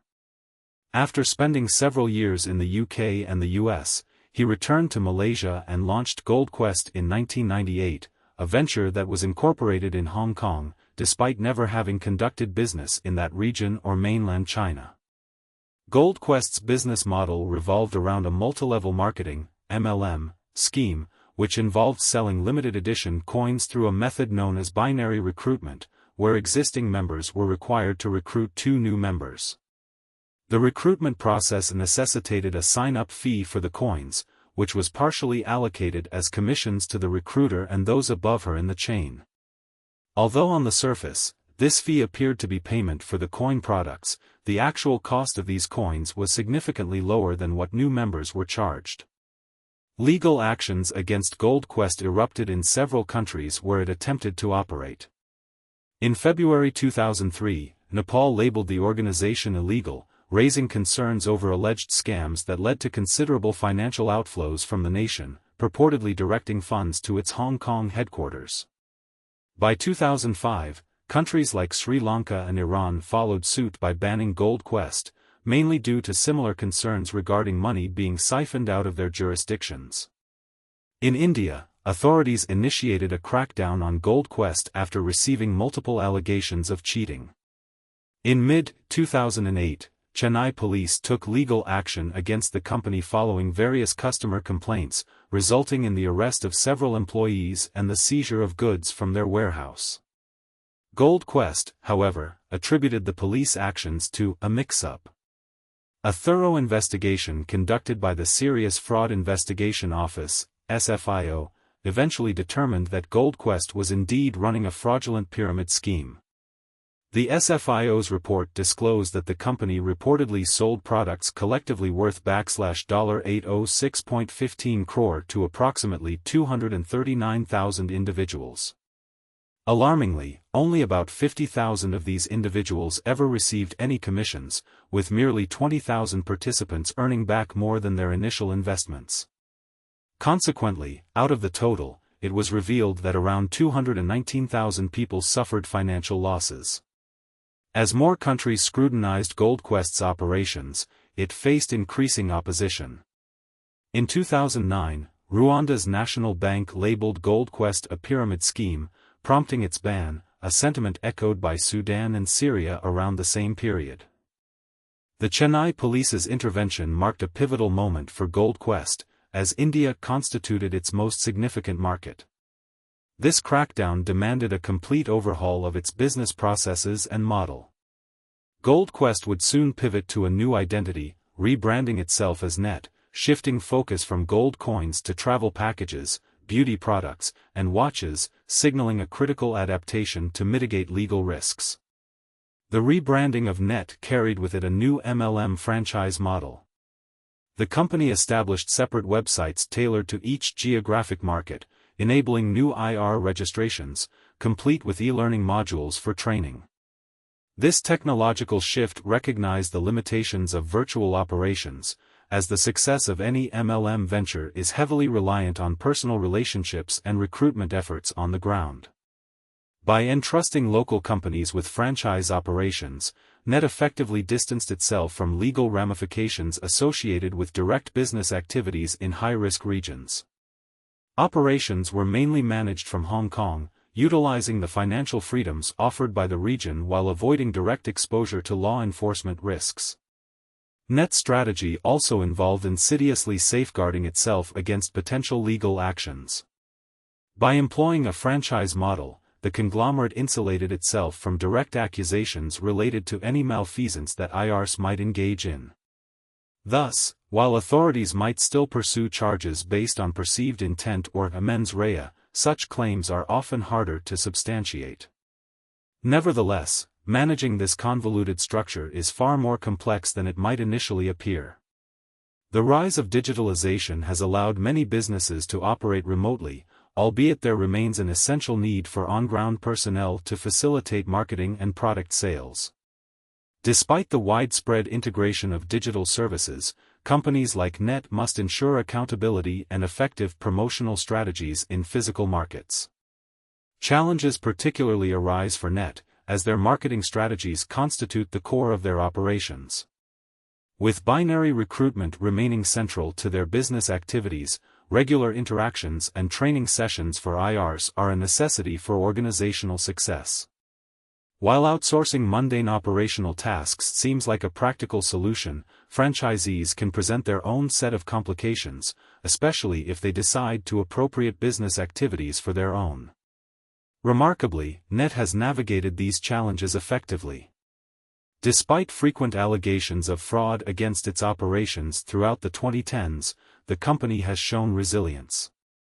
Numerous individuals have reported financial losses and some have tragically taken their lives due to disillusionment from Net schemes. Yet, under mounting scrutiny, the enterprise continues to evolve. Net has emerged as a platform for entrepreneurs keen on launching their individual MLM schemes, offering not only a marketing brand and e-learning resources but also merchandising and comprehensive training. They subsequently claim a share of profits as royalties from these arrangements. Justice Mridula Bhatkar astutely described the essence of this operation in May 2016, noting that net functions like a chain where individuals are initially deceived, only to be trained to perpetuate that deception onto others in pursuit of financial gain. Workshops purportedly offer valuable business training, yet are shrouded in a facade of manipulative jargon and empty promises.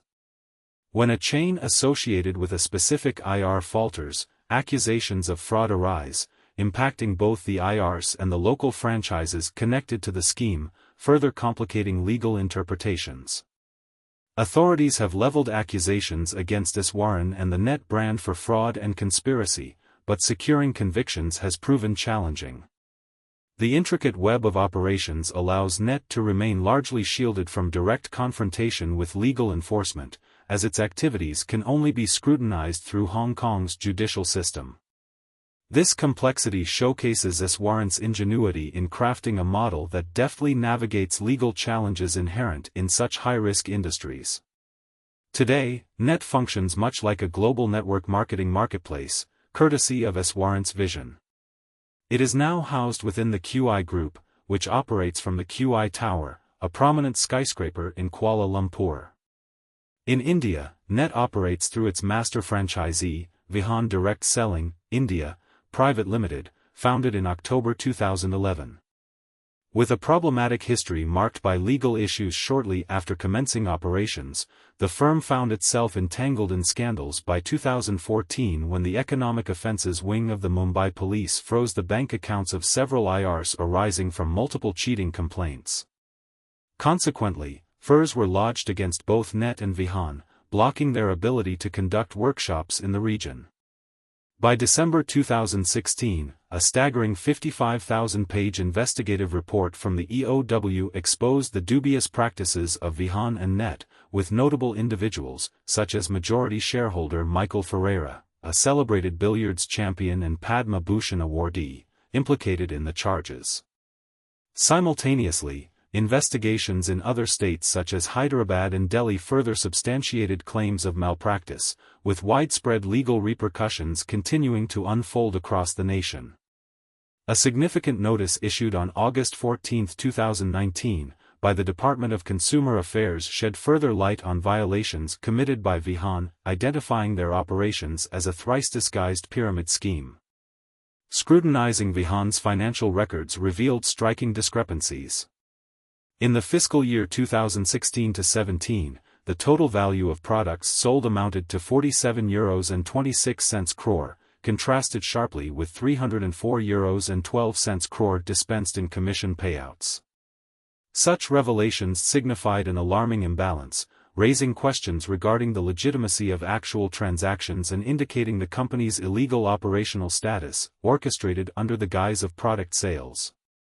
The commission rates only increased over the years, with 61% of total revenue allocated to commissions in FY 2014-15, surging to 71.56% in FY 2016-17, inevitably culminating in the unsustainability of such a model. This model's design became untenable as the chain grew longer, spiraling investments into a self-perpetuating cycle of payouts that could not be sustained by incoming revenue.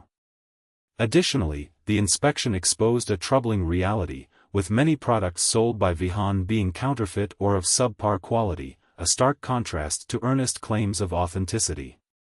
The practices employed by the company and its IRs were riddled with deception, utilizing misleading tactics to lure potential recruits while providing inflated projections of earnings.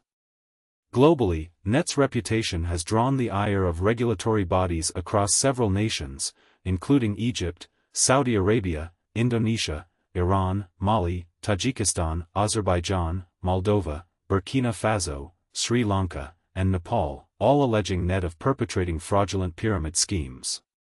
Sadly, numerous victims, misled into investing substantial amounts by trusted associates, have faced financial ruin. In conclusion, the ongoing battle between net and governmental authorities exemplifies a persistent cat-and-mouse dynamic. As Iswaran and his empire thrive, numerous innocent individuals continue to bear the burden of lost investments, raising fundamental questions about accountability and ethical business practices at the intersection of entrepreneurship and integrity.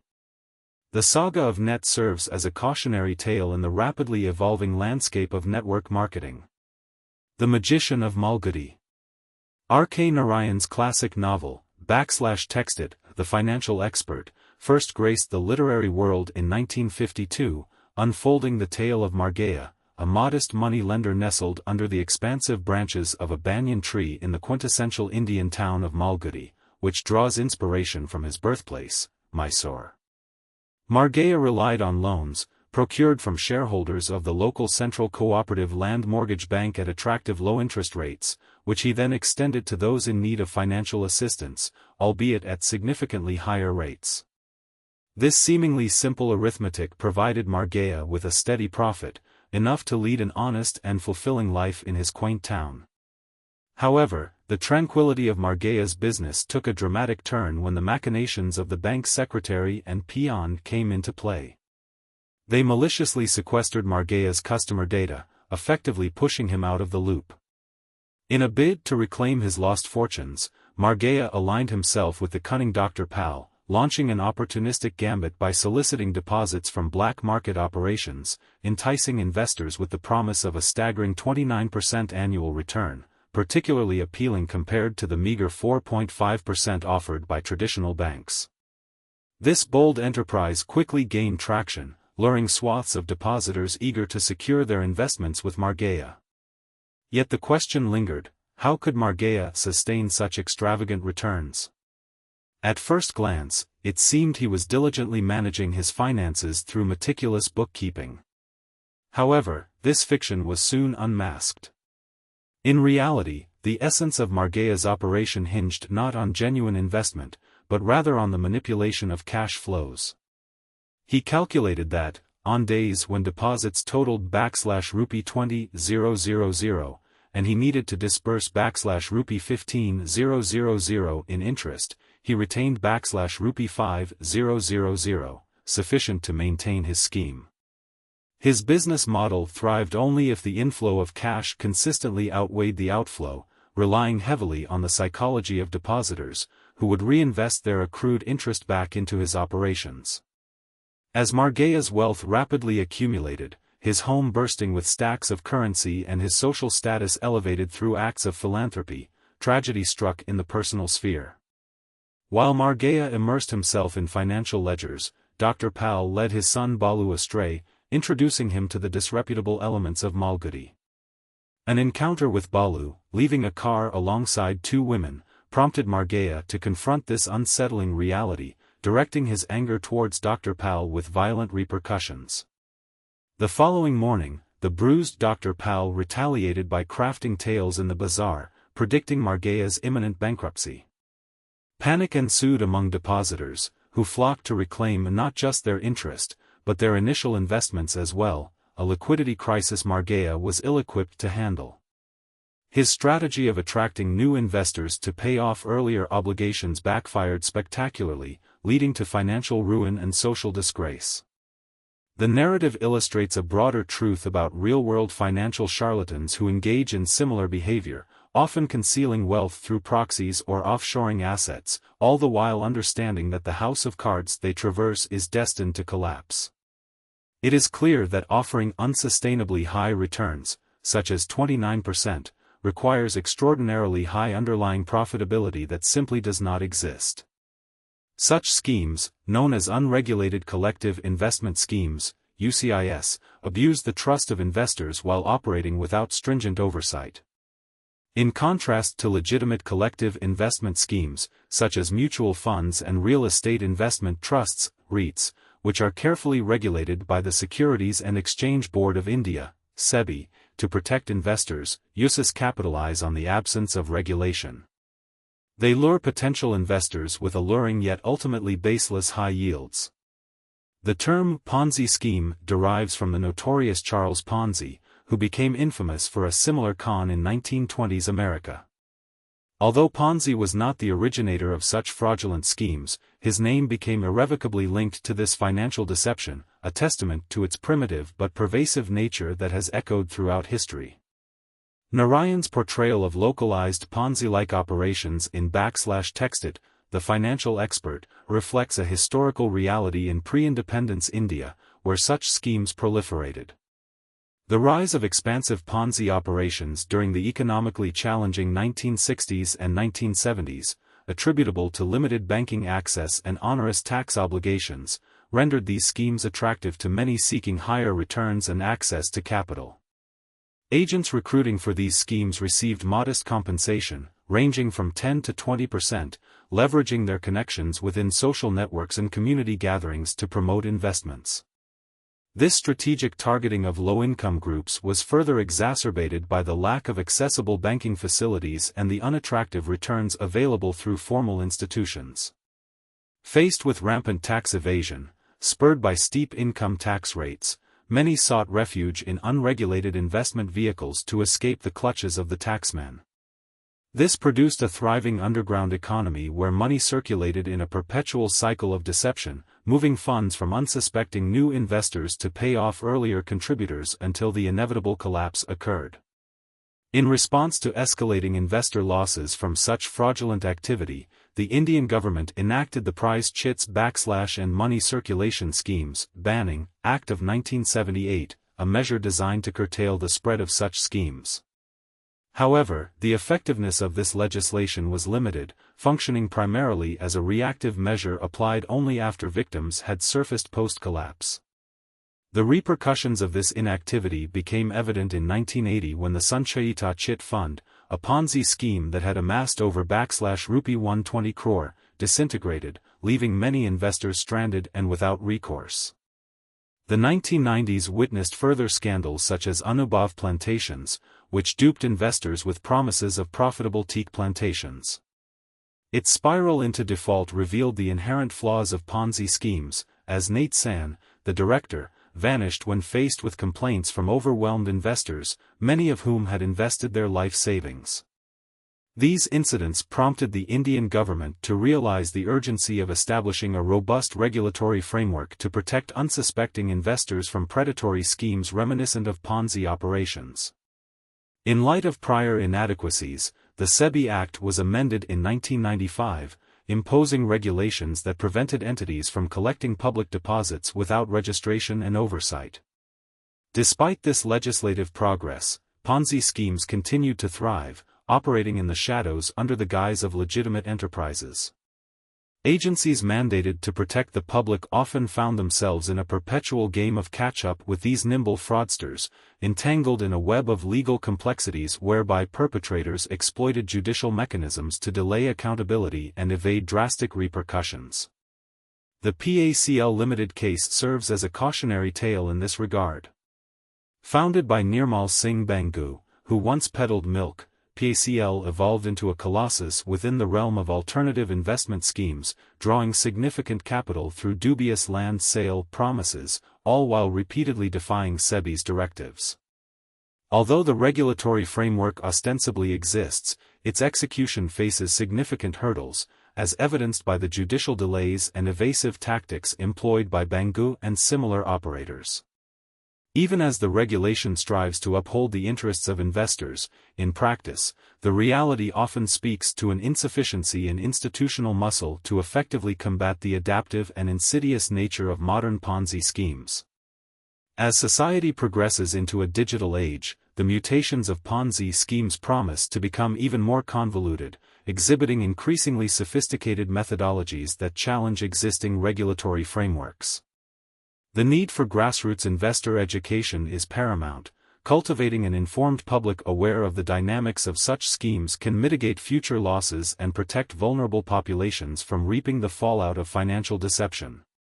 Ultimately, the prevalence of Ponzi schemes reflects an intricate dance between human greed and the failure of systems designed to safeguard against exploitation. The way forward hinges on building resilient knowledge within communities, fortifying frameworks for transparency, and ensuring the rule of law applies to financial operations to prevent unscrupulous practices from flourishing in an ever-evolving landscape. Eruption of digital Ponzi schemes. As Ponzi schemes have transitioned to the online realm, they have developed a myriad of innovative models that cunningly exploit the anonymity of the Internet. These models enable fraudsters to raise funds without revealing their identities, easily diverting money, and operating globally with little to no transparency. For years, countless online Ponzi schemes have successfully exploited unsuspecting Internet users on social networking platforms. Scammers often establish offshore companies based in tax havens, where robust secrecy laws complicate accountability, making it incredibly challenging to identify the mastermind behind the fraud. One of the most notorious examples of an online Ponzi scheme is the Mavrodi Mondial Money scheme. Originating as a Russian enterprise in the 1990s, it was once dubbed the largest Ponzi scheme globally. In 2011, leveraged the rapid expansion of the Internet and modern technology in developing nations to launch its online operation, specifically targeting vulnerable populations in these areas. Operates distinct websites tailored to each country in which it conducts business, exemplified by its Indian website located at www.india-mmm.net. This site reassures users that MMM is not a bank, MMM does not collect your money, MMM is not an online business, investment or MLM program. MMM is a community where people help each other. By enticing users to contribute money, MMM promises returns of 30% after a few years, using a common fund model. The scheme even boasts a dedicated Facebook page, a Twitter account, and educational resources to lure potential investors. MMM's continued growth is staggering. A study in Nigeria revealed that over a 6-month period starting in June 2016, Nigerian residents invested more than $77.8 million in MMM, an amount surpassing 61% of the entire country's annual education budget. Unfortunately, shortly after this influx of investments, MMM Nigeria collapsed, resulting in substantial financial losses for countless customers. Despite this setback, the scheme quickly reactivated its online presence and resumed operations. The most significant Ponzi scheme to date discovered remains China's Azubeo, which presented itself as a peer-to-peer lending startup. Beginning operations in 2014, Azubeo successfully amassed more than $9 billion from Chinese investors by promising them substantial returns. However, the platform halted its online services in December 2015 and ultimately collapsed, leaving investors in the lurch. A crucial advantage of online Ponzi schemes, as opposed to historical iterations, lies in their ability to outreach vast numbers of potential customers in a fraction of the time.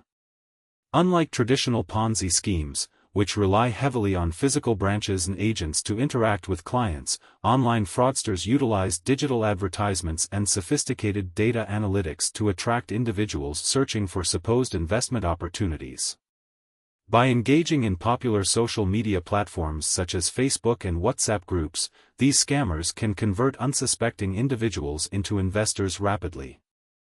An illustration of this deceptive practice is Anubhav Mittal, a resident of Noida, who devised a scheme encouraging users to invest by merely clicking likes on selected Facebook pages for promised lucrative returns. Claiming that companies pay for social media engagement, Mittal established his operation under the website www.socialtrade.biz, where he garnered attention and raised around ~700 crore before authorities intervened.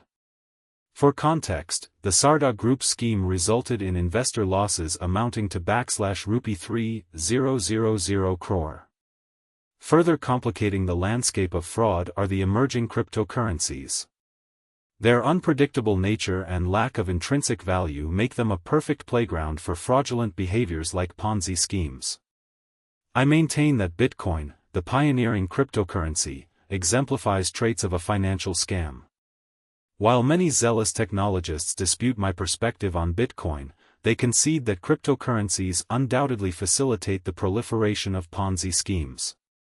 Bitcoin, Introduced by the enigmatic entity Satoshi Nakamoto in 2008, operates as a decentralized currency, devoid of any central bank's governance. This departure from traditional currency regulation has introduced an element of volatility, as Bitcoin lacks any inherent value. Its worth is derived from two elements: acceptance as a medium of exchange and a capped supply. In the absence of centralized oversight, market conditions dictate its exchange rate against more stable currencies, leading to rampant speculation. The appeal of Bitcoin also stems from the anonymity it offers. Each transaction is represented by a unique 36-digit public key, meaning users can transact without revealing their true identities, even in illicit situations. Despite the revolutionary promise of Bitcoin, questions linger about Nakamoto's identity, shrouded in mystery, alongside claims that he retained a staggering 1 million coins at the outset, now valued at around $15 billion. As a charismatic purveyor of ideas, Nakamoto cast doubt on institutions like the U.S. government and the Federal Reserve, particularly in the wake of the 2008 subprime crisis, which he argued undermined the dollar's reliability. His vision captured the imaginations of socialists and capitalists alike, recruiting miners who maintained the Bitcoin network in exchange for new coins. This decentralized approach sparked initial enthusiasm among investors, including those seeking refuge from authority. Nameless and untraceable, Bitcoin controls proved enticing for nefarious actors. As Bitcoin grew, it opened the gates for a multitude of cryptocurrencies, as evidenced by the staggering number of 2,477 listed on www.coinmarketcap.com as of March 25, 2020. Only a handful are genuinely utilized for the average user's transactions, while many function merely as speculative tokens. Scammers exploit the hype surrounding initial coin offerings, ICOs, to solicit investments and abscond with wealth. Consequently, Ponzi schemers like Amit Bhardwaj, infamously known as the Bitcoin Ponzi King, have taken advantage of this landscape. Operating his platform www.gainbitcoin.com, Bhardwaj marketed promises of extravagant returns on cryptocurrency investments while establishing a multi-level marketing (MLM) structure that relied on current investors recruiting new clientele. His scheme enticed individuals with promises of up to 10% monthly returns, compounded by commissions for multi-tiered investments. Ultimately, Bhardwaj managed to accumulate an astonishing 9,736 bitcoins, worth between rupee 500 crore to rupee 1,000 crore, depending on fluctuating exchange rates. Ironically, despite some early investors potentially receiving returns, the majority were deceived. Anticipating liquidity issues, Bhardwaj cleverly manipulated investments by falsely inflating users' account balances without disbursing actual funds. When demand for withdrawals escalated, he pivoted by creating an additional digital currency, MCAP, to pacify anxious investors. This scenario can be likened to issuing a worthless certificate in exchange for a loan. If I were to promise you €200 in 10 months, only to furnish you with a worthless certificate, how would you perceive its value compared to €200 in cash? Bhardwaj's fraudulent tactics hinged on investor naivety regarding the distinction between Bitcoin and mere digital tokens. Many unwitting individuals accepted MCAP as compensation. Bhardwaj's eventual unraveling paints a stark picture of the unique challenges posed by crypto-based Ponzi schemes. His acceptance of Bitcoin deposits, easily transferable across borders and untraceable, complicates recovery efforts for victims. Upon arrest in Bangkok and subsequent extradition to India, Bhardwaj remains a case study highlighting the formidable barriers authorities face in prosecuting such digital fraud. Lacking a clear monetary trail, investigators struggle to link his illicit gains to property acquisitions, particularly in regions like Dubai where cryptocurrency is prevalent. Given the nature of Bitcoin's pseudonymous wallets, establishing concrete evidence is nearly impossible, with wallets not tethered to verifiable personal identification. Even in custody, Bhardwaj successfully secured bail from the Supreme Court, leaving countless investors in the lurch. The rise of crypto Ponzi schemes has emerged as a legitimate menace within society, prompting urgent calls for legal reform and public education about the dangers inherent in volatile investments. Throughout regions where cryptocurrencies are outlawed, potential victims often avoid filing complaints for fear of prosecution. Thus, a perfect storm is brewing, nurturing an environment ripe for swindlers to flourish. Ultimately, effective regulation of online Ponzi and pyramid schemes requires more than just strict legal parameters. It demands an informed populace equipped to discern fact from fiction. Awareness campaigns must strive to dismantle the pervasive myth surrounding rapid wealth accumulation, empowering communities to recognize and resist such fraudulent tactics. The International Fraud Ecosystem. An overview of shell companies and tax havens. Chapter: The International Fraud Ecosystem, an in-depth look at shells and tax-free islands. In the bustling world of economic crimes, few names evoke as much intrigue and scandal as that of Jayanti Dharma Teja. Dubbed variously as a shipping magnate, nuclear physicist, musicologist, amateur poet, and financial strategist, Teja occupies a unique position in the annals of financial fraud in independent India, akin to Dracula's status in the realm of vampire fiction. Here lies a man of stark contrasts, an accomplished scholar who simultaneously eluded the long arm of the law to become one of India's earliest and most notorious embezzlers. For many from an earlier generation, Teja's exploits are synonymous with the very notion of financial malfeasance. Teja was born to an exceptionally distinguished lineage. His father, Jayanti Venkat Narayan Teja, was not only a missionary associated with the Brahmo Samaj but also a valiant freedom fighter who played a pivotal role in establishing Congress branches across Odisha and Andhra Pradesh. The elder Teja's 6 imprisonments at the hands of British authorities add to the family's illustrious legacy.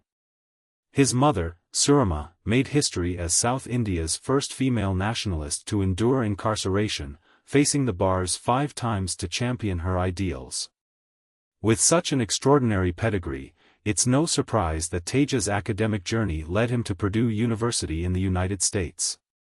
There, he studied nuclear physics under the guidance of the eminent physicist Enrico Fermi and rubbed shoulders with luminaries like Albert Einstein, Robert Oppenheimer, and Joseph Goldberger. When Teja returned to India in 1960 with his American wife, Betsy, he was warmly received by Prime Minister Jawaharlal Nehru, who extended an invitation for dinner. During this dinner, Teja expressed a fervent desire to contribute positively to his homeland, a notion that resonated powerfully in a time when few Indians shared his level of international academic achievement and success. Nehru reportedly tasked Teja with creating a comprehensive development strategy for one of 2 sectors, steel or shipping. Opting for shipping, Teja prepared a concise 3-page document outlining a plan to rapidly bolster India's maritime industry. However, this noble endeavor soon took a nefarious turn. After a brief stop in Rome during their travels, a sudden illness claimed Betsy's life, and within months, Teja remarried Ranjit, an economist he had known for years. Returning to India in 1961, Teja founded the Jayanti Shipping Corporation. With the Prime Minister's recommendation, he secured a loan of €20 crore, a staggering sum during that period, to acquire bulk carriers and oil tankers. Within 5 years, the company expanded impressively, claiming 26 ships in its fleet. Beneath the surface, however, the reality was more illusion than substance. Teja practically funded this expansion with none of his own capital, investing only $200 while leveraging the substantial loan to acquire his fleet. The financial sleight of hand involved repeatedly hypothecating ships to obtain new loans for further acquisitions, with each new vessel serving as collateral for additional financial resources. This reliance on others' money, OPM, was at the core of his operations. As the facade of success bolstered, Teja's fraudulent dealings deepened. In securing ships from Japan's Mitsubishi Heavy Industries, he demanded a 2% commission to be diverted to his London account, supporting this request with a forged resolution from his own company's board. Insights from Fumihiko Karaki, the vice president of Mitsubishi, proved pivotal in helping investigators untangle Teja's complex web of deceit. In addition to siphoning off funds through commissions, Teja systematically falsified financial records, disregarding the objections raised by internal auditors. It became evident that he had accumulated a significant financial cushion in anticipation of forthcoming challenges. Aware that such inflated schemes must inevitably implode, Teja prudently invested in various international properties as an escape route. Long before any formal investigations could truly unfold, Teja was already in the crosshairs of scrutiny. In August 1966, Prime Minister Indira Gandhi ordered a formal inquiry into his affairs amidst growing allegations of wrongdoing. As uncertainty mounted, Teja and Ranjit absconded to New York while he was vacationing in Europe. Once relocated to New York, Teja secured a research position at the Brookhaven National Laboratory, maintaining his ties to India through an Indian passport even as he operated without a valid work permit. In a diplomatic push, the Indian government pressured U.S. authorities to detain the couple for overstaying their visas. They eventually secured release on bail, but as extradition proceedings commenced, they fled once more, this time to San Jose, Costa Rica, where Teja tapped into connections with President José Figueres. It was puzzling why Figueres chose to protect Teja, but available reports indicate that he went to great lengths to safeguard Teja from Indian extradition efforts. In a peculiar twist, while Indian authorities built a formidable legal case against Teja, Figueres assisted him in obtaining a former Chief Justice to represent him in the Costa Rican courts, culminating in a favorable outcome for Teja. By the time Figueres lost his presidential bid to Fernando Tragos, Teja had managed not only to uphold the court's ruling but also to secure a diplomatic passport. With this newfound mobility, Teja became an international fugitive, sailing through various nations until he was apprehended by Scotland Yard in London. The ensuing extradition hearings attracted global media attention, not least because Teja claimed involvement in secret missions for India during the Sino-Indian conflict, alleging he brokered pivotal diplomatic agreements. Despite the embarrassment his claims caused the Indian government, Teja was extradited and subsequently sentenced to 3 years in Delhi's Tihar jail for fraudulent activities, including forgery and false accounting. But Teja's troubles didn't cease with imprisonment. The Indian Tax Department, having noted his overseas wealth, initiated inquiries regarding extensive tax liabilities. With Jair mysteriously wealthy from his inflated shipping empire, questions arose: where did Teja's wealth originate, and had he ever truly paid taxes on the income extracted from Jayanti shipping? Upon his release, the taxmen resumed their relentless pursuit, and Teja made a brazen escape from the country in May 1977, allegedly utilizing a fresh passport despite legal restrictions post-conviction. By 1981, he had climbed to number 2 on India's list of top tax defaulters, amassing staggering arrears totaling rupee 7.17 crore and rupee 1.76 crore in wealth tax. The only individual above him, Haridas Mundra, was also associated with significant financial irregularities. Teja's escapades offer profound insights into the psychological motivations behind serious economic crimes. While malice is an essential precursor, it is not enough in isolation. Such fraudulent schemes require meticulous planning and a keen understanding of risk and reward.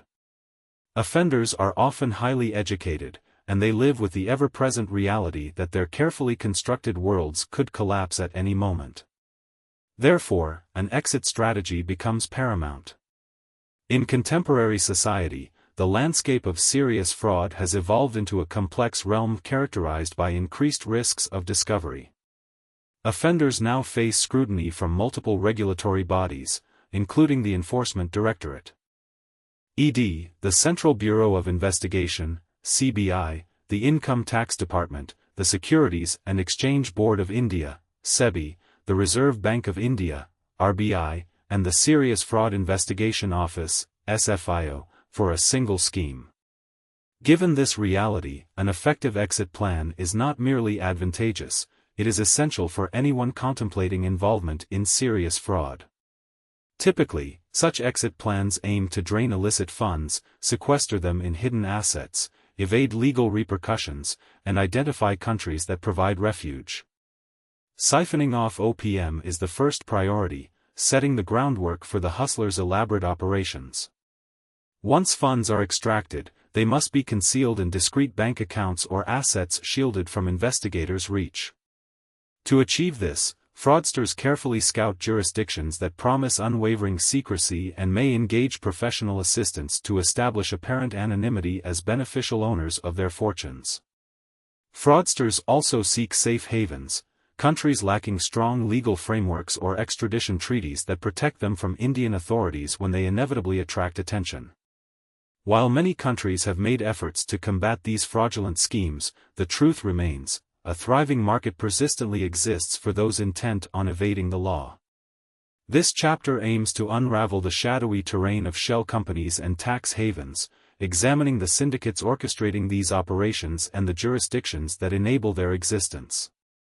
Through understanding these mechanisms, one can grasp the intricate dynamics that underpin the willingness of some individuals to traverse the morally ambiguous paths of financial fraud. The right to commit tax fraud. Tax havens, by definition, are foreign territories where individuals and corporations can shelter wealth under the guise of minimal to no taxation. However, the term tax haven is a simplistic label that fails to capture the complex, often nefarious functions these jurisdictions serve. They are not merely low-tax locales, they are sanctuaries for various illicit financial activities. These havens accommodate everyone from drug traffickers laundering money to sex traffickers washing away the proceeds from their heinous acts. They provide a protective cloak for individuals attempting to conceal assets during a divorce or for multinational corporations that wish to quietly bribe officials to sway policies in vulnerable countries. Given the stringent banking secrecy laws prevalent in these jurisdictions, economic criminals often find solace in knowing that their hidden treasures are beyond the reach of law enforcement agencies. For many who have engaged in large-scale financial fraud and find themselves fleeing justice, these havens present an alluring refuge, often enhanced by their picturesque environments, think exotic islands with pristine beaches and vibrant nightlife. The saga of tax havens highlights a troubling chapter in global financial practices, where they serve as safe havens for plunderers, dictators, rogues, drug barons, warlords, human traffickers, and tax evaders alike. It's crucial to note that a low tax rate alone is not what classifies a jurisdiction as a tax haven. Many nations boast reduced corporate tax rates, yet they do not have the same reputation. The primary characteristic that marks a true tax haven is its commitment to secrecy. Multi-layered banking secrecy legislations typically restrict financial institutions from disclosing client information. In some cases, the laws are so permissive that entities can be established, like companies, trusts, and foundations, without ever revealing who the real economic beneficiaries are.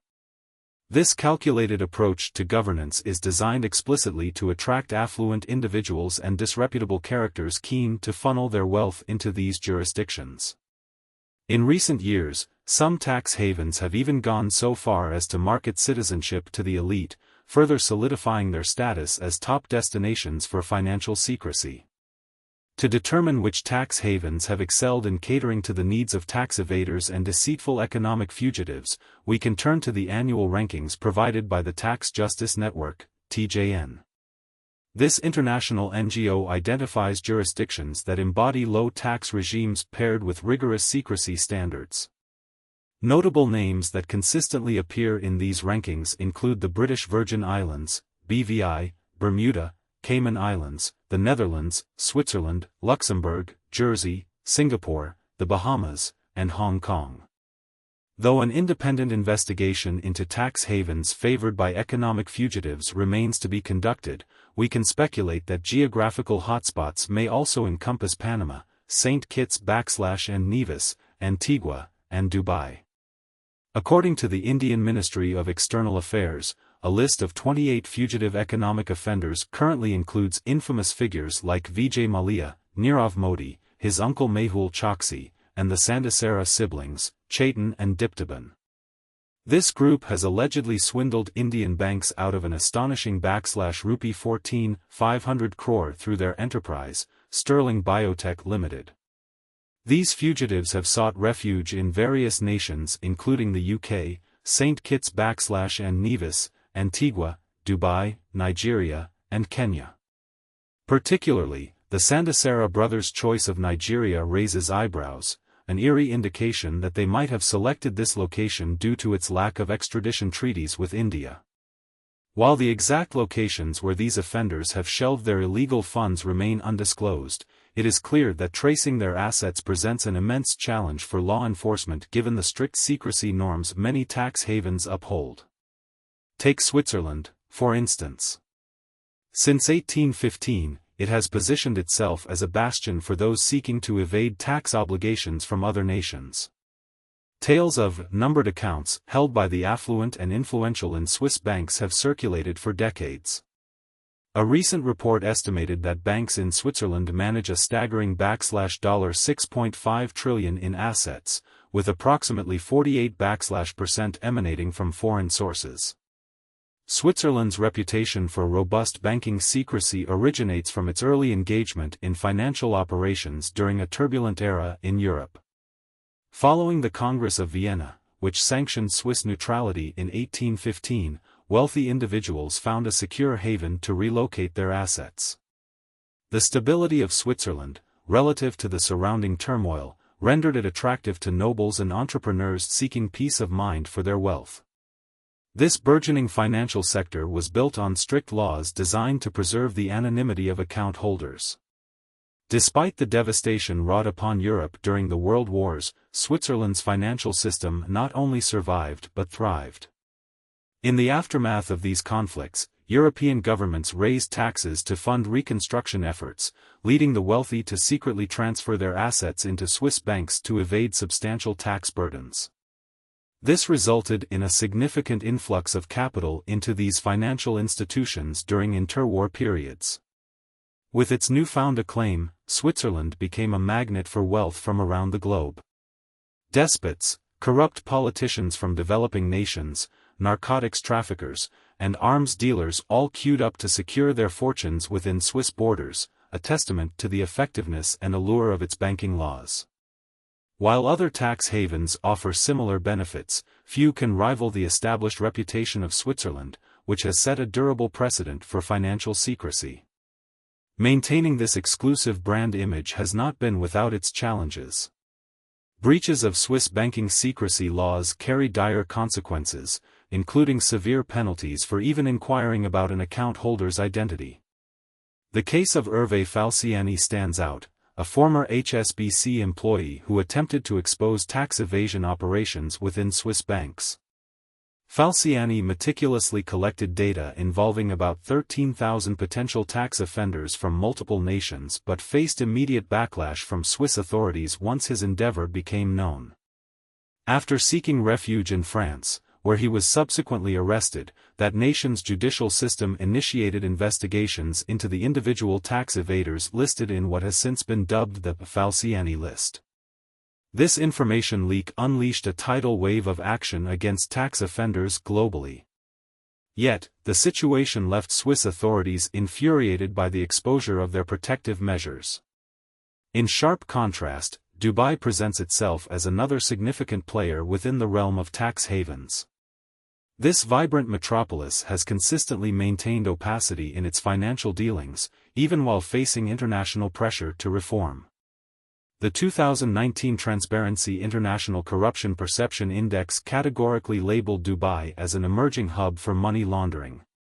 Dubai's status as a tax haven emerged swiftly when Sheikh Rashid ascended to leadership in 1958, enacting liberal banking and customs regulations that lured traders and allowed smuggling operations to flourish.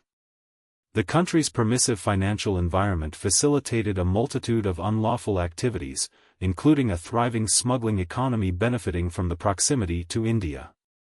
Notably, Dubai has become the epicenter of Hawala, an informal system of transferring money that developed in tandem with its growing role as a smuggling hub. Presently, Hawaladars based in Dubai transport funds not only for Afghanistan's opium traders but also for various terrorist groups and nations facing economic sanctions. The juxtaposition of Switzerland and Dubai illustrates the spectrum of tax havens, each catering to a unique clientele while wielding distinct economic advantages. There exists a global milieu characterized as a complex spiderweb of tax evasion mechanisms, predominantly influenced by countries like the United Kingdom, which operates the largest offshore finance network, incorporating territories such as the Cayman Islands, British Virgin Islands, and Jersey. As the intricate web of tax evasion stretches across continents, the interplay of legal loopholes, banking secrecy, and economic desperation continues to shape the financial landscape in which the world's elite, and the world's criminals, operate. The City of London itself has garnered a reputation as a favored location for Russian oligarchs seeking a secure home for their ill-gotten gains, thus illuminating the depth and breadth of the challenge that extends far beyond isolated tax havens. The Cayman Islands and the City of London have both been implicated in exacerbating the 2008 financial crisis through their opaque banking practices. In conclusion, the global ecosystem of tax havens is a complex interplay between legitimate financial transactions and layers of deceit that obscure accountability. In an age of unprecedented globalization and interconnectedness, these jurisdictions continue to serve the rich and the nefarious alike, reaffirming their place in a shadowy economic underbelly that thrives in secrecy and exploitative practices. The benefits of offshore schemes for tax evasion. Tax havens have become notorious for their ability to provide discreet financial solutions for individuals looking to obscure their wealth from government scrutiny, former spouses, or debt collectors. These jurisdictions typically offer a suite of methods to shield wealth, primarily through four key mechanisms: personal bank accounts, mailbox companies, foundations, and trusts. Among these, personal bank accounts present the most straightforward option. Tax havens often feature minimal Know Your Customer (KYC) regulations and possess stringent privacy laws that prevent the disclosure of account holders' identities. For instance, in Switzerland, legal protections are so strong that individuals revealing account details can face severe penalties, including life imprisonment. These attributes make Swiss banks particularly appealing for those seeking to stash assets safely. However, as international regulatory pressures mount, particularly from organizations such as the Financial Action Task Force, FATF, some tax havens have begun to align more closely with international KYC standards. In response, financial advisors recommend complex strategies to maintain anonymity by establishing layers of shell corporations. Essentially, individuals create a series of interconnected companies, often with each entity owning the next. This creates a veil of legitimacy, making it nearly impossible to ascertain the original owner, especially since many tax havens lack registries of beneficial owners. Another method of asset concealment is through mailbox companies. These entities provide a legal business address that is often merely a mailbox at a logistics firm, thereby adding another layer of privacy. When incorporated, these companies are required to provide a business address, and a mailbox number suffices, which enhances secrecy. Foundations and trusts have gained traction as preferred vehicles for wealth protection because of their unique structures. Trusts are especially complex legal arrangements where the original owner, known as the settlor, transfers assets into the trust while appointing trustees to manage these assets for the benefit of designated beneficiaries, commonly family members. Though legitimate uses of trusts include estate planning, the potential for misuse is high, allowing individuals to obscure their wealth and evade creditors or even tax authorities. The legal framework surrounding trusts renders them particularly susceptible to exploitation. When assets are transferred into a trust, the settlor effectively relinquishes ownership. Neither the trustees, who manage the asset per the settlor's wishes, nor the beneficiaries, who can benefit from the assets, hold legal title. Consequently, this creates a scenario where no individual can be held responsible for ownership, complicating the recovery of funds by anyone seeking to enforce financial obligations. This ambiguous ownership structure is often exploited by those on the run from creditors. A debtor can transfer funds into a trust in a jurisdiction where regulation is lax, making it all but impossible for creditors to reclaim funds. Criminal organizations and individuals affiliated with illicit activities also find trust structures appealing, as law enforcement agencies frequently target individuals for asset recovery while unaware of the concealed ownership of the assets held within these trusts. A comparative analysis of different cases showcases this dynamic well. For example, when Indian businessman Nirav Modi and his family were declared economic fugitives after committing significant financial fraud against Punjab National Bank, swift legal action in Singapore led to the freezing of €44 crores held in accounts tied to his relatives. This occurred within roughly 18 months of the fraud being discovered.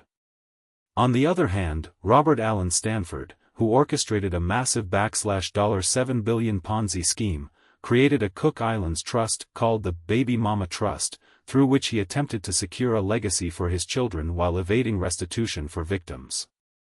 Over a decade later, the trust's assets are still unrecovered, highlighting the inefficacy of international legal processes against trusts in such jurisdictions.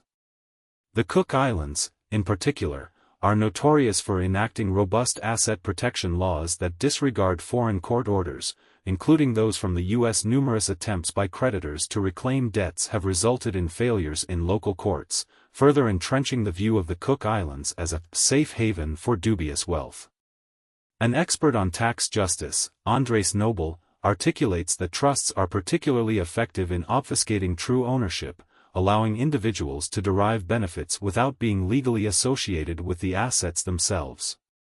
This web of layered legal controls creates barriers to transparency, effectively shielding individuals from scrutiny by creditors and tax authorities alike. While foundations function similarly to trusts, they are established as legal entities and can conduct business, enter contracts, and open bank accounts. Their management and operational structures invite the same types of misuse. Wealth parked in a foundation can be maneuvered through legal loopholes, often at the expense of rightful ownership rights and disclosure. In addition to these traditional vehicles for wealth concealment, some tax havens provide more creative means for anonymous fund management. For instance, Seychelles allows the issuance of bearer shares, certificates of ownership that do not specify an owner.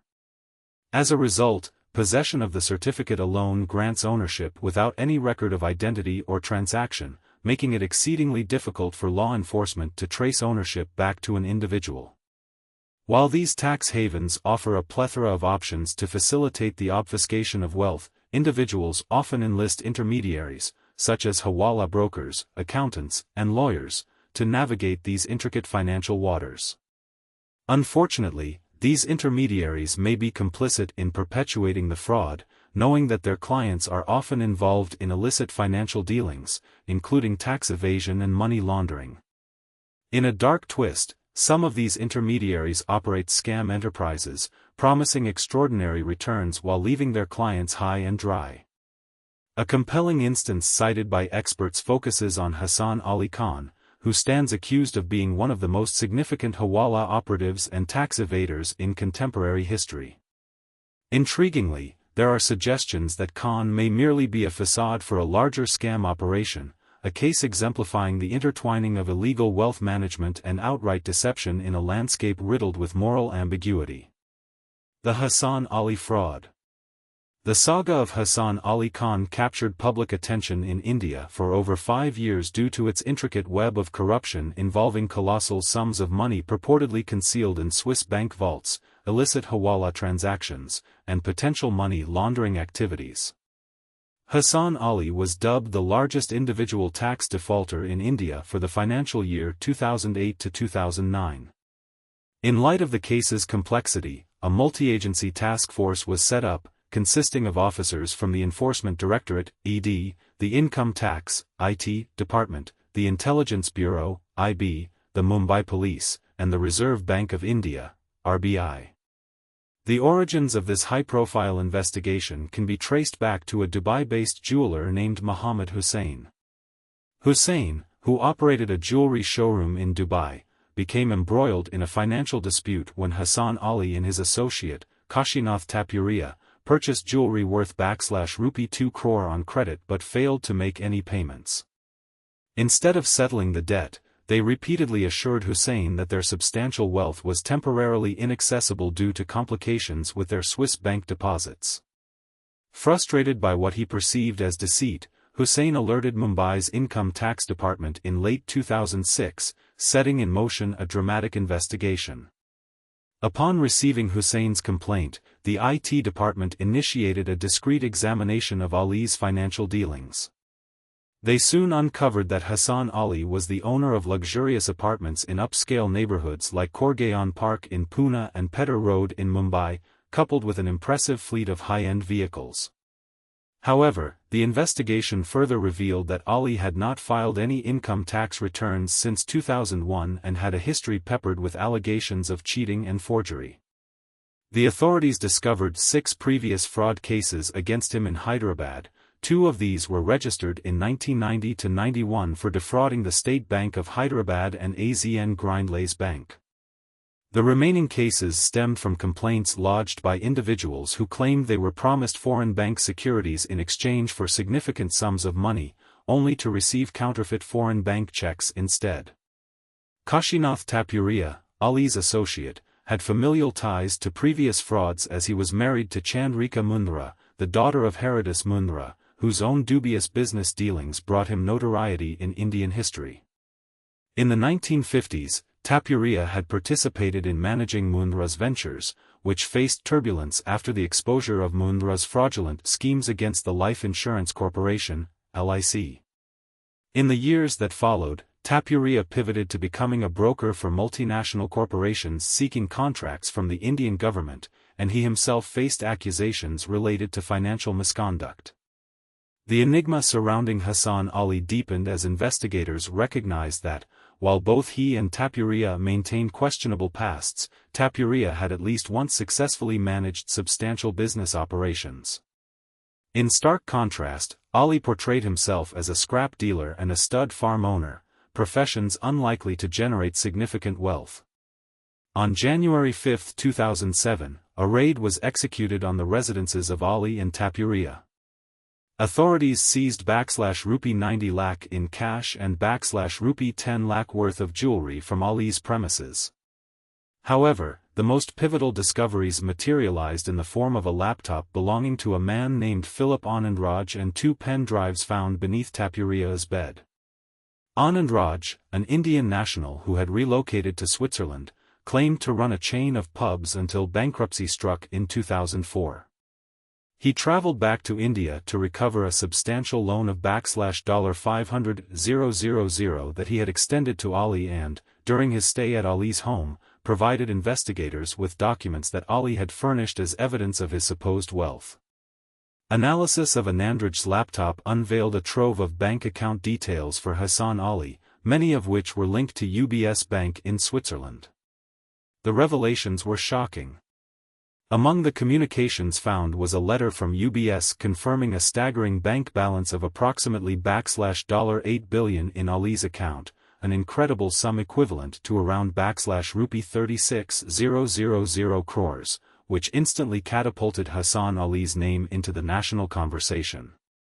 Further examination of the pen drives retrieved from Tapuria exposed a myriad of dubious transactions related to Ali's Swiss accounts, including alleged instructions to transfer enormous sums of money to accounts held by Tapuria and his wife.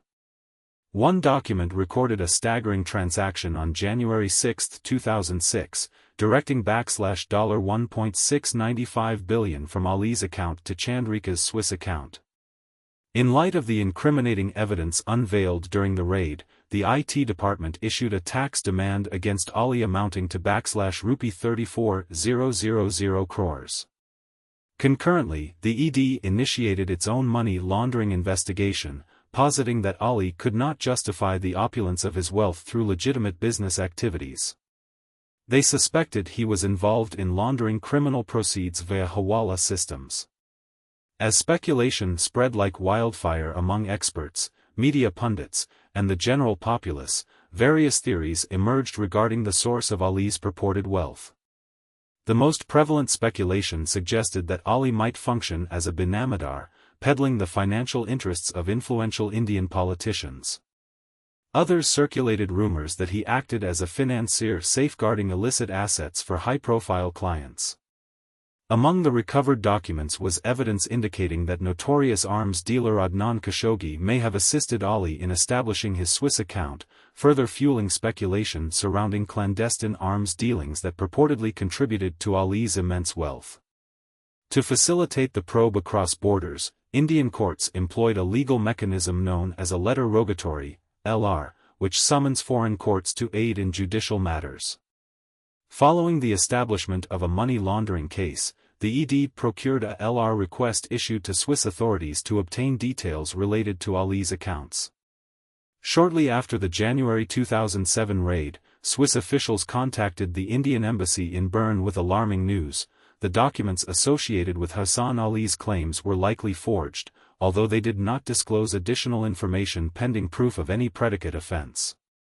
As the investigation progressed, UBS submitted to the Indian authorities both its internal findings and an external audit conducted by Deloitte. This eventual audit unveiled a mere 3 accounts held by Ali at UBS, all of which had been opened in July 2001 and closed by October of the same year due to suspicions of fraudulent activities.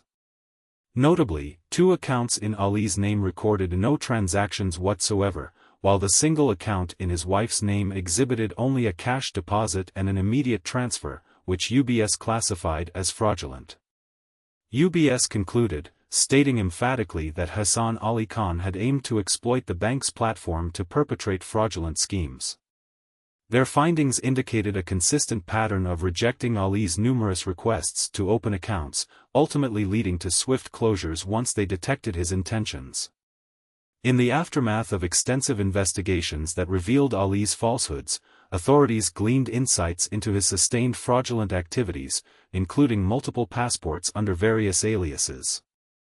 By 2010, a comprehensive, multi-agency task force, including the ED, IT Department, IB, and local law enforcement, was established to delve deeper into the case. Following various court proceedings, Ali received a sentence in 2012, serving approximately 4 years before regaining his freedom in 2015.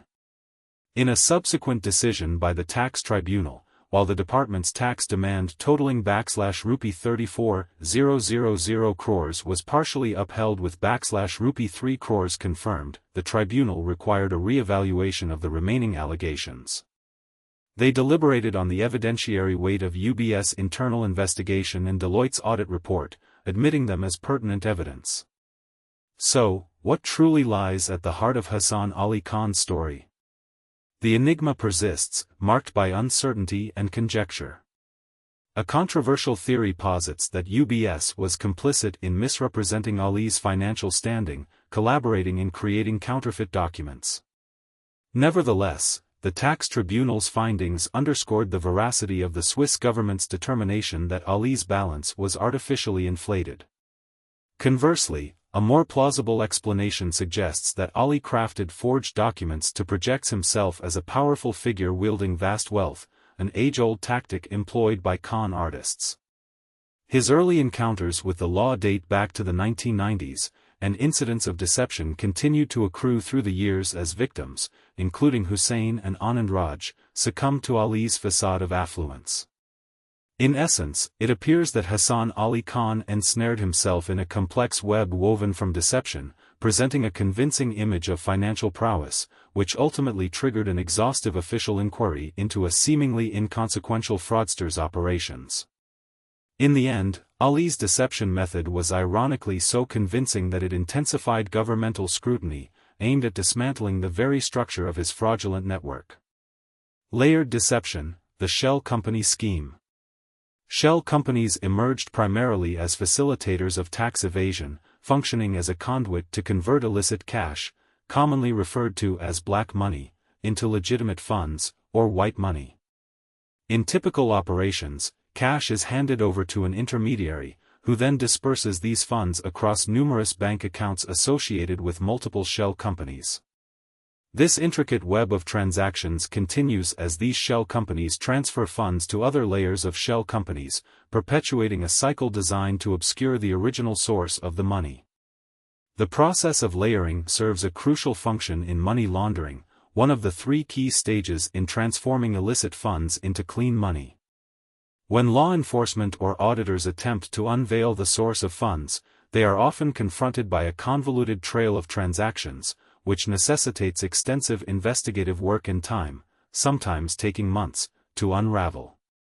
It becomes immensely challenging to trace back to the initial cash deposits, thanks to the elaborate maze created by the layering effect. These shell companies also become valuable assets in the hands of various illicit actors, ranging from drug and gold traffickers to human traffickers and even terror groups, whose earnings often come in the form of cash obtained from criminal activities, colloquially termed as blood money. Furthermore, shell companies are not only tools for those wanting to evade taxes or launder money, they provide significant advantages for fraudsters as well. They can facilitate roundabout transactions and work as fictitious contractors and vendors. Unscrupulous managers often exploit these sham entities to divert company funds into personal accounts under the guise of legitimate expenditures. Thus, these companies occupy a critical niche in a broader ecosystem that enables fraudulent activities. Historically, the operation of shell companies thrived in India, particularly in hotspots like Chowringhi in Kolkata, Kalbadevi in Mumbai, and Putparganj in New Delhi. The individuals behind these shell companies, known as entry operators, provide what are termed accommodation entries. These are fictitious entries in accounting books that enable clients to mask illicit activities. It was not uncommon for a single entry operator to manage between 150 to 200 shell companies simultaneously, laundering hundreds of crores of rupees annually. Recognition of the rampant misuse of these operations led policymakers to enact strict anti-abuse measures over the years. With coordinated efforts from various law enforcement agencies, the realm of shell companies has significantly diminished. Yet, the evolution of this shadowy industry tells a riveting tale that sheds light on why financial fraud has proliferated in India. The narrative of shell companies unfolds in three distinct phases: the period before 2010, the years from 2010 to 2015, and the aftermath post-2015. The operation of shell companies flourished until 2010, primarily run by entry operators with a background in accounting and taxation, many of whom were trained as chartered accountants or company secretaries. Lured by the promises of easy money, they frequently abandoned their legitimate practices to delve into these murky operations full-time. Following the economic liberalization in 1992, entry operators began to sprout across the country, with many congregating in Kolkata, which became the epicenter for such enterprises. A theory posits that the presence of the Marwari community in Kolkata contributed significantly to the growth of this industry. This community, which has roots in Bengal stretching back over 4 centuries, is characterized neither as a single ethnic group nor a homogeneous entity. Rather, it is described as a network of enterprising individuals who maintain strong familial and business ties. One prominent historical figure, Jagat Seth of Murshidabad, has been referred to as the banker of the world during the era of Nawab Siraj-ud-Daulah, highlighting the long-standing tradition of money lending among Marwaris. The culmination of these historical and cultural ties helped solidify Kolkata's prowess as the leading hub for shell companies. Despite facing downturns post-independence, the Marwari community continued to have a hand in the finance sector, with some members shifting focus to establishing shell companies to facilitate accommodation entries for their extended networks. The convergence of entry operators in Kolkata allowed for competitive pricing, making the conversion of black money more economical in Kolkata than in other major cities such as Mumbai and Delhi.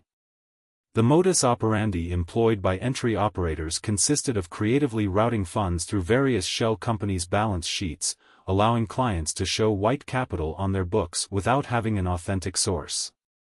For example, a fictitious company, let's say Fraudwala Private Limited, needing legitimate capital, would provide cash to the entry operator who would then manage the complex transfers. The intricate layering meant that black money could flow back into the company's accounts as legitimate capital. As the business surrounding these shell companies thrived, the simplicity of utilizing them attracted a wide clientele, leading to a multitude of fraudulent activities. Reports surfaced of public officials leveraging shell companies to launder funds obtained through bribery, while the Central Bureau of Investigation, CBI, and the Enforcement Directorate, ED, actively pursued properties acquired through such means. Notably, the operations of entry operators were brazenly conducted in plain sight, revealing a troubling openness to such practices. Consequently, income tax authorities frequently categorized funds infused via shell companies as unaccounted capital, inciting affected businesses to contest tax assessments in court. Many succeeded in halting these assessments due to an absence of conclusive evidence. The pervasiveness of shell companies significantly contributed to the culture of accounting and banking frauds in India, particularly until the early 2000s. This conducive environment lured not only those with malicious intent but also sincere entrepreneurs who, faced with funding challenges, found themselves complicit in generating fictitious capital through entry operators, often under duress to complete their ventures. Shell companies served various purposes, from helping rogue brokers engage in phantom trading by manipulating stock prices to being a prime vehicle for siphoning off corporate funds. An employee could easily funnel money into a shell company as part of a supposed consulting fee, retrieving cash in the process. As these shell companies were readily available, the temptation for aspiring entrepreneurs to engage in fraudulent practices escalated. An organized crackdown on entry operators commenced in 2010 following revelations that shell companies were integral to nearly every significant financial and tax fraud case in the nation. The introduction of Section 56(2) (ADIA) in the Income Tax Act, though succinct, capped the thriving industry, leading to a marked decline within months. The subsequent era from mid-2010 ushered in an existential crisis for the Jama Karchi industry. With centralized operations faltering, a new breed of decentralized entry operators emerged. This group focused on matching individual requirements, pairing clients needing to convert black and white money to facilitate their laundering endeavors, naturally taking a fee for these matchmaking services. In this new landscape, entry operators maintained an arsenal of shell companies for client matches. If a customer made a loan to a shell in return for a check, the shell would relay that loan to another customer. The shell provided the balancing act, a flow of cash that masked the illicit transferring of funds. Adaptations also followed the 2013 enactment of a new Companies Act, motivated by the fallout from the Satyam scandal that unveiled rampant misuse of shell companies to obscure fraudulent account dealings. The reformed legislation imposed stricter regulations around intercorporate loans and mandated thorough audits. To navigate these new constraints, entry operators turned to acquiring non-banking financial companies, NBFCs, which were accessible via a legitimate licensing process endorsed by the Reserve Bank of India, RBI. This acquisition route facilitated the provision of accommodation entries while adhering to regulations that made it easier than starting a fresh company. These licensed NBFCs effectively became conduits, funneling money between the formal and informal economies. The story takes another turn post-2015 when various governmental agencies began to collaborate rigorously to scrutinize and dismantle shell company operations. Multiple ministries coordinated their enforcement activities with unprecedented vigor, leading to the identification and deregistration of thousands of inactive shell companies. The Ministry of Corporate Affairs, MCA, targeted companies deemed to lack significant operations, striking off over 2.25 lakh shell companies in both the fiscal years of 2017 to 2018 and 2018 to 2019. The Serious Fraud Investigation Office, SFIO, conducted forensic audits, compiling detailed listings of suspected shell companies. Additionally, the Financial Intelligence Unit, FIU, analyzed bank accounts to produce its own compilation, actively collaborating with the Income Tax Department and other various enforcement agencies. This led to significant actions, including SEBI barring the trading of shares in 331 suspected shell firms in August 2019. The establishment of the stringent Benami Transactions Prohibition Act in 2015 further complicated matters for entry operators, categorizing shell companies as entities lacking legitimate ownership, thereby intensifying the crackdown on these illicit operations. The landscape for shell companies seemed to dim as they rapidly became a shadow of their former selves, effectively marking an end to this once thriving industry.